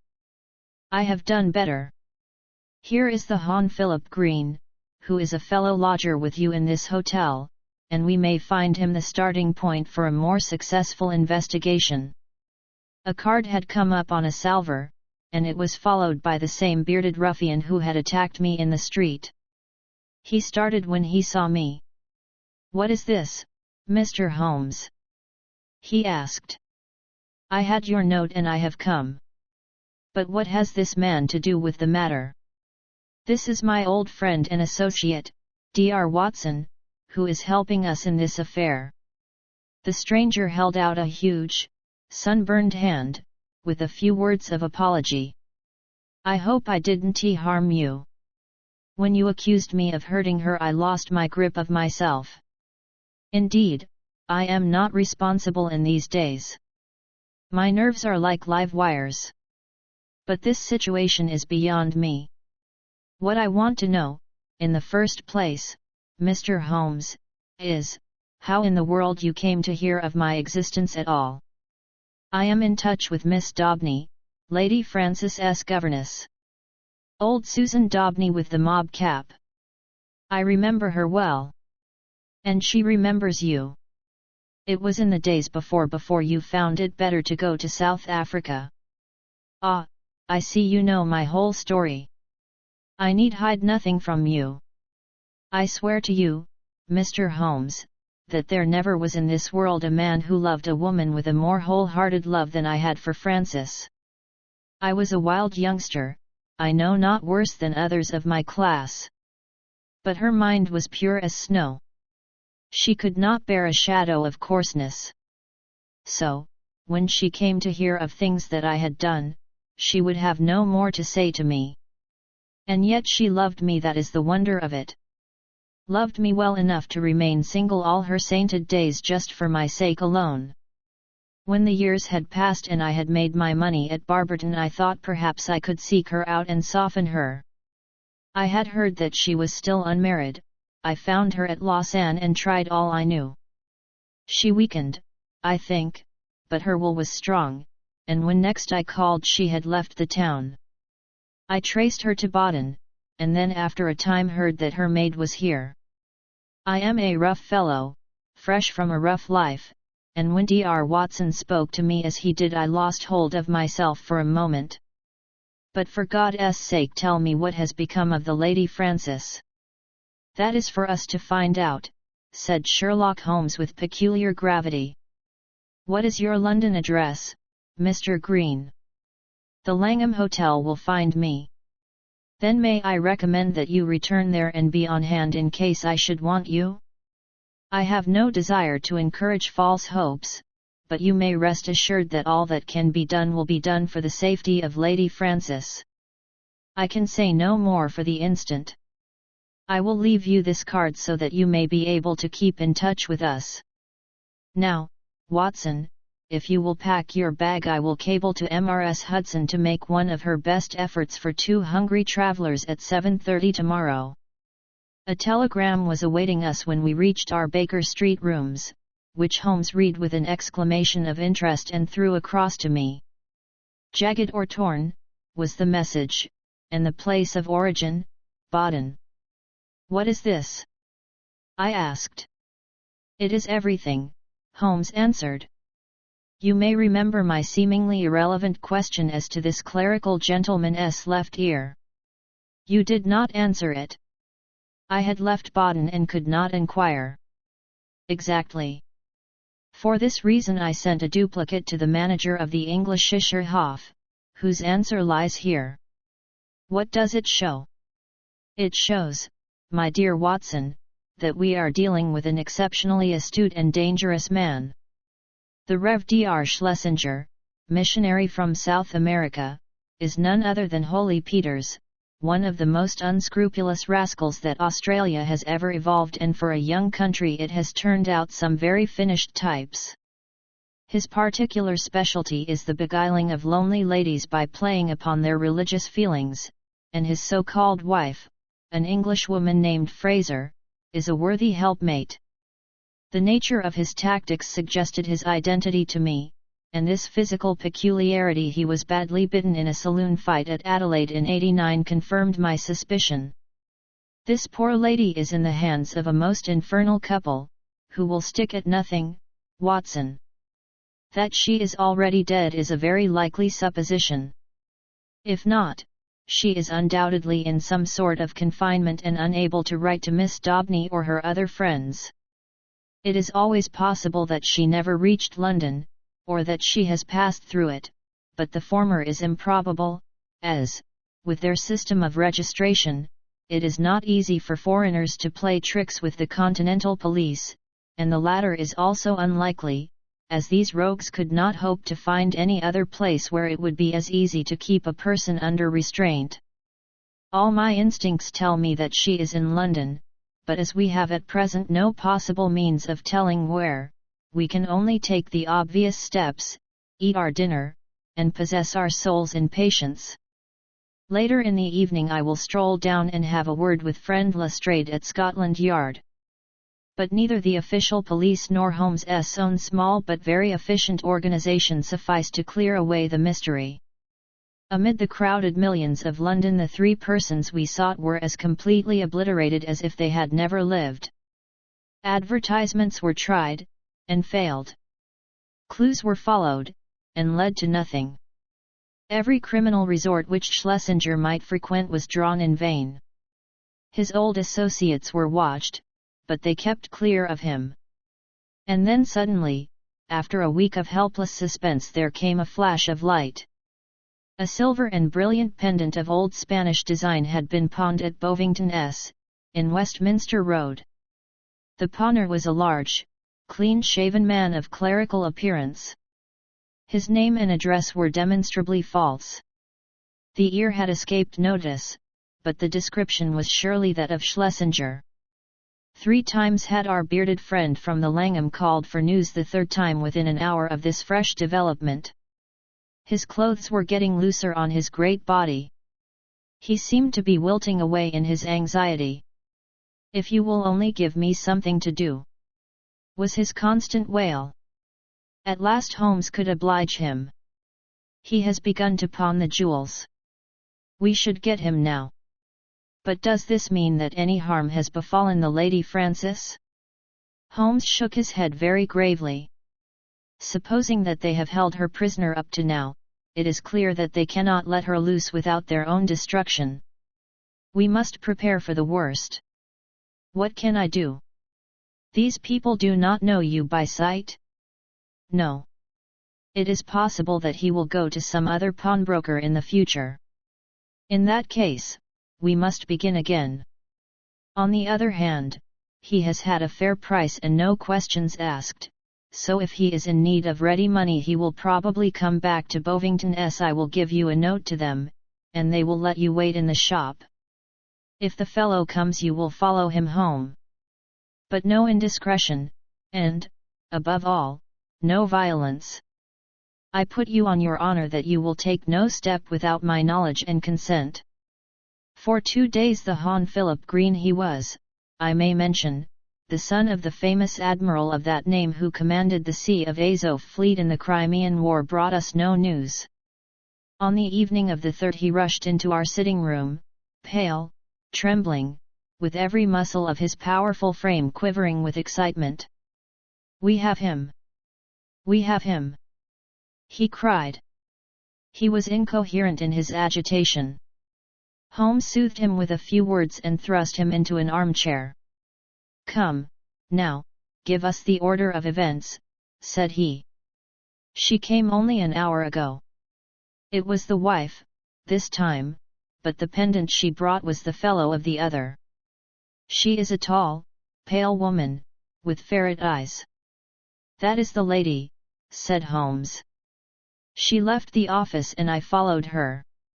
She walked up the Kennington Road, and I kept behind her. Presently she went into a shop. Mr. Holmes, it was an undertaker's." My companion started. "Well?"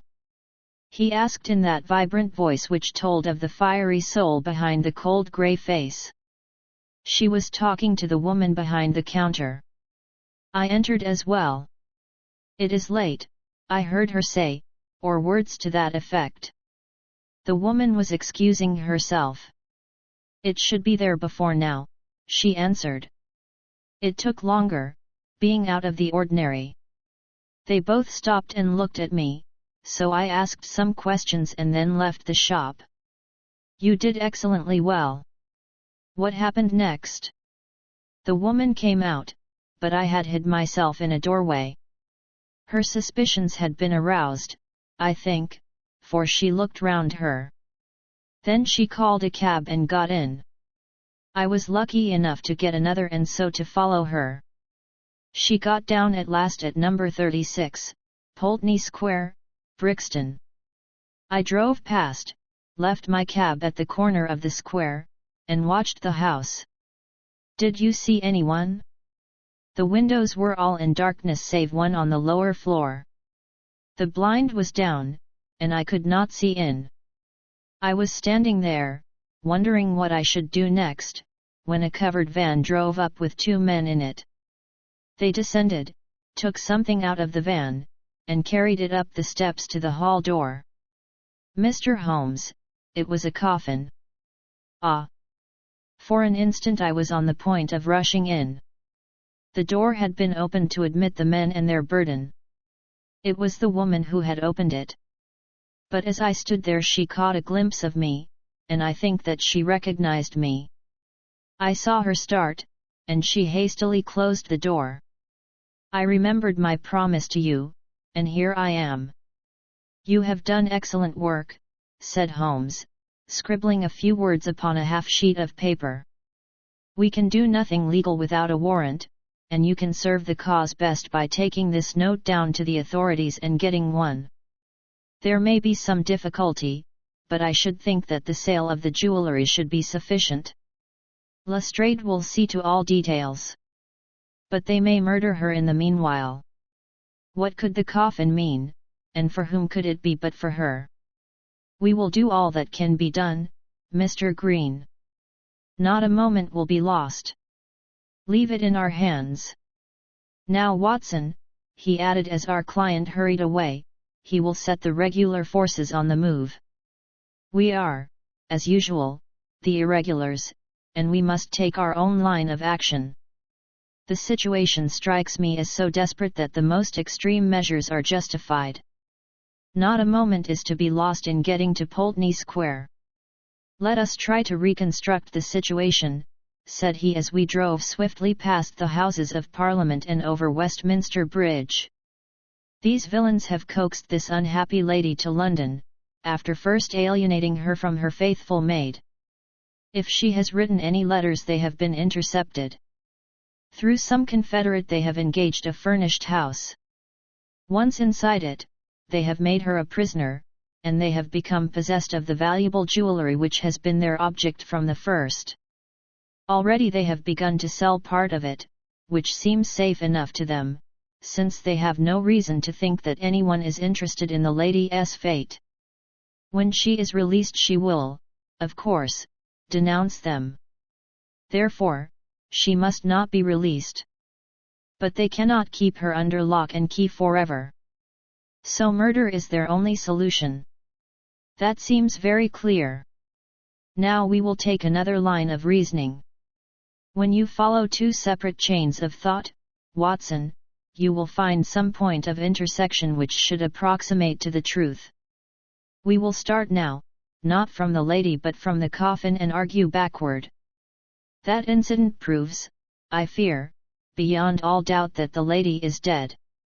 It points also to an orthodox burial with proper accompaniment of medical certificate and official sanction. Had the lady been obviously murdered, they would have buried her in a hole in the back garden. But here all is open and regular. What does this mean? Surely that they have done her to death in some way which has deceived the doctor and simulated a natural end poisoning, perhaps. And yet how strange that they should ever let a doctor approach her unless he were a confederate, which is hardly a credible proposition. Could they have forged a medical certificate? Dangerous, Watson, very dangerous. No, I hardly see them doing that. Pull up, cabby. This is evidently the undertaker's, for we have just passed the pawnbroker's. Would you go in, Watson? Your appearance inspires confidence. Ask what hour the Pulteney Square funeral takes place tomorrow. The woman in the shop answered me without hesitation that it was to be at 8 o'clock in the morning. You see, Watson, no mystery, everything above board. In some way the legal forms have undoubtedly been complied with, and they think that they have little to fear. Well, there's nothing for it now but a direct frontal attack. Are you armed? My stick.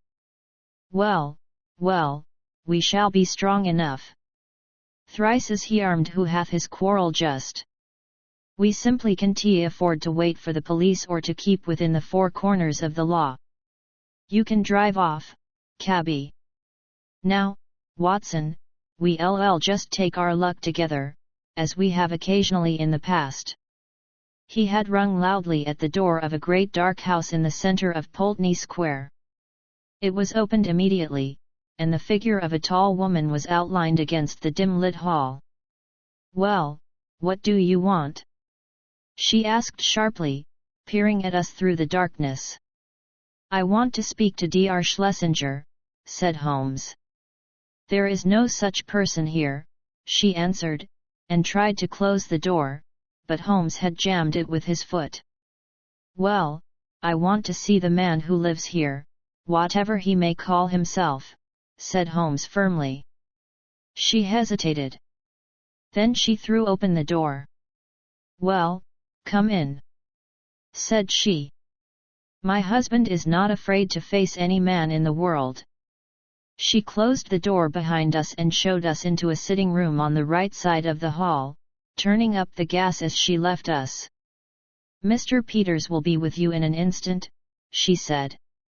Her words were literally true, for we had hardly time to look around the dusty and moth-eaten apartment in which we found ourselves before the door opened and a big, clean-shaven bald-headed man stepped lightly into the room. He had a large red face, with pendulous cheeks, and a general air of superficial benevolence which was marred by a cruel, vicious mouth. "There is surely some mistake here, gentlemen," he said in an unctuous, make everything easy voice. "I fancy that you have been misdirected. Possibly if you tried farther down the street that will do. We have no time to waste," said my companion firmly. "You are Henry Peters, of Adelaide, late the Rev. Dr. Schlesinger, of Baden and South America." "I am as sure of that as that my own name is Sherlock Holmes." Peters, as I will now call him, started and stared hard at his formidable pursuer. "I guess your name does not frighten me, Mr. Holmes," said he coolly. "When a man's conscience is easy you can rattle him. What is your business in my house? I want to know what you have done with the Lady Frances Carfax, whom you brought away with you from Baden." "I'd be very glad if you could tell me where that lady may be," Peters answered coolly. "I've a bill against her for nearly £100, and nothing to show for it but a couple of trumpery pendants that the dealer would hardly look at. She attached herself to Mrs. Peters and me at Baden. It is a fact that I was using another name at the time and she stuck on to us until we came to London. I paid her bill and her ticket. Once in London, she gave us the slip, and, as I say, left these out-of-date jewels to pay her bills. You find her, Mr. Holmes, and I am your debtor." "I mean to find her," said Sherlock Holmes. "I am going through this house till I do find her." "Where is your warrant?" Holmes half drew a revolver from his pocket. "This will have to serve till a better one comes." "Why, you're a common burglar." "So you might describe me," said Holmes cheerfully. "My companion is also a dangerous ruffian. And together we are going through your house." Our opponent opened the door. "Fetch a policeman, Annie," said he. There was a whisk of feminine skirts down the passage, and the hall door was opened and shut. "Our time is limited, Watson," said Holmes. "If you try to stop us, Peters, you will most certainly get hurt. Where is that coffin which was brought into your house?" "What do you want with the coffin?" "It is in use." "There is a body in it." "I must see the body." "Never with my consent." "Then without it." With a quick movement Holmes pushed the fellow to one side and passed into the hall. A door half opened stood immediately before us. We entered. It was the dining room. On the table, under a half-lit chandelier, the coffin was lying. Holmes turned up the gas and raised the lid. Deep down in the recesses of the coffin lay an emaciated figure. The glare from the lights above beat down upon an aged and withered face. By no possible process of cruelty, starvation, or disease could this worn-out wreck be the still beautiful Lady Frances. Holmes's face showed his amazement, and also his relief. "Thank God!" he muttered. "It's someone else." "Ah, you've blundered badly for once, Mr. Sherlock Holmes," said Peters, who had followed us into the room. "Who is the dead woman?" "Well, if you really must know, she is an old nurse of my wife's, Rose Spender by name, whom we found in the Brixton Workhouse Infirmary. We brought her round here, called in Dr. Horsam, of 13 Furbank Villas. Mind you take the address, Mr. Holmes, and had her carefully tended, as Christian folk should. On the third day she died. Certificate says senile decay, but that's only the doctor's opinion, and of course you know better. We ordered her funeral to be carried out by Stimson & Co., of the Kennington Road, who will bury her at 8 o'clock tomorrow morning. Can you pick any hole in that, Mr. Holmes? You've made a silly blunder, and you may as well own up to it. I'd give something for a photograph of your gaping, staring face when you pulled aside that lid expecting to see the Lady Frances Carfax and only found a poor old woman of 90. Holmes's expression was as impassive as ever under the jeers of his antagonist, but his clenched hands betrayed his acute annoyance. I am going through your house, said he. "Are you, though?" cried Peters as a woman's voice and heavy steps sounded in the passage. "We'll soon see about that. This way, officers, if you please. These men have forced their way into my house, and I cannot get rid of them. Help me to put them out." A sergeant and a constable stood in the doorway. Holmes drew his card from his case. "This is my name and address. This is my friend, Dr. Watson." "Bless you, sir, we know you very well," said the sergeant, "but you can stay here without a warrant." "Of course not. I quite understand that." "Arrest him!" cried Peters. "We know where to lay our hands on this gentleman if he is wanted," said the sergeant majestically, "but you'll have to go, Mr. Holmes." "Yes, Watson, we shall have to go." A minute later we were in the street once more. Holmes was as cool as ever, but I was hot with anger and humiliation. The sergeant had followed us. "Sorry, Mr. Holmes, but that's the law." "Exactly, Sergeant, you could not do otherwise. I expect there was good reason for your presence there. If there is anything I can do, it's a missing lady, Sergeant, and we think she is in that house. I expect a warrant presently. Then I'll keep my eye on the parties, Mr. Holmes.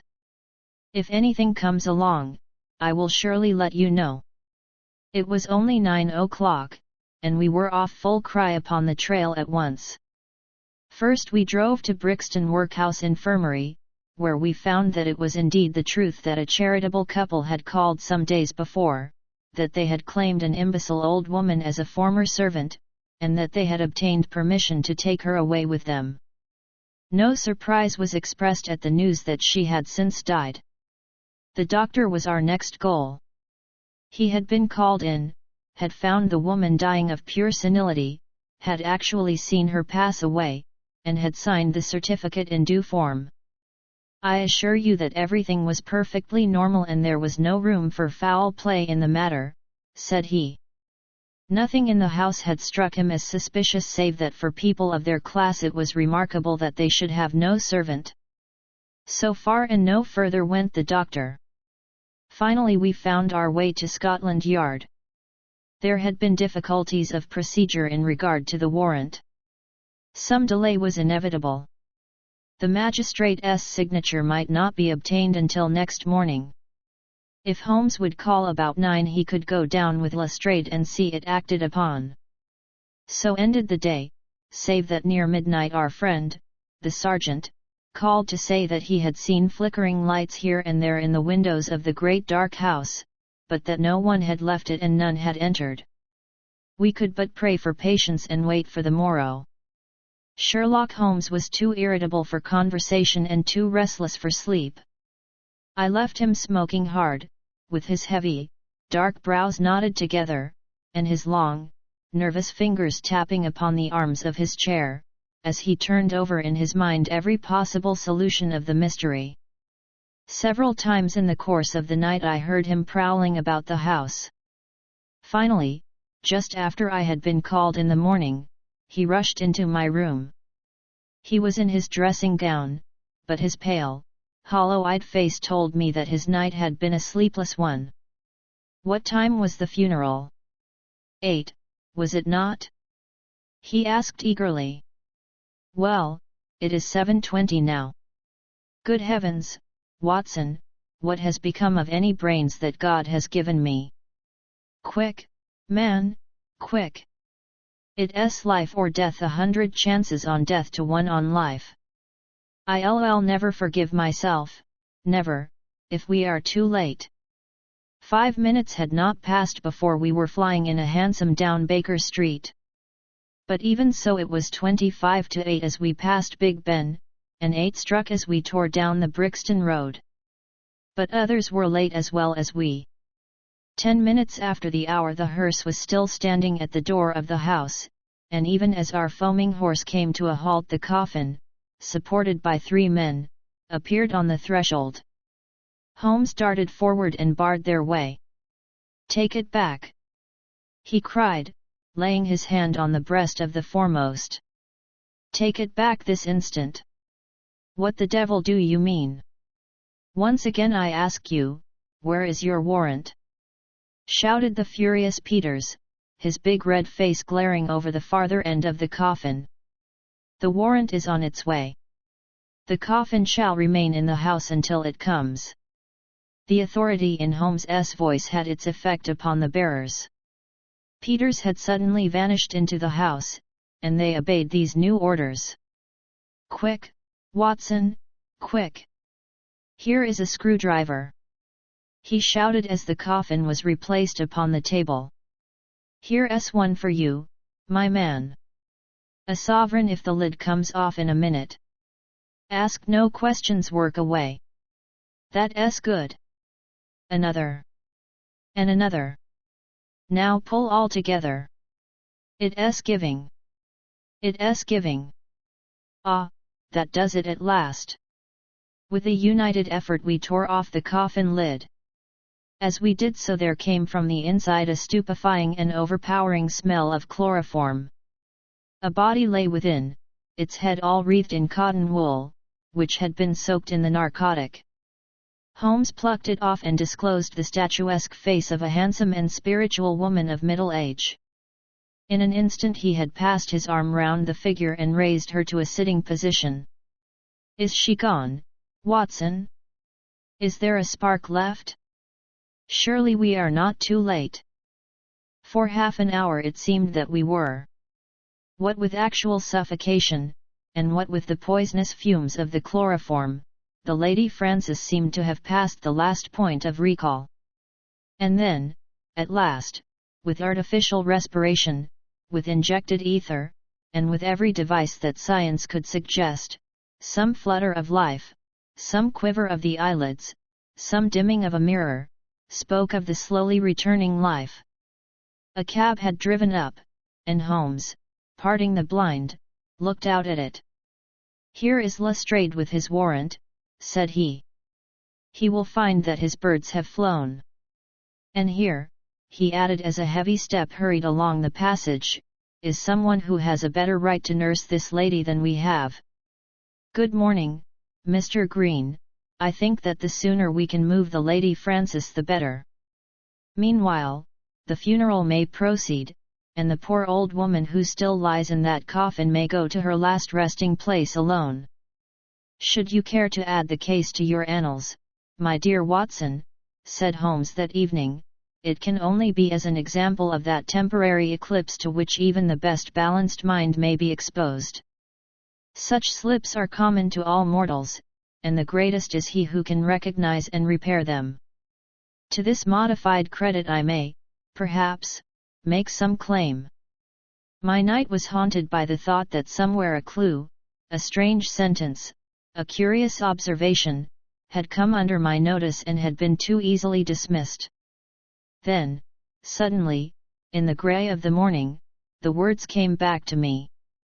It was the remark of the undertaker's wife, as reported by Philip Green. She had said, "It should be there before now." It took longer, being out of the ordinary. It was the coffin of which she spoke. It had been out of the ordinary. That could only mean that it had been made to some special measurement. But why? Why? Then in an instant I remembered the deep sides, and the little wasted figure at the bottom. Why so large a coffin for so small a body? To leave room for another body. Both would be buried under the one certificate. It had all been so clear, if only my own sight had not been dimmed.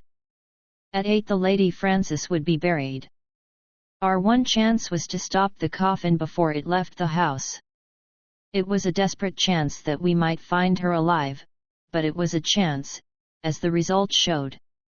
These people had never, to my knowledge, done a murder. They might shrink from actual violence at the last. They could bury her with no sign of how she met her end, and even if she were exhumed there was a chance for them. I hoped that such considerations might prevail with them. You can reconstruct the scene well enough. You saw the horrible den upstairs, where the poor lady had been kept so long. They rushed in and overpowered her with their chloroform, carried her down, poured more into the coffin to ensure against her waking, and then screwed down the lid. A clever device, Watson. It is new to me in the annals of crime.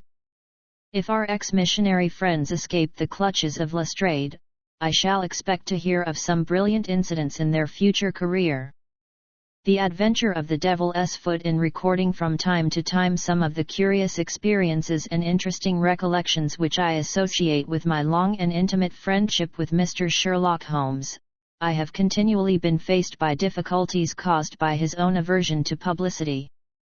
To his somber and cynical spirit all popular applause was always abhorrent, and nothing amused him more at the end of a successful case than to hand over the actual exposure to some orthodox official, and to listen with a mocking smile to the general chorus of misplaced congratulation. It was indeed this attitude upon the part of my friend and certainly not any lack of interesting material which has caused me of late years to lay very few of my records before the public. My participation in some of his adventures was always a privilege which entailed discretion and reticence upon me.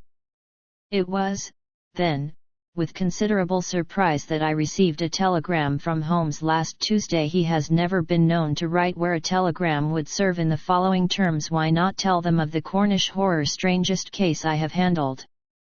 I have no idea what backward sweep of memory had brought the matter fresh to his mind, or what freak had caused him to desire that I should recount it, but I hasten, before another cancelling telegram may arrive, to hunt out the notes which give me the exact details of the case and to lay the narrative before my readers.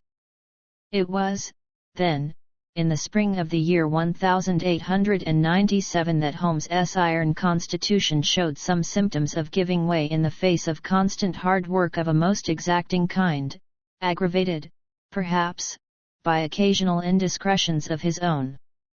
In March of that year Dr. Morrigar, of Harley Street, whose dramatic introduction to Holmes I may some day recount, gave positive injunctions that the famous private agent lay aside all his cases and surrender himself to complete rest if he wished to avert an absolute breakdown.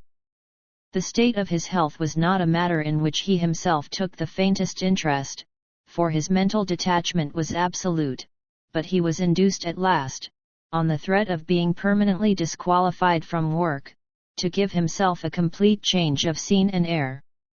Thus it was that in the early spring of that year we found ourselves together in a small cottage near Polda Bay, at the further extremity of the Cornish peninsula. It was a singular spot, and one peculiarly well suited to the grim humour of my patient. From the windows of our little whitewashed house, which stood high upon a grassy headland, we looked down upon the whole sinister semicircle of Mounts Bay, that old death trap of sailing vessels, with its fringe of black cliffs and surge-swept reefs on which innumerable seamen have met their end. With a northerly breeze it lies placid and sheltered, inviting the storm-tossed craft to tack into it for rest and protection. Then come the sudden swirl round of the wind, the blistering gale from the southwest, the dragging anchor, the lee shore, and the last battle in the creaming breakers. The wise mariner stands far out from that evil place.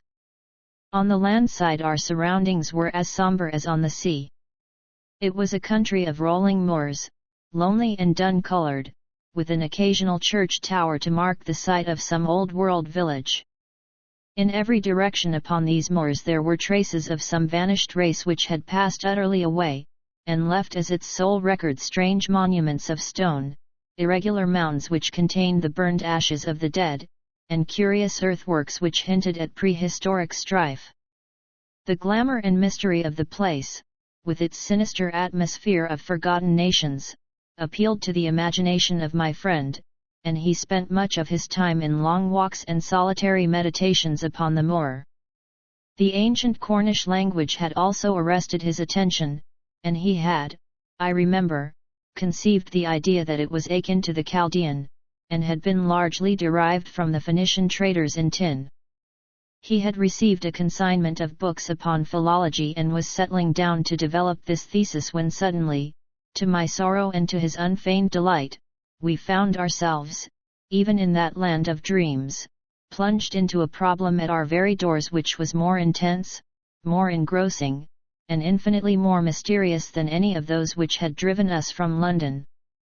Our simple life and peaceful, healthy routine were violently interrupted, and we were precipitated into the midst of a series of events which caused the utmost excitement not only in Cornwall but throughout the whole west of England. Many of my readers may retain some recollection of what was called at the time the Cornish horror, though a most imperfect account of the matter reached the London press.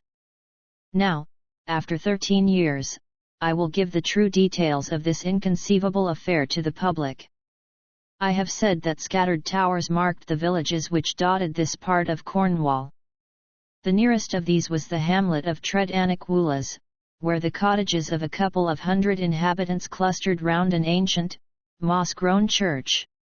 The vicar of the parish, Mr. Roundhay, was something of an archaeologist, and as such Holmes had made his acquaintance. He was a middle-aged man, portly and affable, with a considerable fund of local lore. At his invitation we had taken tea at the vicarage and had come to know, also, Mr. Mortimer Tregennis, an independent gentleman, who increased the clergyman's scanty resources by taking rooms in his large, straggling house.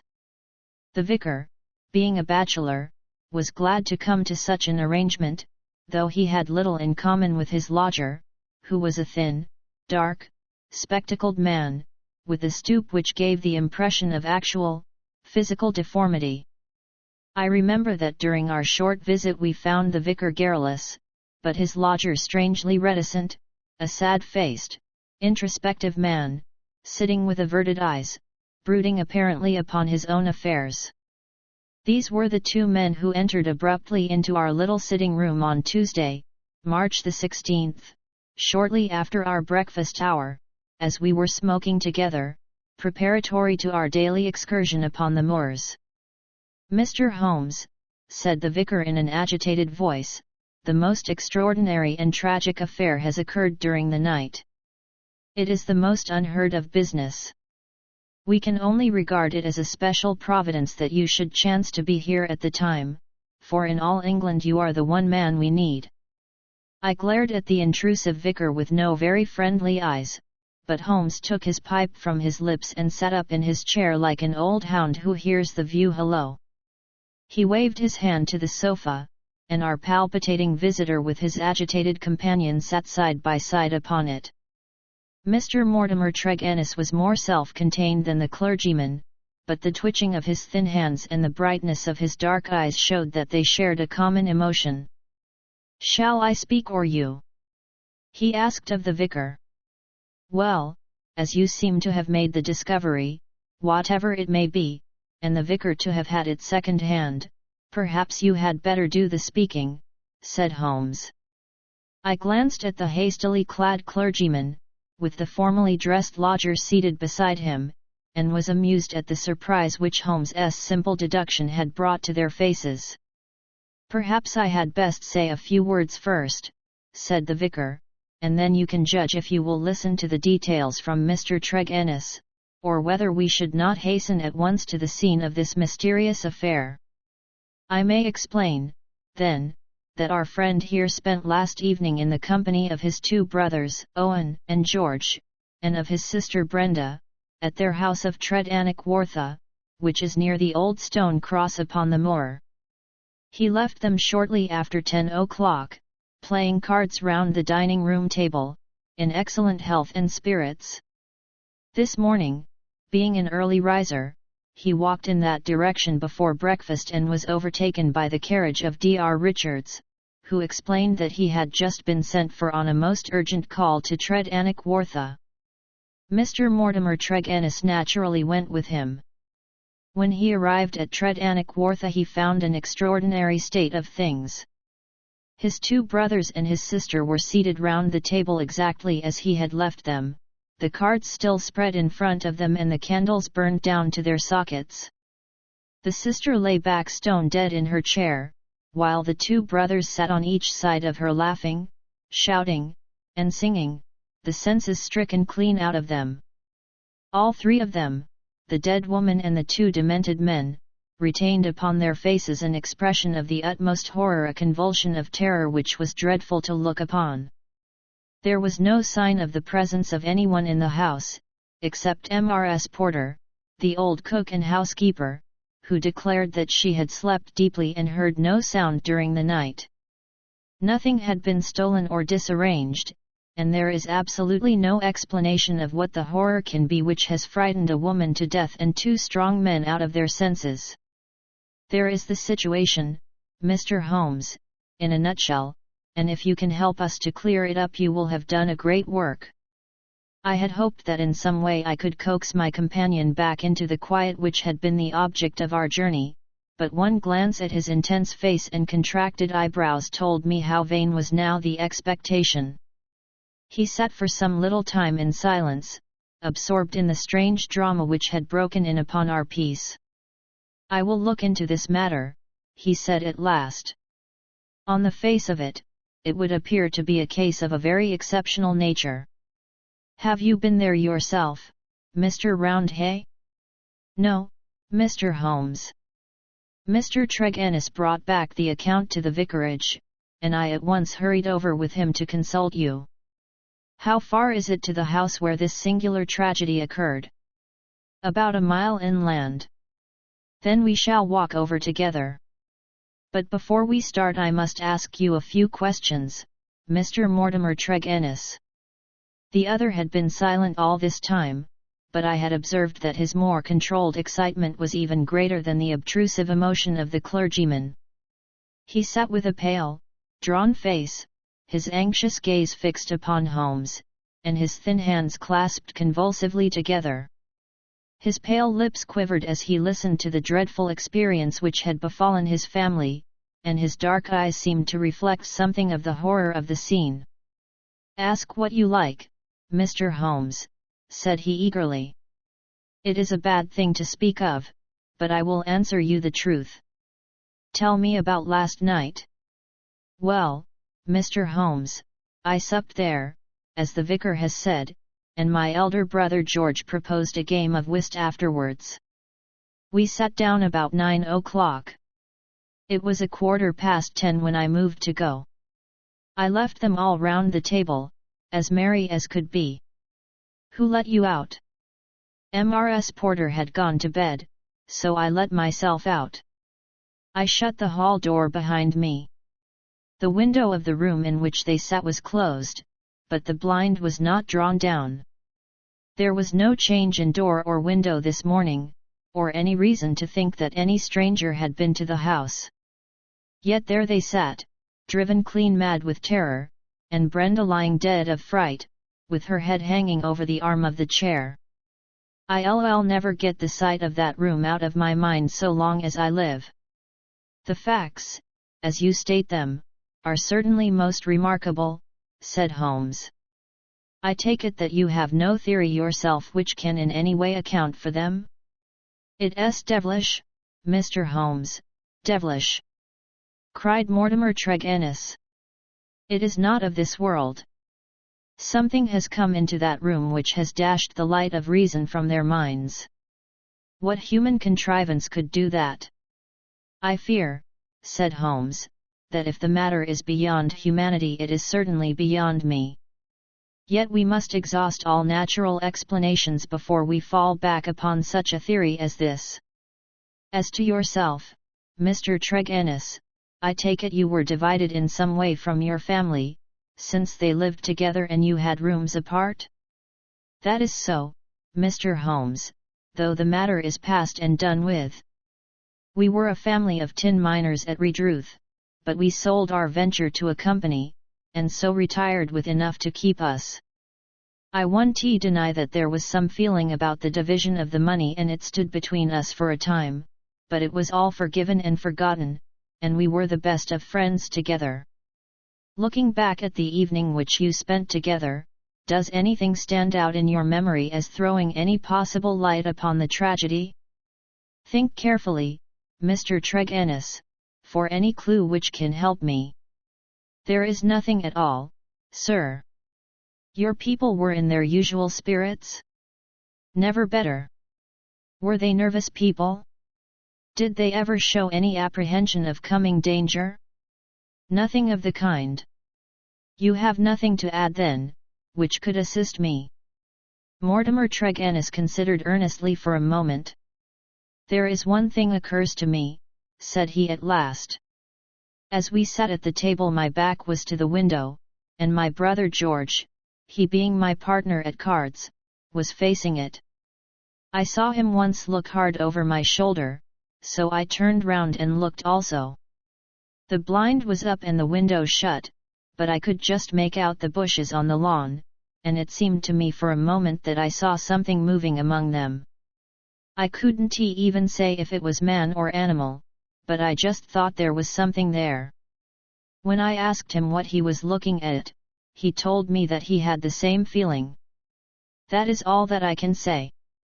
"Did you not investigate?" "No, the matter passed as unimportant." "You left them, then, without any premonition of evil?" "None at all." "I am not clear how you came to hear the news so early this morning." "I am an early riser and generally take a walk before breakfast.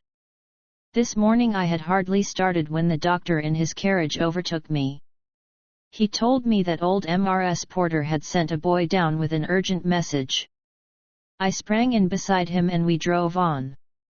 When we got there we looked into that dreadful room. The candles and the fire must have burned out hours before, and they had been sitting there in the dark until dawn had broken.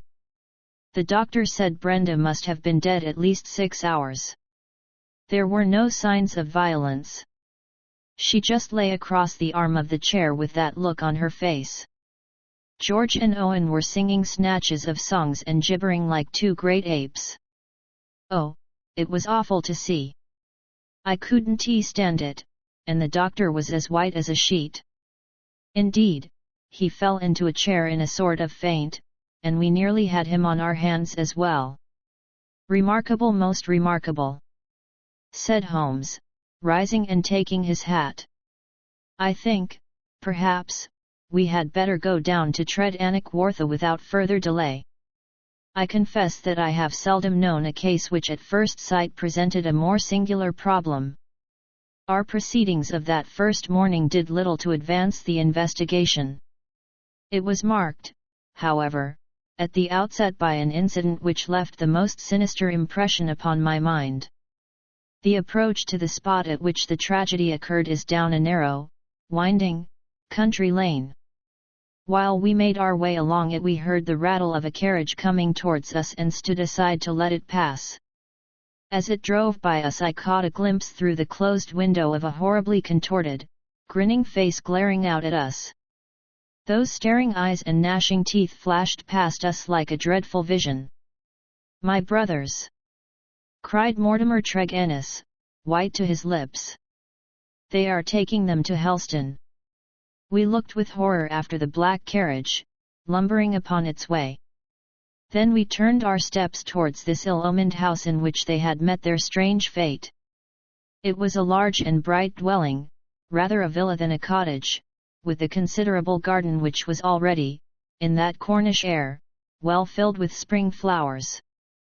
Towards this garden the window of the sitting-room fronted, and from it, according to Mortimer Tregennis, must have come that thing of evil which had by sheer horror in a single instant blasted their minds.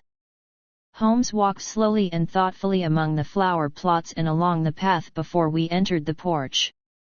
So absorbed was he in his thoughts, I remember, that he stumbled over the watering pot, upset its contents, and deluged both our feet and the garden path.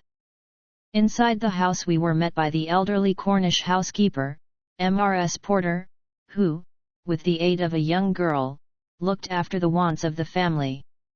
She readily answered all Holmes's questions. She had heard nothing in the night. Her employers had all been in excellent spirits lately, and she had never known them more cheerful and prosperous. She had fainted with horror upon entering the room in the morning and seeing that dreadful company round the table. She had, when she recovered, thrown open the window to let the morning air in, and had run down to the lane, whence she sent a farm lad for the doctor. The lady was on her bed upstairs if we cared to see her. It took 4 strong men to get the brothers into the asylum carriage. She would not herself stay in the house another day and was starting that very afternoon to rejoin her family at St. Ives. We ascended the stairs and viewed the body. Miss Brenda Tregennis had been a very beautiful girl, though now verging upon middle age.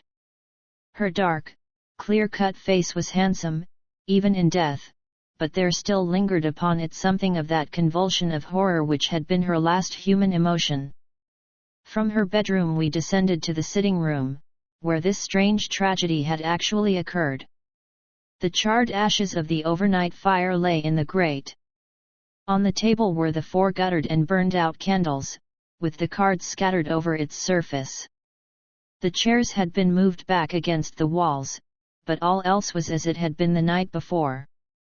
Holmes paced with light, swift steps about the room. He sat in the various chairs, drawing them up and reconstructing their positions. He tested how much of the garden was visible, he examined the floor, the ceiling, and the fireplace, but never once did I see that sudden brightening of his eyes and tightening of his lips which would have told me that he saw some gleam of light in this utter darkness. "Why a fire?" he asked once. Had they always a fire in this small room on a spring evening? Mortimer Tregennis explained that the night was cold and damp. For that reason, after his arrival, the fire was lit. "What are you going to do now, Mr. Holmes?" he asked. My friend smiled and laid his hand upon my arm. "I think, Watson, that I shall resume that course of tobacco poisoning which you have so often and so justly condemned," said he. "With your permission, gentlemen, we will now return to our cottage, for I am not aware that any new factor is likely to come to our notice here. I will turn the facts over in my mind, Mr. Tregennis, and should anything occur to me I will certainly communicate with you and the vicar. In the meantime I wish you both good morning." It was not until long after we were back in Poldhu Cottage that Holmes broke his complete and absorbed silence. He sat coiled in his armchair, his haggard and ascetic face hardly visible amid the blue swirl of his tobacco smoke, his black brows drawn down, his forehead contracted, his eyes vacant and far away. Finally he laid down his pipe and sprang to his feet. "It won't do, Watson," said he with a laugh. "Let us walk along the cliffs together and search for flint arrows. We are more likely to find them than clues to this problem. To let the brain work without sufficient material is like racing an engine. It racks itself to pieces. The sea air, sunshine, and patience, Watson, all else will come. Now, let us calmly define our position, Watson," he continued as we skirted the cliffs together. "Let us get a firm grip of the very little which we do know, so that when fresh facts arise we may be ready to fit them into their places. I take it, in the first place, that neither of us is prepared to admit diabolical intrusions into the affairs of men. Let us begin by ruling that entirely out of our minds." "Very good. There remain 3 persons who have been grievously stricken by some conscious or unconscious human agency. That is firm ground. Now, when did this occur?" Evidently, assuming his narrative to be true, it was immediately after Mr. Mortimer Tregennis had left the room. "That is a very important point. The presumption is that it was within a few minutes afterwards." The cards still lay upon the table. It was already past their usual hour for bed. Yet they had not changed their position or pushed back their chairs. I repeat, then, that the occurrence was immediately after his departure, and not later than 11 o'clock last night.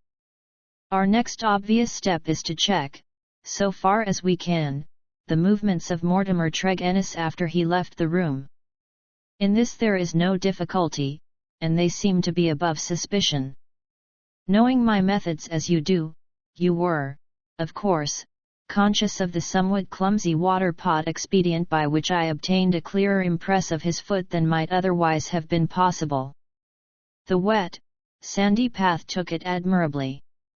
Last night was also wet, you will remember, and it was not difficult, having obtained a sample print, to pick out his track among others and to follow his movements. He appears to have walked away swiftly in the direction of the vicarage.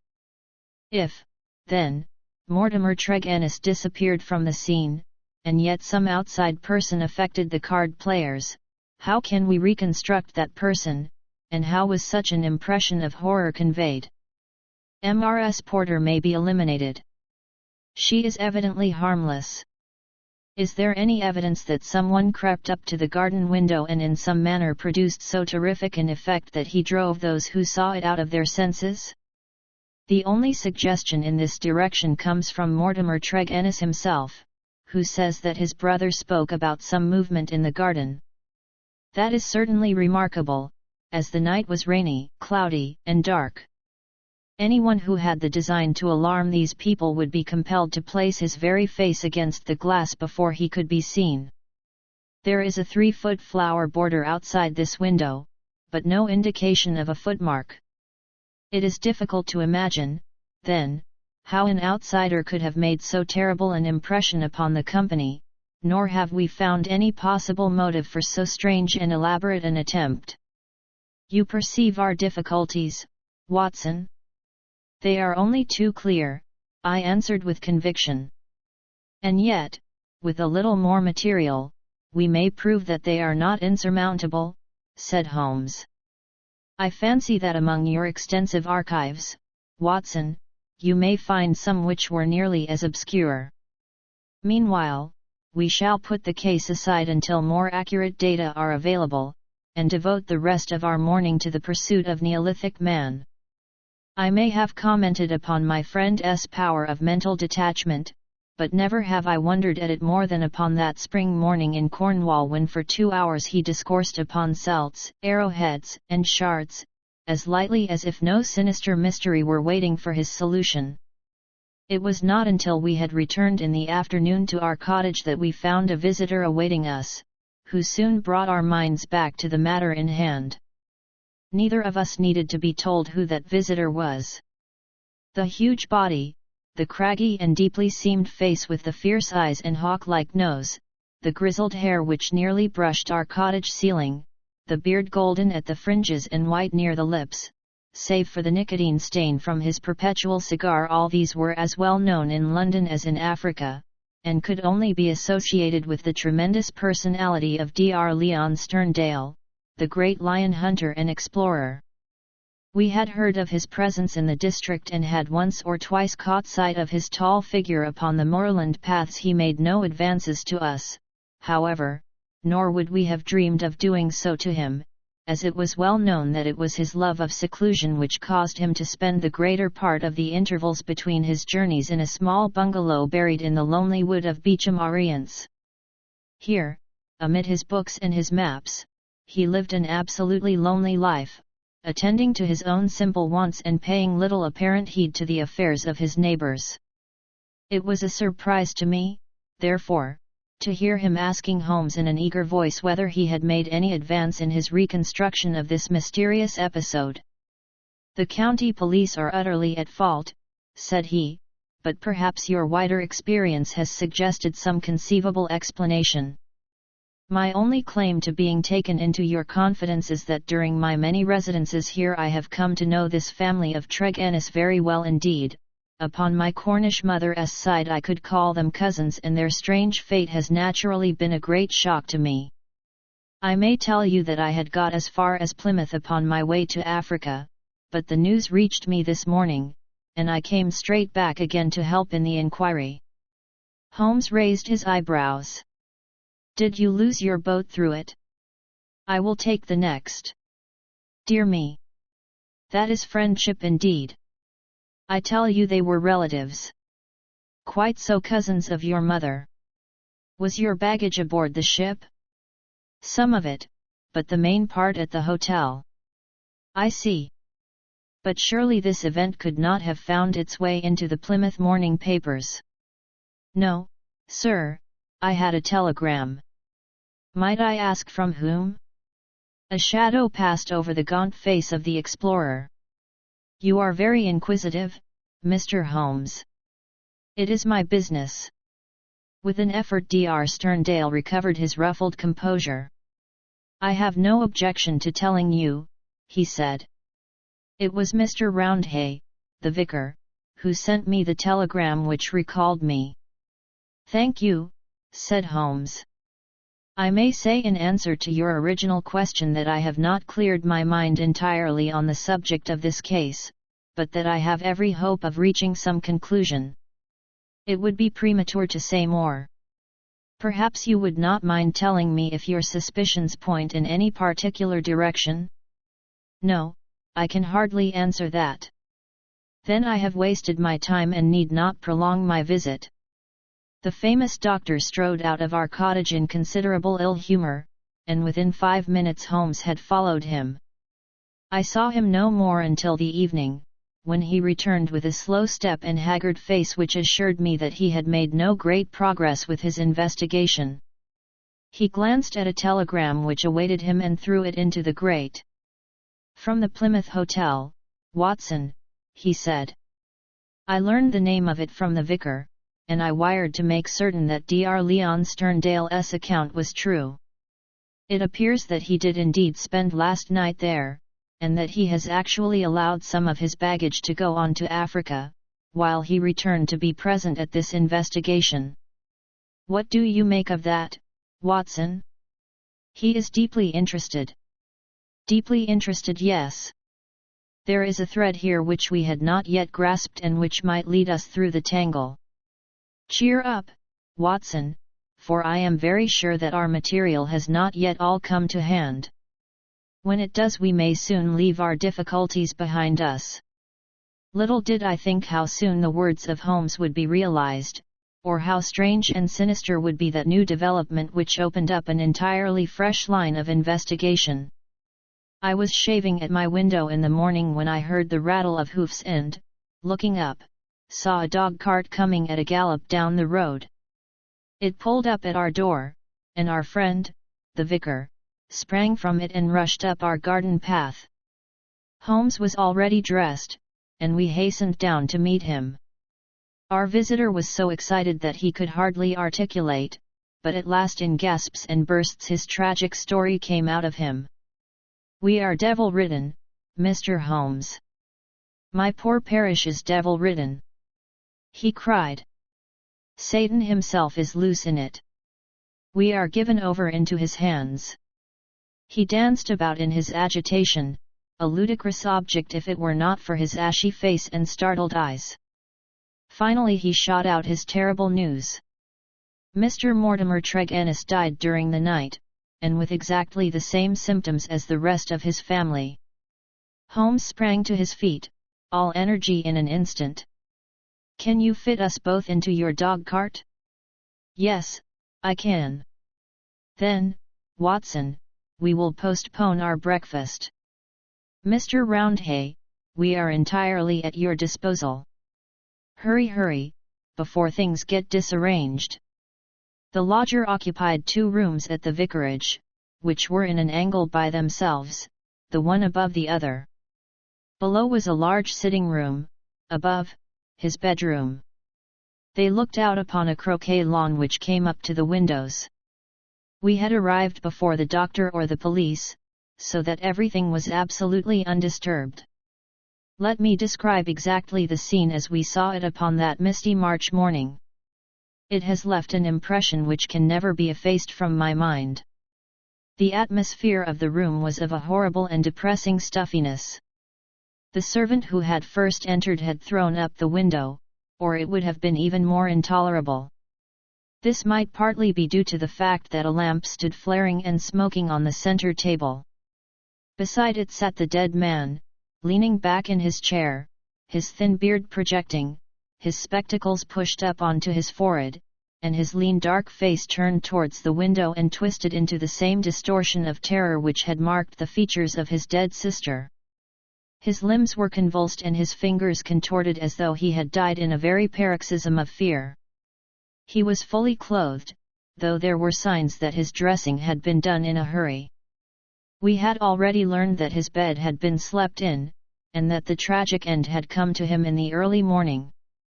One realized the red-hot energy which underlay Holmes's phlegmatic exterior when one saw the sudden change which came over him from the moment that he entered the fatal apartment.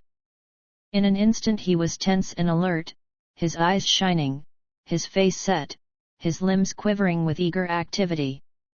He was out on the lawn, in through the window, round the room, and up into the bedroom, for all the world like a dashing foxhound drawing a cover. In the bedroom he made a rapid cast around and ended by throwing open the window, which appeared to give him some fresh cause for excitement, for he leaned out of it with loud ejaculations of interest and delight. Then he rushed down the stair, out through the open window, threw himself upon his face on the lawn, sprang up and into the room once more, all with the energy of the hunter who is at the very heels of his quarry. The lamp, which was an ordinary standard, he examined with minute care, making certain measurements upon its bowl. He carefully scrutinized with his lens the talc shield which covered the top of the chimney and scraped off some ashes which adhered to its upper surface, putting some of them into an envelope, which he placed in his pocket-book.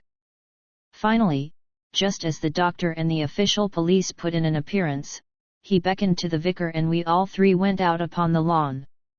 "I am glad to say that my investigation has not been entirely barren," he remarked. "I cannot remain to discuss the matter with the police, but I should be exceedingly obliged, Mr. Roundhay, if you would give the inspector my compliments and direct his attention to the bedroom window and to the sitting-room lamp. Each is suggestive, and together they are almost conclusive. If the police would desire further information I shall be happy to see any of them at the cottage. And now, Watson, I think that, perhaps, we shall be better employed elsewhere. It may be that the police resented the intrusion of an amateur, or that they imagined themselves to be upon some hopeful line of investigation, but it is certain that we heard nothing from them for the next 2 days. During this time Holmes spent some of his time smoking and dreaming in the cottage, but a greater portion in country walks which he undertook alone, returning after many hours without remark as to where he had been. One experiment served to show me the line of his investigation. He had bought a lamp which was the duplicate of the one which had burned in the room of Mortimer Tregennis on the morning of the tragedy. This he filled with the same oil as that used at the vicarage, and he carefully timed the period which it would take to be exhausted. Another experiment which he made was of a more unpleasant nature, and one which I am not likely ever to forget. "You will remember, Watson," he remarked one afternoon, "that there is a single common point of resemblance in the varying reports which have reached us. This concerns the effect of the atmosphere of the room in each case upon those who had first entered it. You will recollect that Mortimer Tregennis, in describing the episode of his last visit to his brother's house, remarked that the doctor on entering the room fell into a chair? You had forgotten? Well, I can answer for it that it was so. Now, you will remember also that Mrs. Porter, the housekeeper, told us that she herself fainted upon entering the room and had afterwards opened the window.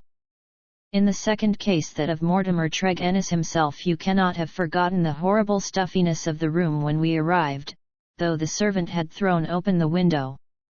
That servant, I found upon inquiry, was so ill that she had gone to her bed. You will admit, Watson, that these facts are very suggestive. In each case there is evidence of a poisonous atmosphere. In each case, also, there is combustion going on in the room, in the one case a fire, in the other a lamp. The fire was needed, but the lamp was lit as a comparison of the oil consumed will show long after it was broad daylight. Why? Surely because there is some connection between three things: the burning, the stuffy atmosphere, and, finally, the madness or death of those unfortunate people. That is clear, is it not? It would appear so. At least we may accept it as a working hypothesis. We will suppose, then, that something was burned in each case which produced an atmosphere causing strange toxic effects. Very good. In the first instance, that of the Tregennis family, this substance was placed in the fire. Now the window was shut, but the fire would naturally carry fumes to some extent up the chimney. Hence one would expect the effects of the poison to be less than in the second case, where there was less escape for the vapor. The result seems to indicate that it was so, since in the first case only the woman, who had presumably the more sensitive organism, was killed, the others exhibiting that temporary or permanent lunacy which is evidently the first effect of the drug. In the second case the result was complete. The facts, therefore, seem to bear out the theory of a poison which worked by combustion. With this train of reasoning in my head, I naturally looked about in Mortimer Tregennis's room to find some remains of this substance. The obvious place to look was the talc shelf or smoke guard of the lamp. There, sure enough, I perceived a number of flaky ashes, and round the edges a fringe of brownish powder, which had not yet been consumed. Half of this I took, as you saw, and I placed it in an envelope. Why half, Holmes? It is not for me, my dear Watson, to stand in the way of the official police force. I leave them all the evidence which I found. The poison still remained upon the talc had they the wit to find it. Now, Watson, we will light our lamp. We will, however, take the precaution to open our window to avoid the premature decease of two deserving members of society, and you will seat yourself near that open window in an armchair unless, like a sensible man, you determine to have nothing to do with the affair. Oh, you will see it out, will you? I thought I knew my Watson. This chair I will place opposite yours, so that we may be the same distance from the poison and face to face. The door we will leave ajar. Each is now in a position to watch the other and to bring the experiment to an end should the symptoms seem alarming. Is that all clear? Well, then, I take our powder or what remains of it from the envelope, and I lay it above the burning lamp. So. Now, Watson, let us sit down and await developments. They were not long in coming. I had hardly settled in my chair before I was conscious of a thick, musky odor, subtle and nauseous. At the very first whiff of it my brain and my imagination were beyond all control. A thick, black cloud swirled before my eyes, and my mind told me that in this cloud, unseen as yet, but about to spring out upon my appalled senses, lurked all that was vaguely horrible, all that was monstrous and inconceivably wicked in the universe. Vague shapes swirled and swam amid the dark cloud bank, each a menace and a warning of something coming, the advent of some unspeakable dweller upon the threshold, whose very shadow would blast my soul. A freezing horror took possession of me. I felt that my hair was rising, that my eyes were protruding, that my mouth was opened, and my tongue like leather. The turmoil within my brain was such that something must surely snap. I tried to scream and was vaguely aware of some hoarse croak which was my own voice, but distant and detached from myself. At the same moment, in some effort of escape, I broke through that cloud of despair and had a glimpse of Holmes's face, white, rigid, and drawn with horror, the very look which I had seen upon the features of the dead. It was that vision which gave me an instant of sanity and of strength. I dashed from my chair, threw my arms round Holmes, and together we lurched through the door, and an instant afterwards had thrown ourselves down upon the grass plot and were lying side by side, conscious only of the glorious sunshine which was bursting its way through the hellish cloud of terror which had girt us in.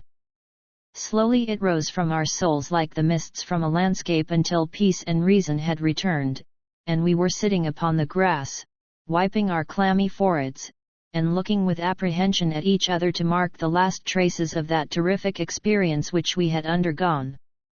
"Upon my word, Watson," said Holmes at last with an unsteady voice, "I owe you both my thanks and an apology.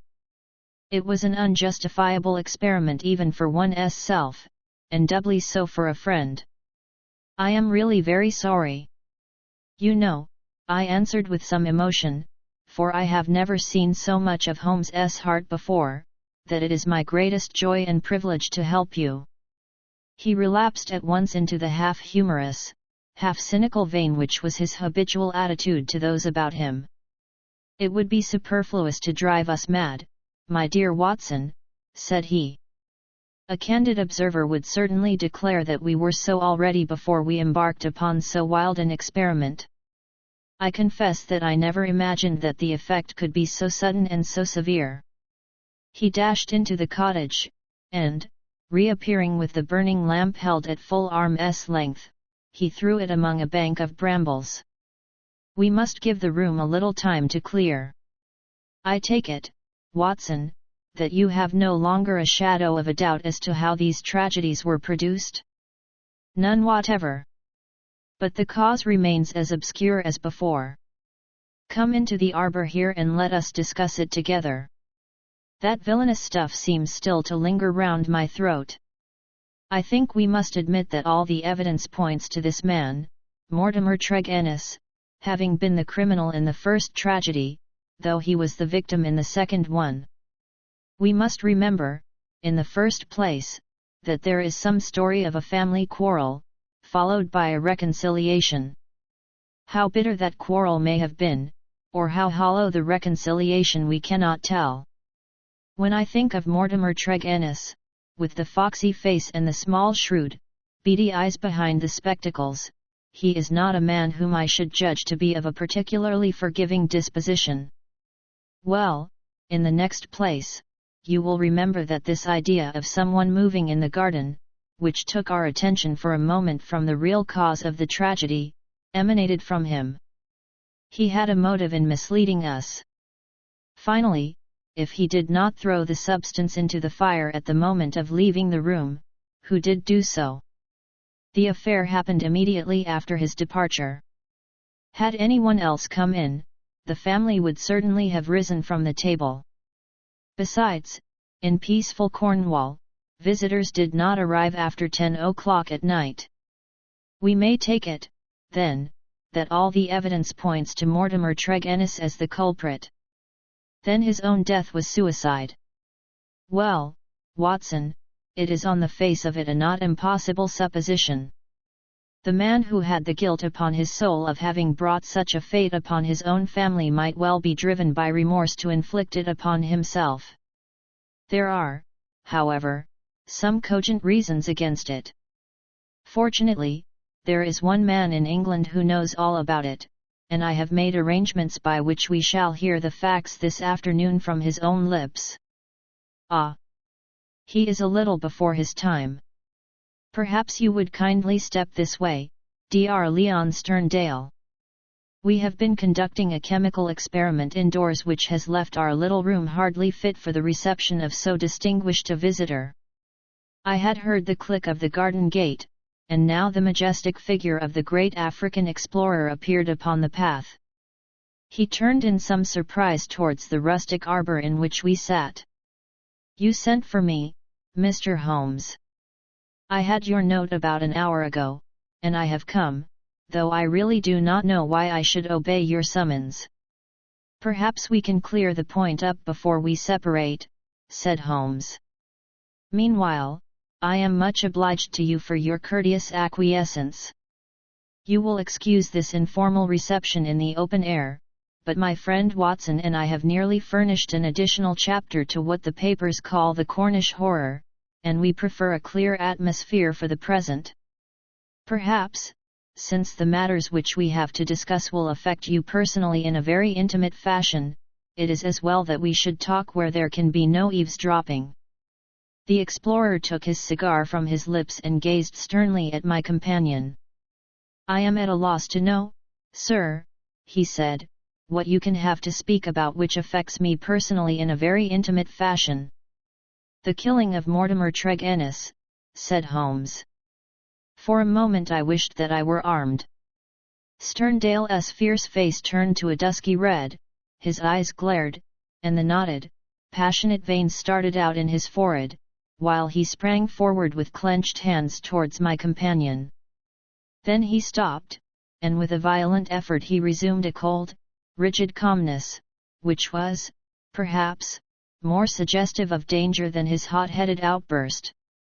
"I have lived so long among savages and beyond the law," said he, "that I have got into the way of being a law to myself. You would do well, Mr. Holmes, not to forget it, for I have no desire to do you an injury." "Nor have I any desire to do you an injury, Dr. Sterndale. Surely the clearest proof of it is that, knowing what I know, I have sent for you and not for the police."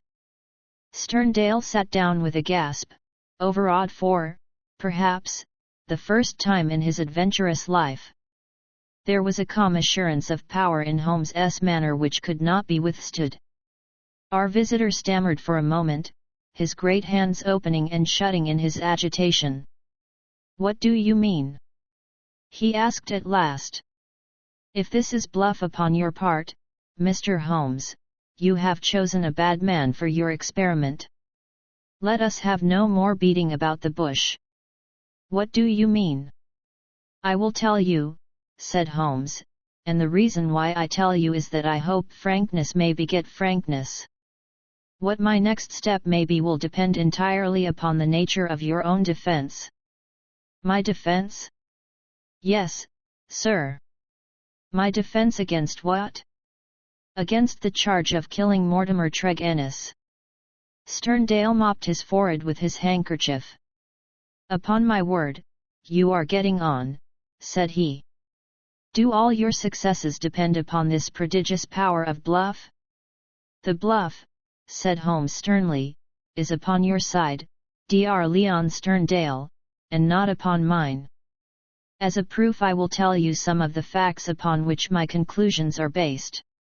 Of your return from Plymouth, allowing much of your property to go on to Africa, I will say nothing save that it first informed me that you were one of the factors which had to be taken into account in reconstructing this drama. I came back. I have heard your reasons and regard them as unconvincing and inadequate. We will pass that. You came down here to ask me whom I suspected. I refused to answer you. You then went to the vicarage, waited outside it for some time, and finally returned to your cottage. How do you know that?" "I followed you. I saw no one." "That is what you may expect to see when I follow you. You spent a restless night at your cottage, and you formed certain plans, which in the early morning you proceeded to put into execution. Leaving your door just as day was breaking, you filled your pocket with some reddish gravel that was lying heaped beside your gate." Sterndale gave a violent start and looked at Holmes in amazement. "You then walked swiftly for the mile which separated you from the vicarage. You were wearing, I may remark, the same pair of ribbed tennis shoes which are at the present moment upon your feet. At the vicarage you passed through the orchard and the side hedge, coming out under the window of the lodger Tregennis. It was now daylight, but the household was not yet stirring. You drew some of the gravel from your pocket, and you threw it up at the window above you." Sterndale sprang to his feet. "I believe that you are the devil himself," he cried. Holmes smiled at the compliment. It took 2, or possibly 3, handfuls before the lodger came to the window. "You beckoned him to come down." He dressed hurriedly and descended to his sitting room. "You entered by the window." There was an interview, a short one, during which you walked up and down the room. Then you passed out and closed the window, standing on the lawn outside smoking a cigar and watching what occurred. Finally, after the death of Tregennis, you withdrew as you had come. Now, Dr. Sterndale, how do you justify such conduct, and what were the motives for your actions?" If you prevaricate or trifle with me, I give you my assurance that the matter will pass out of my hands forever." Our visitor's face had turned ashen grey as he listened to the words of his accuser. Now he sat for some time in thought with his face sunk in his hands. Then with a sudden impulsive gesture he plucked a photograph from his breast pocket and threw it on the rustic table before us. "That is why I have done it," said he. It showed the bust and face of a very beautiful woman. Holmes stooped over it. "Brenda Tregennis," said he. "Yes, Brenda Tregennis," repeated our visitor. "For years I have loved her. For years she has loved me. There is the secret of that Cornish seclusion which people have marvelled at. It has brought me close to the one thing on earth that was dear to me. I could not marry her, for I have a wife who has left me for years and yet whom, by the deplorable laws of England, I could not divorce. For years Brenda waited. For years I waited. And this is what we have waited for." A terrible sob shook his great frame, and he clutched his throat under his brindled beard. Then with an effort he mastered himself and spoke on the vicar knew. He was in our confidence. He would tell you that she was an angel upon earth. That was why he telegraphed to me and I returned. What was my baggage or Africa to me when I learned that such a fate had come upon my darling? There you have the missing clue to my action, Mr. Holmes." "Proceed," said my friend. Dr. Sterndale drew from his pocket a paper packet and laid it upon the table. On the outside was written Radix Pedis Diaboli with a red poison label beneath it. He pushed it towards me. "I understand that you are a doctor, sir. Have you ever heard of this preparation? Devil's foot root?" "No, I have never heard of it." "It is no reflection upon your professional knowledge," said he, "for I believe that, save for one sample in a laboratory at Buda, there is no other specimen in Europe. It has not yet found its way either into the pharmacopoeia or into the literature of toxicology. The root is shaped like a foot, half human, half goat-like, hence the fanciful name given by a botanical missionary. It is used as an ordeal poison by the medicine men in certain districts of West Africa and is kept as a secret among them. This particular specimen I obtained under very extraordinary circumstances in the Ubangi country." He opened the paper as he spoke and disclosed a heap of reddish-brown, snuff-like powder. "Well, sir?" asked Holmes sternly. "I am about to tell you, Mr. Holmes, all that actually occurred, for you already know so much that it is clearly to my interest that you should know all. I have already explained the relationship in which I stood to the Tregennis family. For the sake of the sister I was friendly with the brothers. There was a family quarrel about money which estranged this man Mortimer, but it was supposed to be made up, and I afterwards met him as I did the others.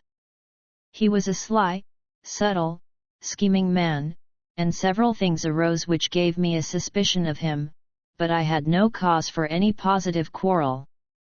One day, only a couple of weeks ago, he came down to my cottage and I showed him some of my African curiosities.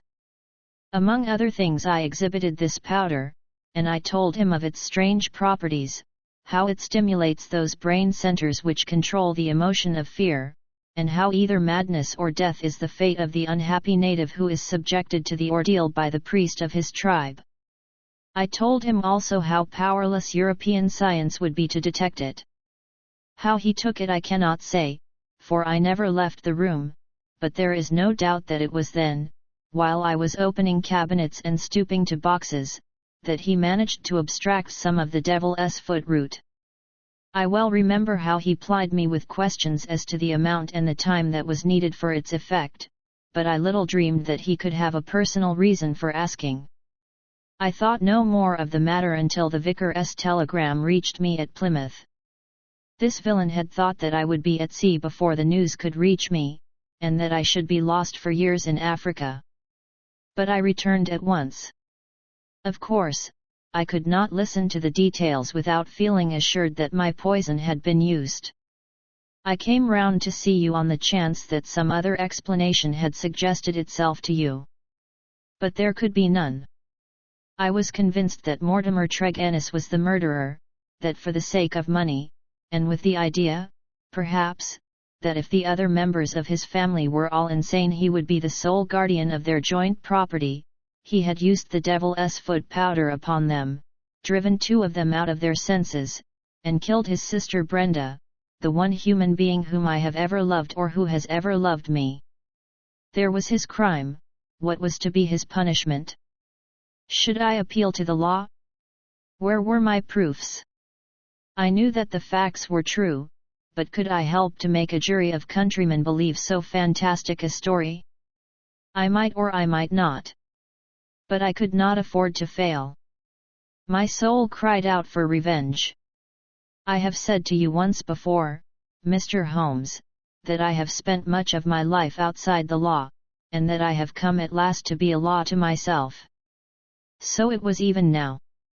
I determined that the fate which he had given to others should be shared by himself. Either that or I would do justice upon him with my own hand. In all England there can be no man who sets less value upon his own life than I do at the present moment. Now I have told you all.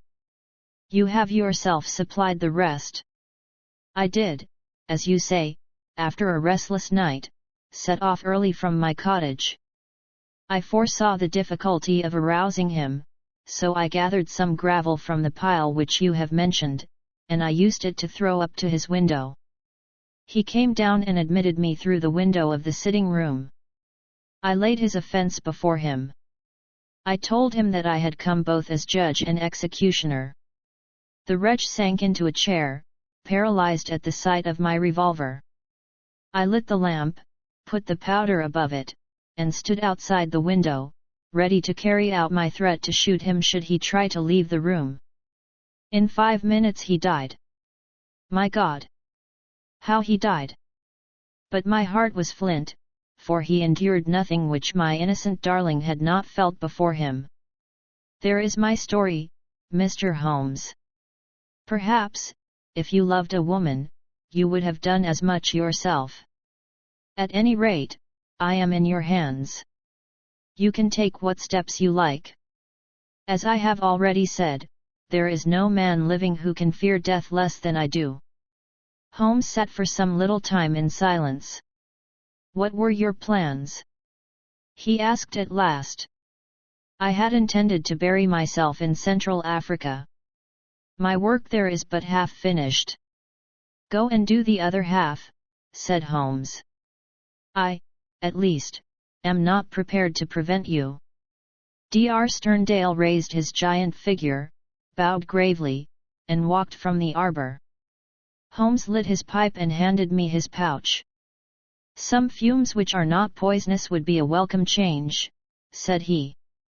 I think you must agree, Watson, that it is not a case in which we are called upon to interfere. Our investigation has been independent, and our action shall be so also. You would not denounce the man? Certainly not, I answered.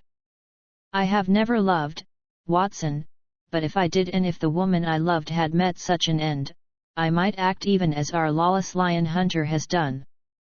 Who knows?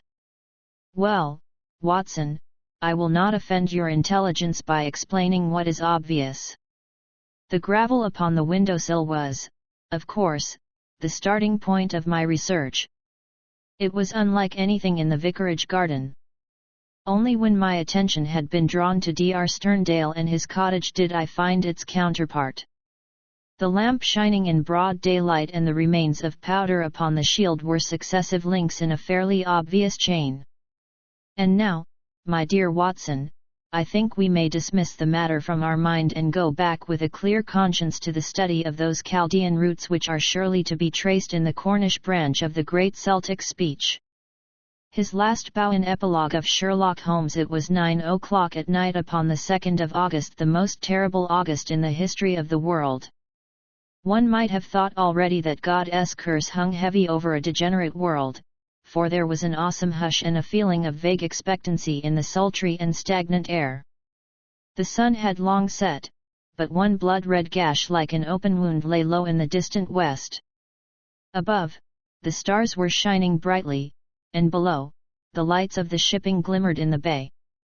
The two famous Germans stood beside the stone parapet of the garden walk, with the long, low, heavily gabled house behind them, and they looked down upon the broad sweep of the beach at the foot of the great chalk cliff in which von Bork, like some wandering eagle, had perched himself 4 years before.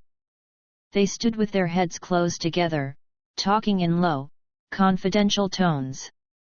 From below the two glowing ends of their cigars might have been the smoldering eyes of some malignant fiend looking down in the darkness. A remarkable man this von Bork, a man who could hardly be matched among all the devoted agents of the Kaiser.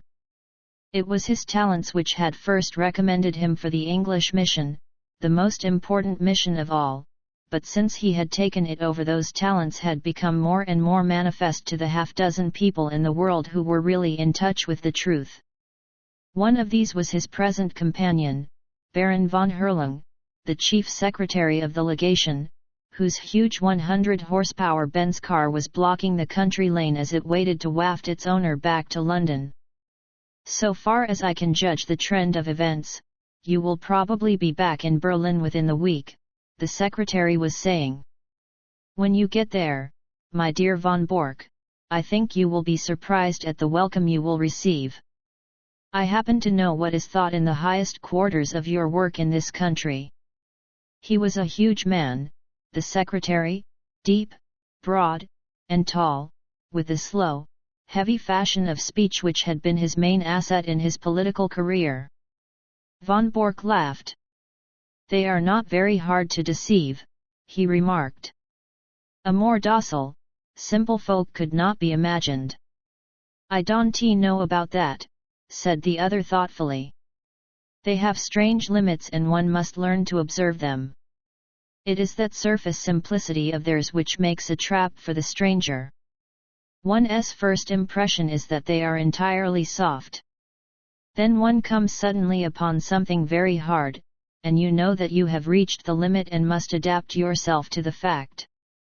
They have, for example, their insular conventions which simply must be observed.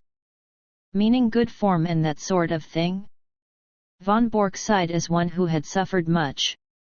"Meaning British prejudice in all its queer manifestations. As an example I may quote one of my own worst blunders. I can afford to talk of my blunders, for you know my work well enough to be aware of my successes. It was on my first arrival. I was invited to a weekend gathering at the country house of a cabinet minister. The conversation was amazingly indiscreet." Von Bork nodded.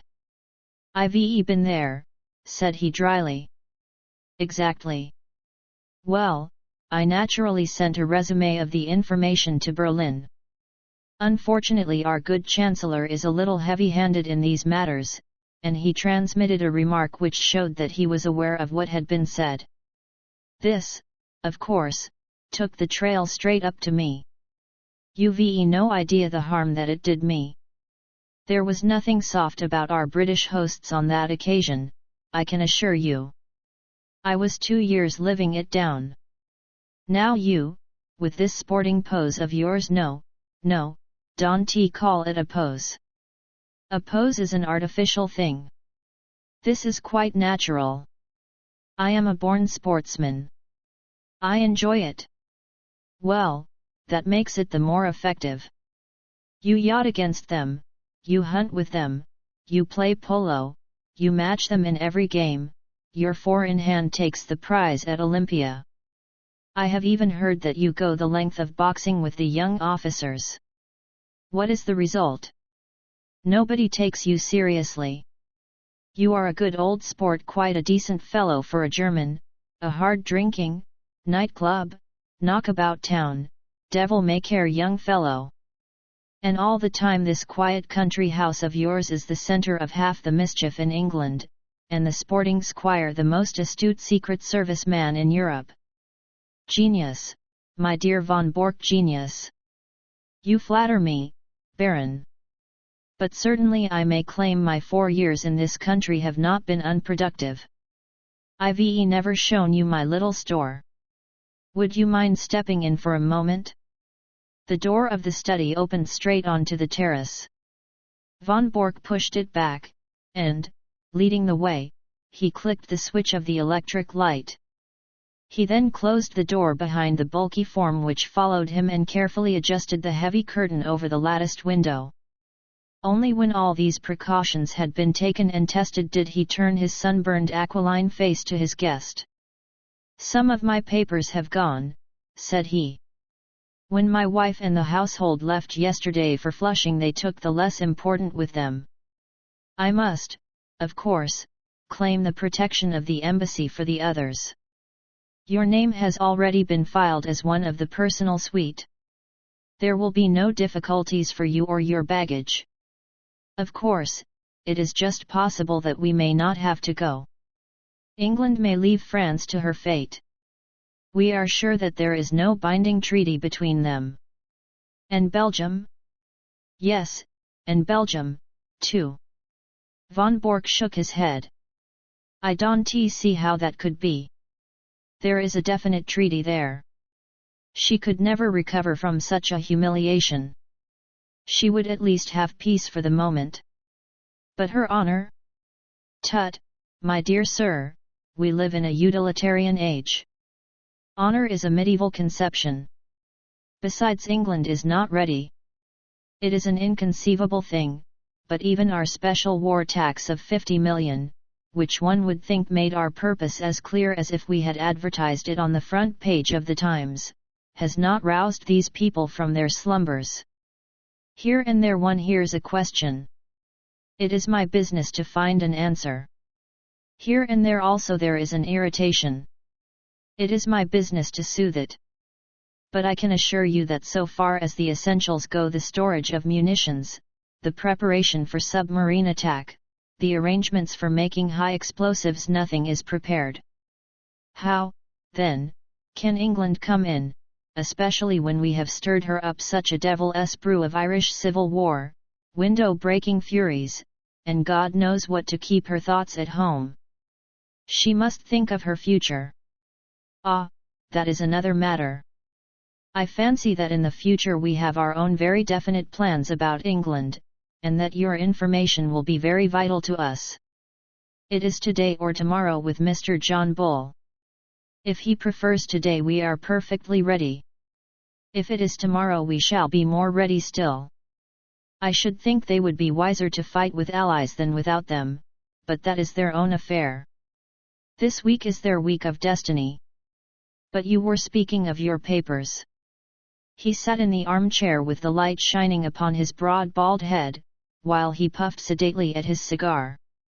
The large oak-panelled, book-lined room had a curtain hung in the further corner.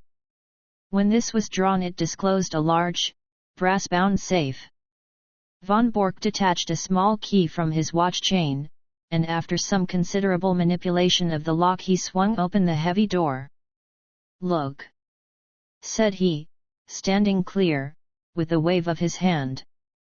The light shone vividly into the open safe, and the secretary of the embassy gazed with an absorbed interest at the rows of stuffed pigeonholes with which it was furnished. Each pigeonhole had its label, and his eyes as he glanced along them read a long series of such titles as forts, harbour defences, aeroplanes, Ireland, Egypt, Portsmouth forts, the Channel, Rosyth, and a score of others. Each compartment was bristling with papers and plans. "Colossal," said the secretary. Putting down his cigar, he softly clapped his fat hands.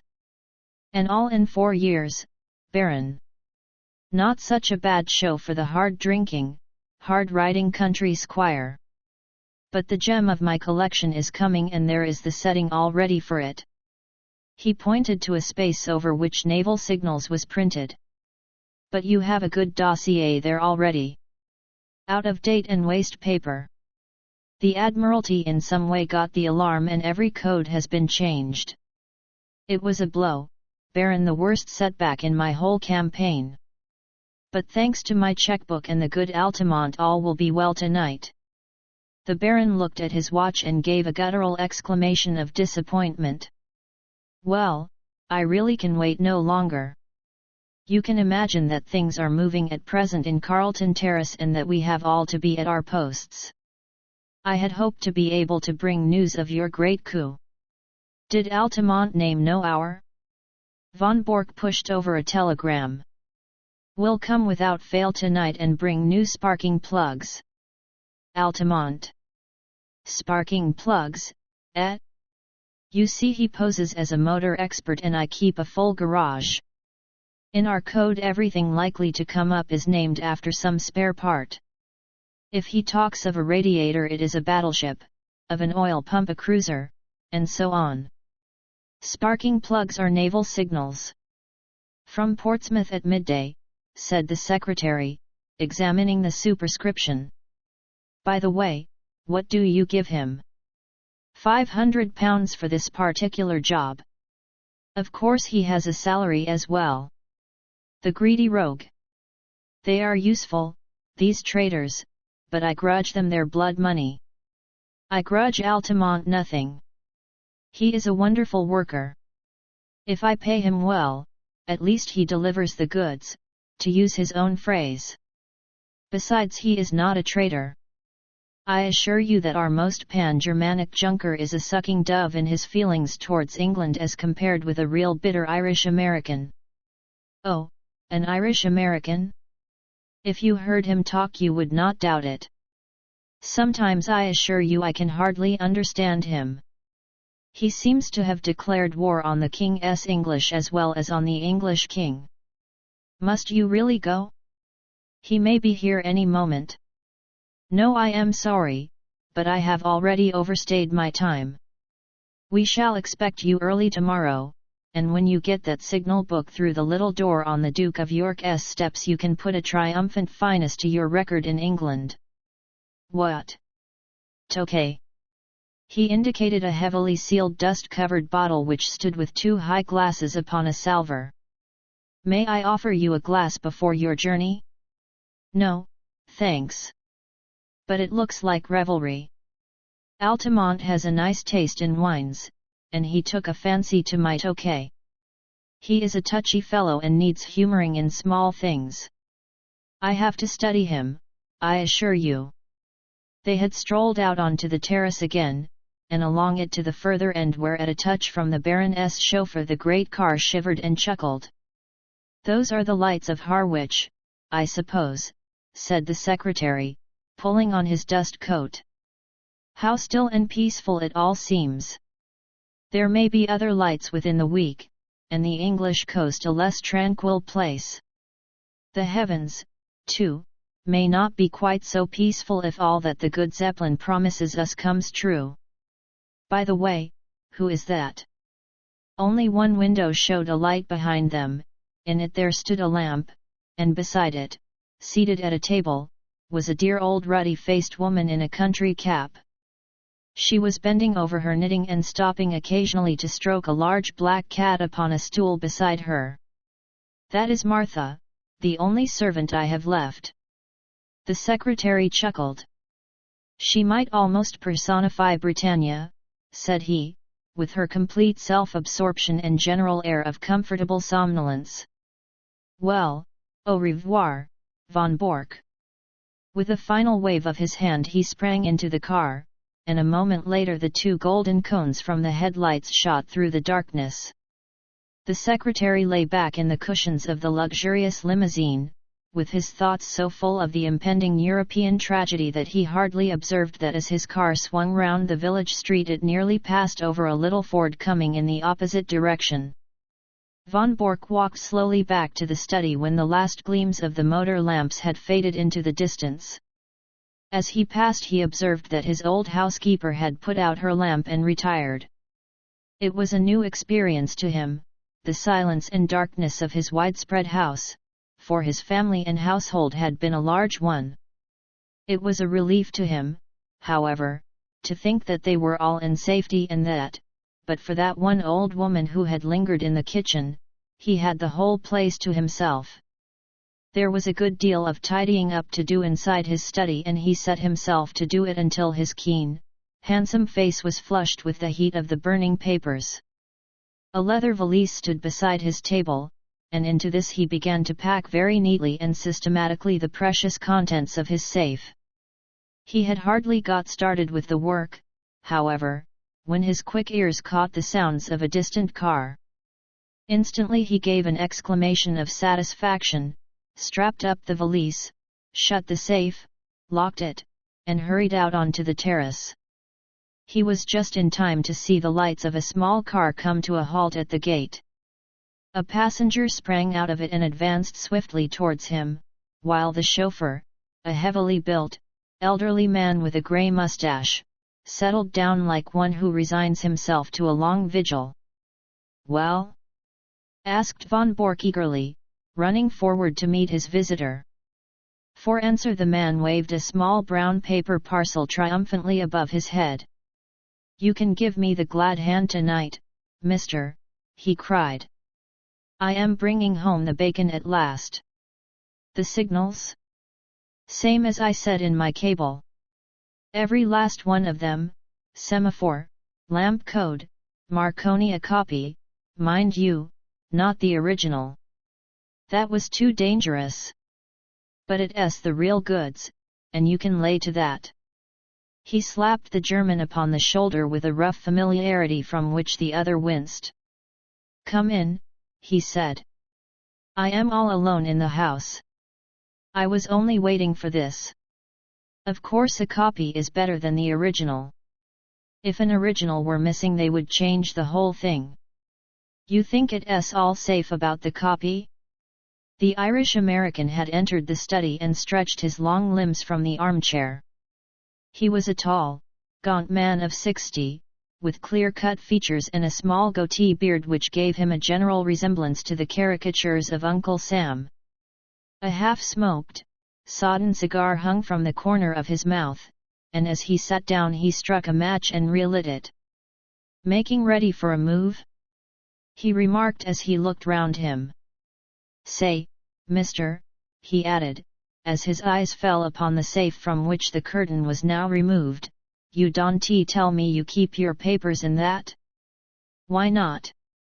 "Gosh, in a wide-open contraption like that. And they reckon you to be some spy.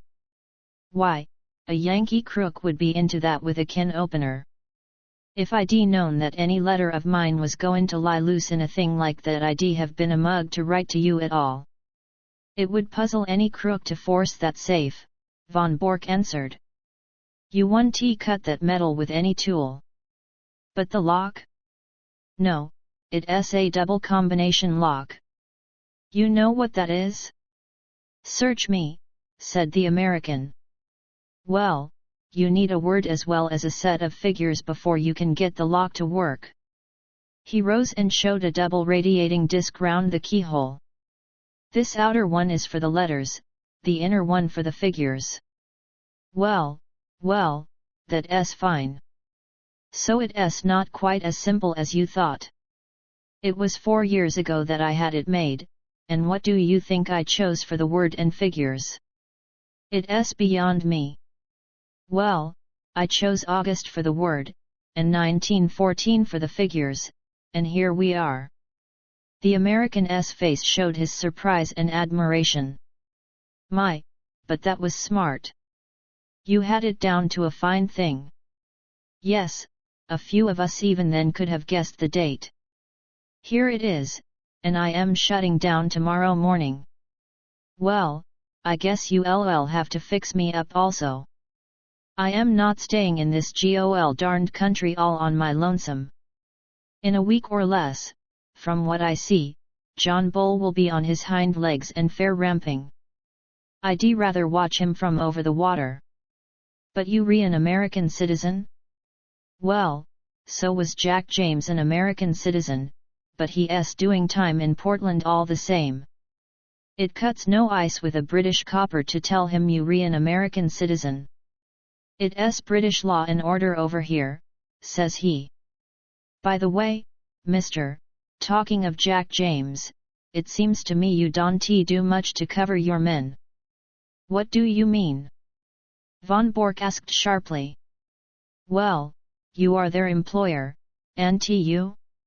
It's up to you to see that they don't fall down. But they do fall down, and when did you ever pick them up? There's James, it was James's own fault. You know that yourself. He was too self-willed for the job. James was a bonehead, I give you that. Then there was Hollis. The man was mad. Well, he went a bit woozy towards the end. It's enough to make a man bug house when he has to play a part from morning to night with 100 guys all ready to set the coppers wise to him. But now there is Steiner. Von Bork started violently, and his ruddy face turned a shade paler. What about Steiner? Well, they've got him, that's all. They raided his store last night, and he and his papers are all in Portsmouth jail. You'll go off and he, poor devil, will have to stand the racket, and lucky if he gets off with his life. That's why I want to get over the water as soon as you do. Von Bork was a strong, self-contained man, but it was easy to see that the news had shaken him. How could they have got on to Steiner? He muttered. That's the worst blow yet. Well, you nearly had a worse one, for I believe they are not far off me. You don't mean that? Sure thing. My landlady down Fratton Way had some inquiries, and when I heard of it I guessed it was time for me to hustle. But what I want to know, mister, is how the coppers know these things. Steiner is the 5th man you've lost since I signed on with you, and I know the name of the 6th if I don't get a move on. How do you explain it, and ain't you ashamed to see your men go down like this? Von Bork flushed crimson. How dare you speak in such a way? If I didn't dare things, mister, I wouldn't be in your service. But I'll tell you straight what is in my mind. I've heard that with you German politicians, when an agent has done his work you are not sorry to see him put away. Von Bork sprang to his feet.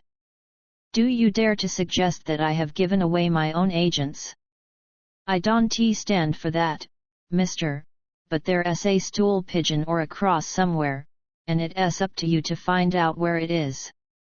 Anyhow, I am taking no more chances. It's me for Little Holland, and the sooner the better. Von Bork had mastered his anger. We have been allies too long to quarrel now at the very hour of victory, he said. You've done splendid work and taken risks, and I can't forget it. By all means go to Holland, and you can get a boat from Rotterdam to New York. No other line will be safe a week from now. I'll take that book and pack it with the rest. The American held the small parcel in his hand, but made no motion to give it up. What about the dough? He asked. The what? The boodle. The reward. The £500. The gunner turned damned nasty at the last, and I had to square him with an extra $100 or it would have been nitsky for you and me. Nothin' doin', says he, and he meant it, too, but the last 100 did it. It's cost me £200 from first to last, so it isn't likely I'd give it up without gettin' my wad. Von Bork smiled with some bitterness. You don't seem to have a very high opinion of my honor, said he. You want the money before you give up the book. Well, mister, it is a business proposition. All right. Have your way. He sat down at the table and scribbled a check, which he tore from the book, but he refrained from handing it to his companion. After all, since we are to be on such terms, Mr. Altamont, said he, I don't see why I should trust you any more than you trust me. Do you understand? He added, looking back over his shoulder at the American. There's the check upon the table. I claim the right to examine that parcel before you pick the money up. The American passed it over without a word. Von Bork undid a winding of string and 2 wrappers of paper. Then he sat gazing for a moment in silent amazement at a small blue book which lay before him. Across the cover was printed in golden letters Practical Handbook of Bee Culture. Only for one instant did the master spy glare at this strangely irrelevant inscription. The next he was gripped at the back of his neck by a grasp of iron, and a chloroformed sponge was held in front of his writhing face. "Another glass, Watson," said Mr. Sherlock Holmes as he extended the bottle of Imperial Tokay. The thick-set chauffeur, who had seated himself by the table, pushed forward his glass with some eagerness. "It is a good wine, Holmes." "A remarkable wine, Watson. Our friend upon the sofa has assured me that it is from Franz Joseph's special cellar at the Schönbrunn Palace. Might I trouble you to open the window, for chloroform vapor does not help the palate." The safe was ajar, and Holmes standing in front of it was removing dossier after dossier, swiftly examining each, and then packing it neatly in von Bork's valise. The German lay upon the sofa sleeping stertorously with a strap round his upper arms and another round his legs. "We need not hurry ourselves, Watson. We are safe from interruption. Would you mind touching the bell? There is no one in the house except old Martha, who has played her part to admiration. I got her the situation here when first I took the matter up." "Ah, Martha, you will be glad to hear that all is well." The pleasant old lady had appeared in the doorway. She curtsied with a smile to Mr. Holmes, but glanced with some apprehension at the figure upon the sofa. "It is all right, Martha. He has not been hurt at all." "I am glad of that, Mr. Holmes. According to his lights he has been a kind master. He wanted me to go with his wife to Germany yesterday, but that would hardly have suited your plans, would it, sir?" "No, indeed, Martha. So long as you were here I was easy in my mind. We waited some time for your signal tonight." "It was the secretary, sir." "I know. His car passed ours. I thought he would never go. I knew that it would not suit your plans, sir, to find him here." "No, indeed." "Well, it only meant that we waited half an hour or so until I saw your lamp go out and knew that the coast was clear. You can report to me tomorrow in London, Martha, at Claridge's Hotel." "Very good, sir. I suppose you have everything ready to leave?" "Yes, sir. He posted 7 letters today. I have the addresses as usual." "Very good, Martha. I will look into them tomorrow. Good night. These papers," he continued as the old lady vanished, "are not of very great importance, for, of course, the information which they represent has been sent off long ago to the German government. These are the originals which could not safely be got out of the country. Then they are of no use. I should not go so far as to say that, Watson. They will at least show our people what is known and what is not. I may say that a good many of these papers have come through me, and I need not add are thoroughly untrustworthy. It would brighten my declining years to see a German cruiser navigating the Solent according to the minefield plans which I have furnished. But you, Watson," he stopped his work and took his old friend by the shoulders, "I've hardly seen you in the light yet. How have the years used you? You look the same blithe boy as ever." "I feel 20 years younger, Holmes. I have seldom felt so happy as when I got your wire asking me to meet you at Harwich with the car. But you, Holmes, you have changed very little save for that horrible goatee. These are the sacrifices one makes for one's country, Watson," said Holmes, pulling at his little tuft. "Tomorrow it will be but a dreadful memory. With my hair cut and a few other superficial changes I shall no doubt reappear at Claridge's tomorrow as I was before this American stunt. I beg your pardon, Watson, my well of English seems to be permanently defiled before this American job came my way. But you have retired, Holmes.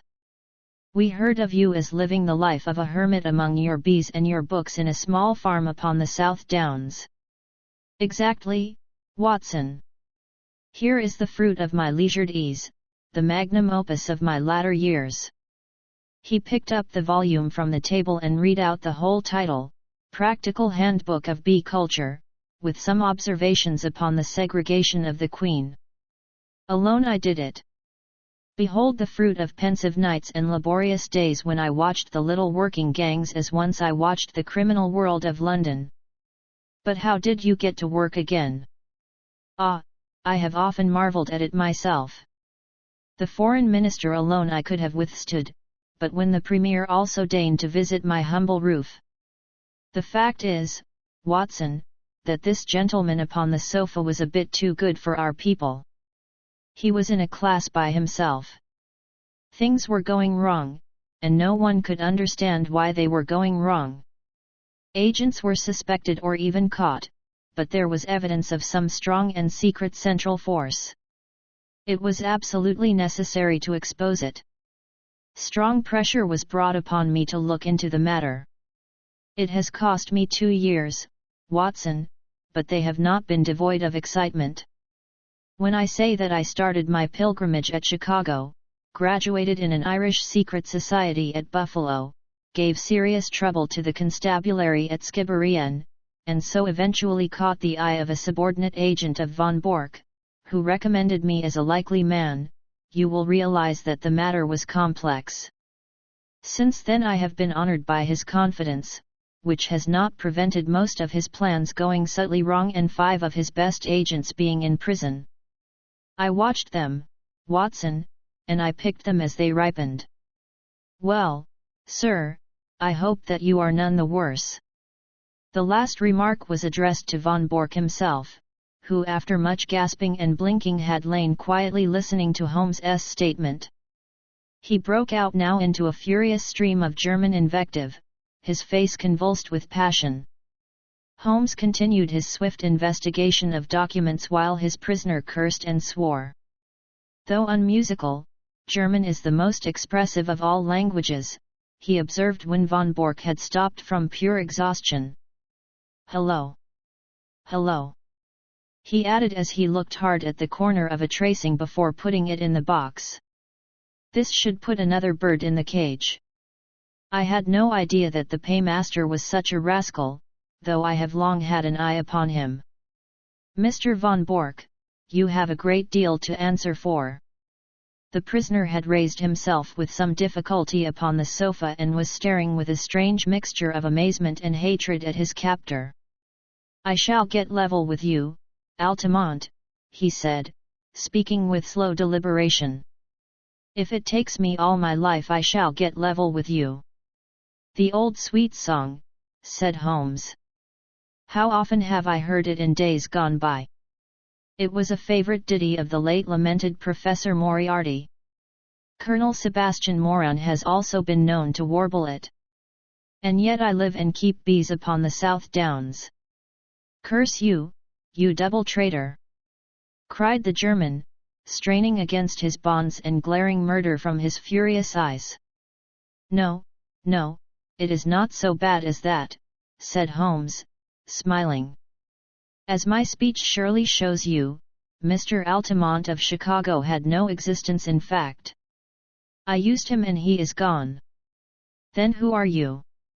It is really immaterial who I am, but since the matter seems to interest you, Mr. von Bork, I may say that this is not my first acquaintance with the members of your family.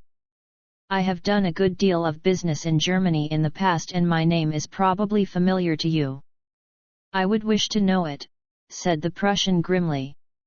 It was I who brought about the separation between Irene Adler and the late King of Bohemia when your cousin Heinrich was the imperial envoy. It was I also who saved from murder, by the nihilist Klopman, Count von Undzia Grafenstein, who was your mother's elder brother. It was I. Von Bork sat up in amazement. There is only one man, he cried. Exactly, said Holmes. Von Bork groaned and sank back on the sofa. And most of that information came through you, he cried. What is it worth? What have I done? It is my ruin forever. It is certainly a little untrustworthy, said Holmes. It will require some checking and you have little time to check it. Your admiral may find the new guns rather larger than he expects, and the cruisers perhaps a trifle faster. Von Bork clutched at his own throat in despair.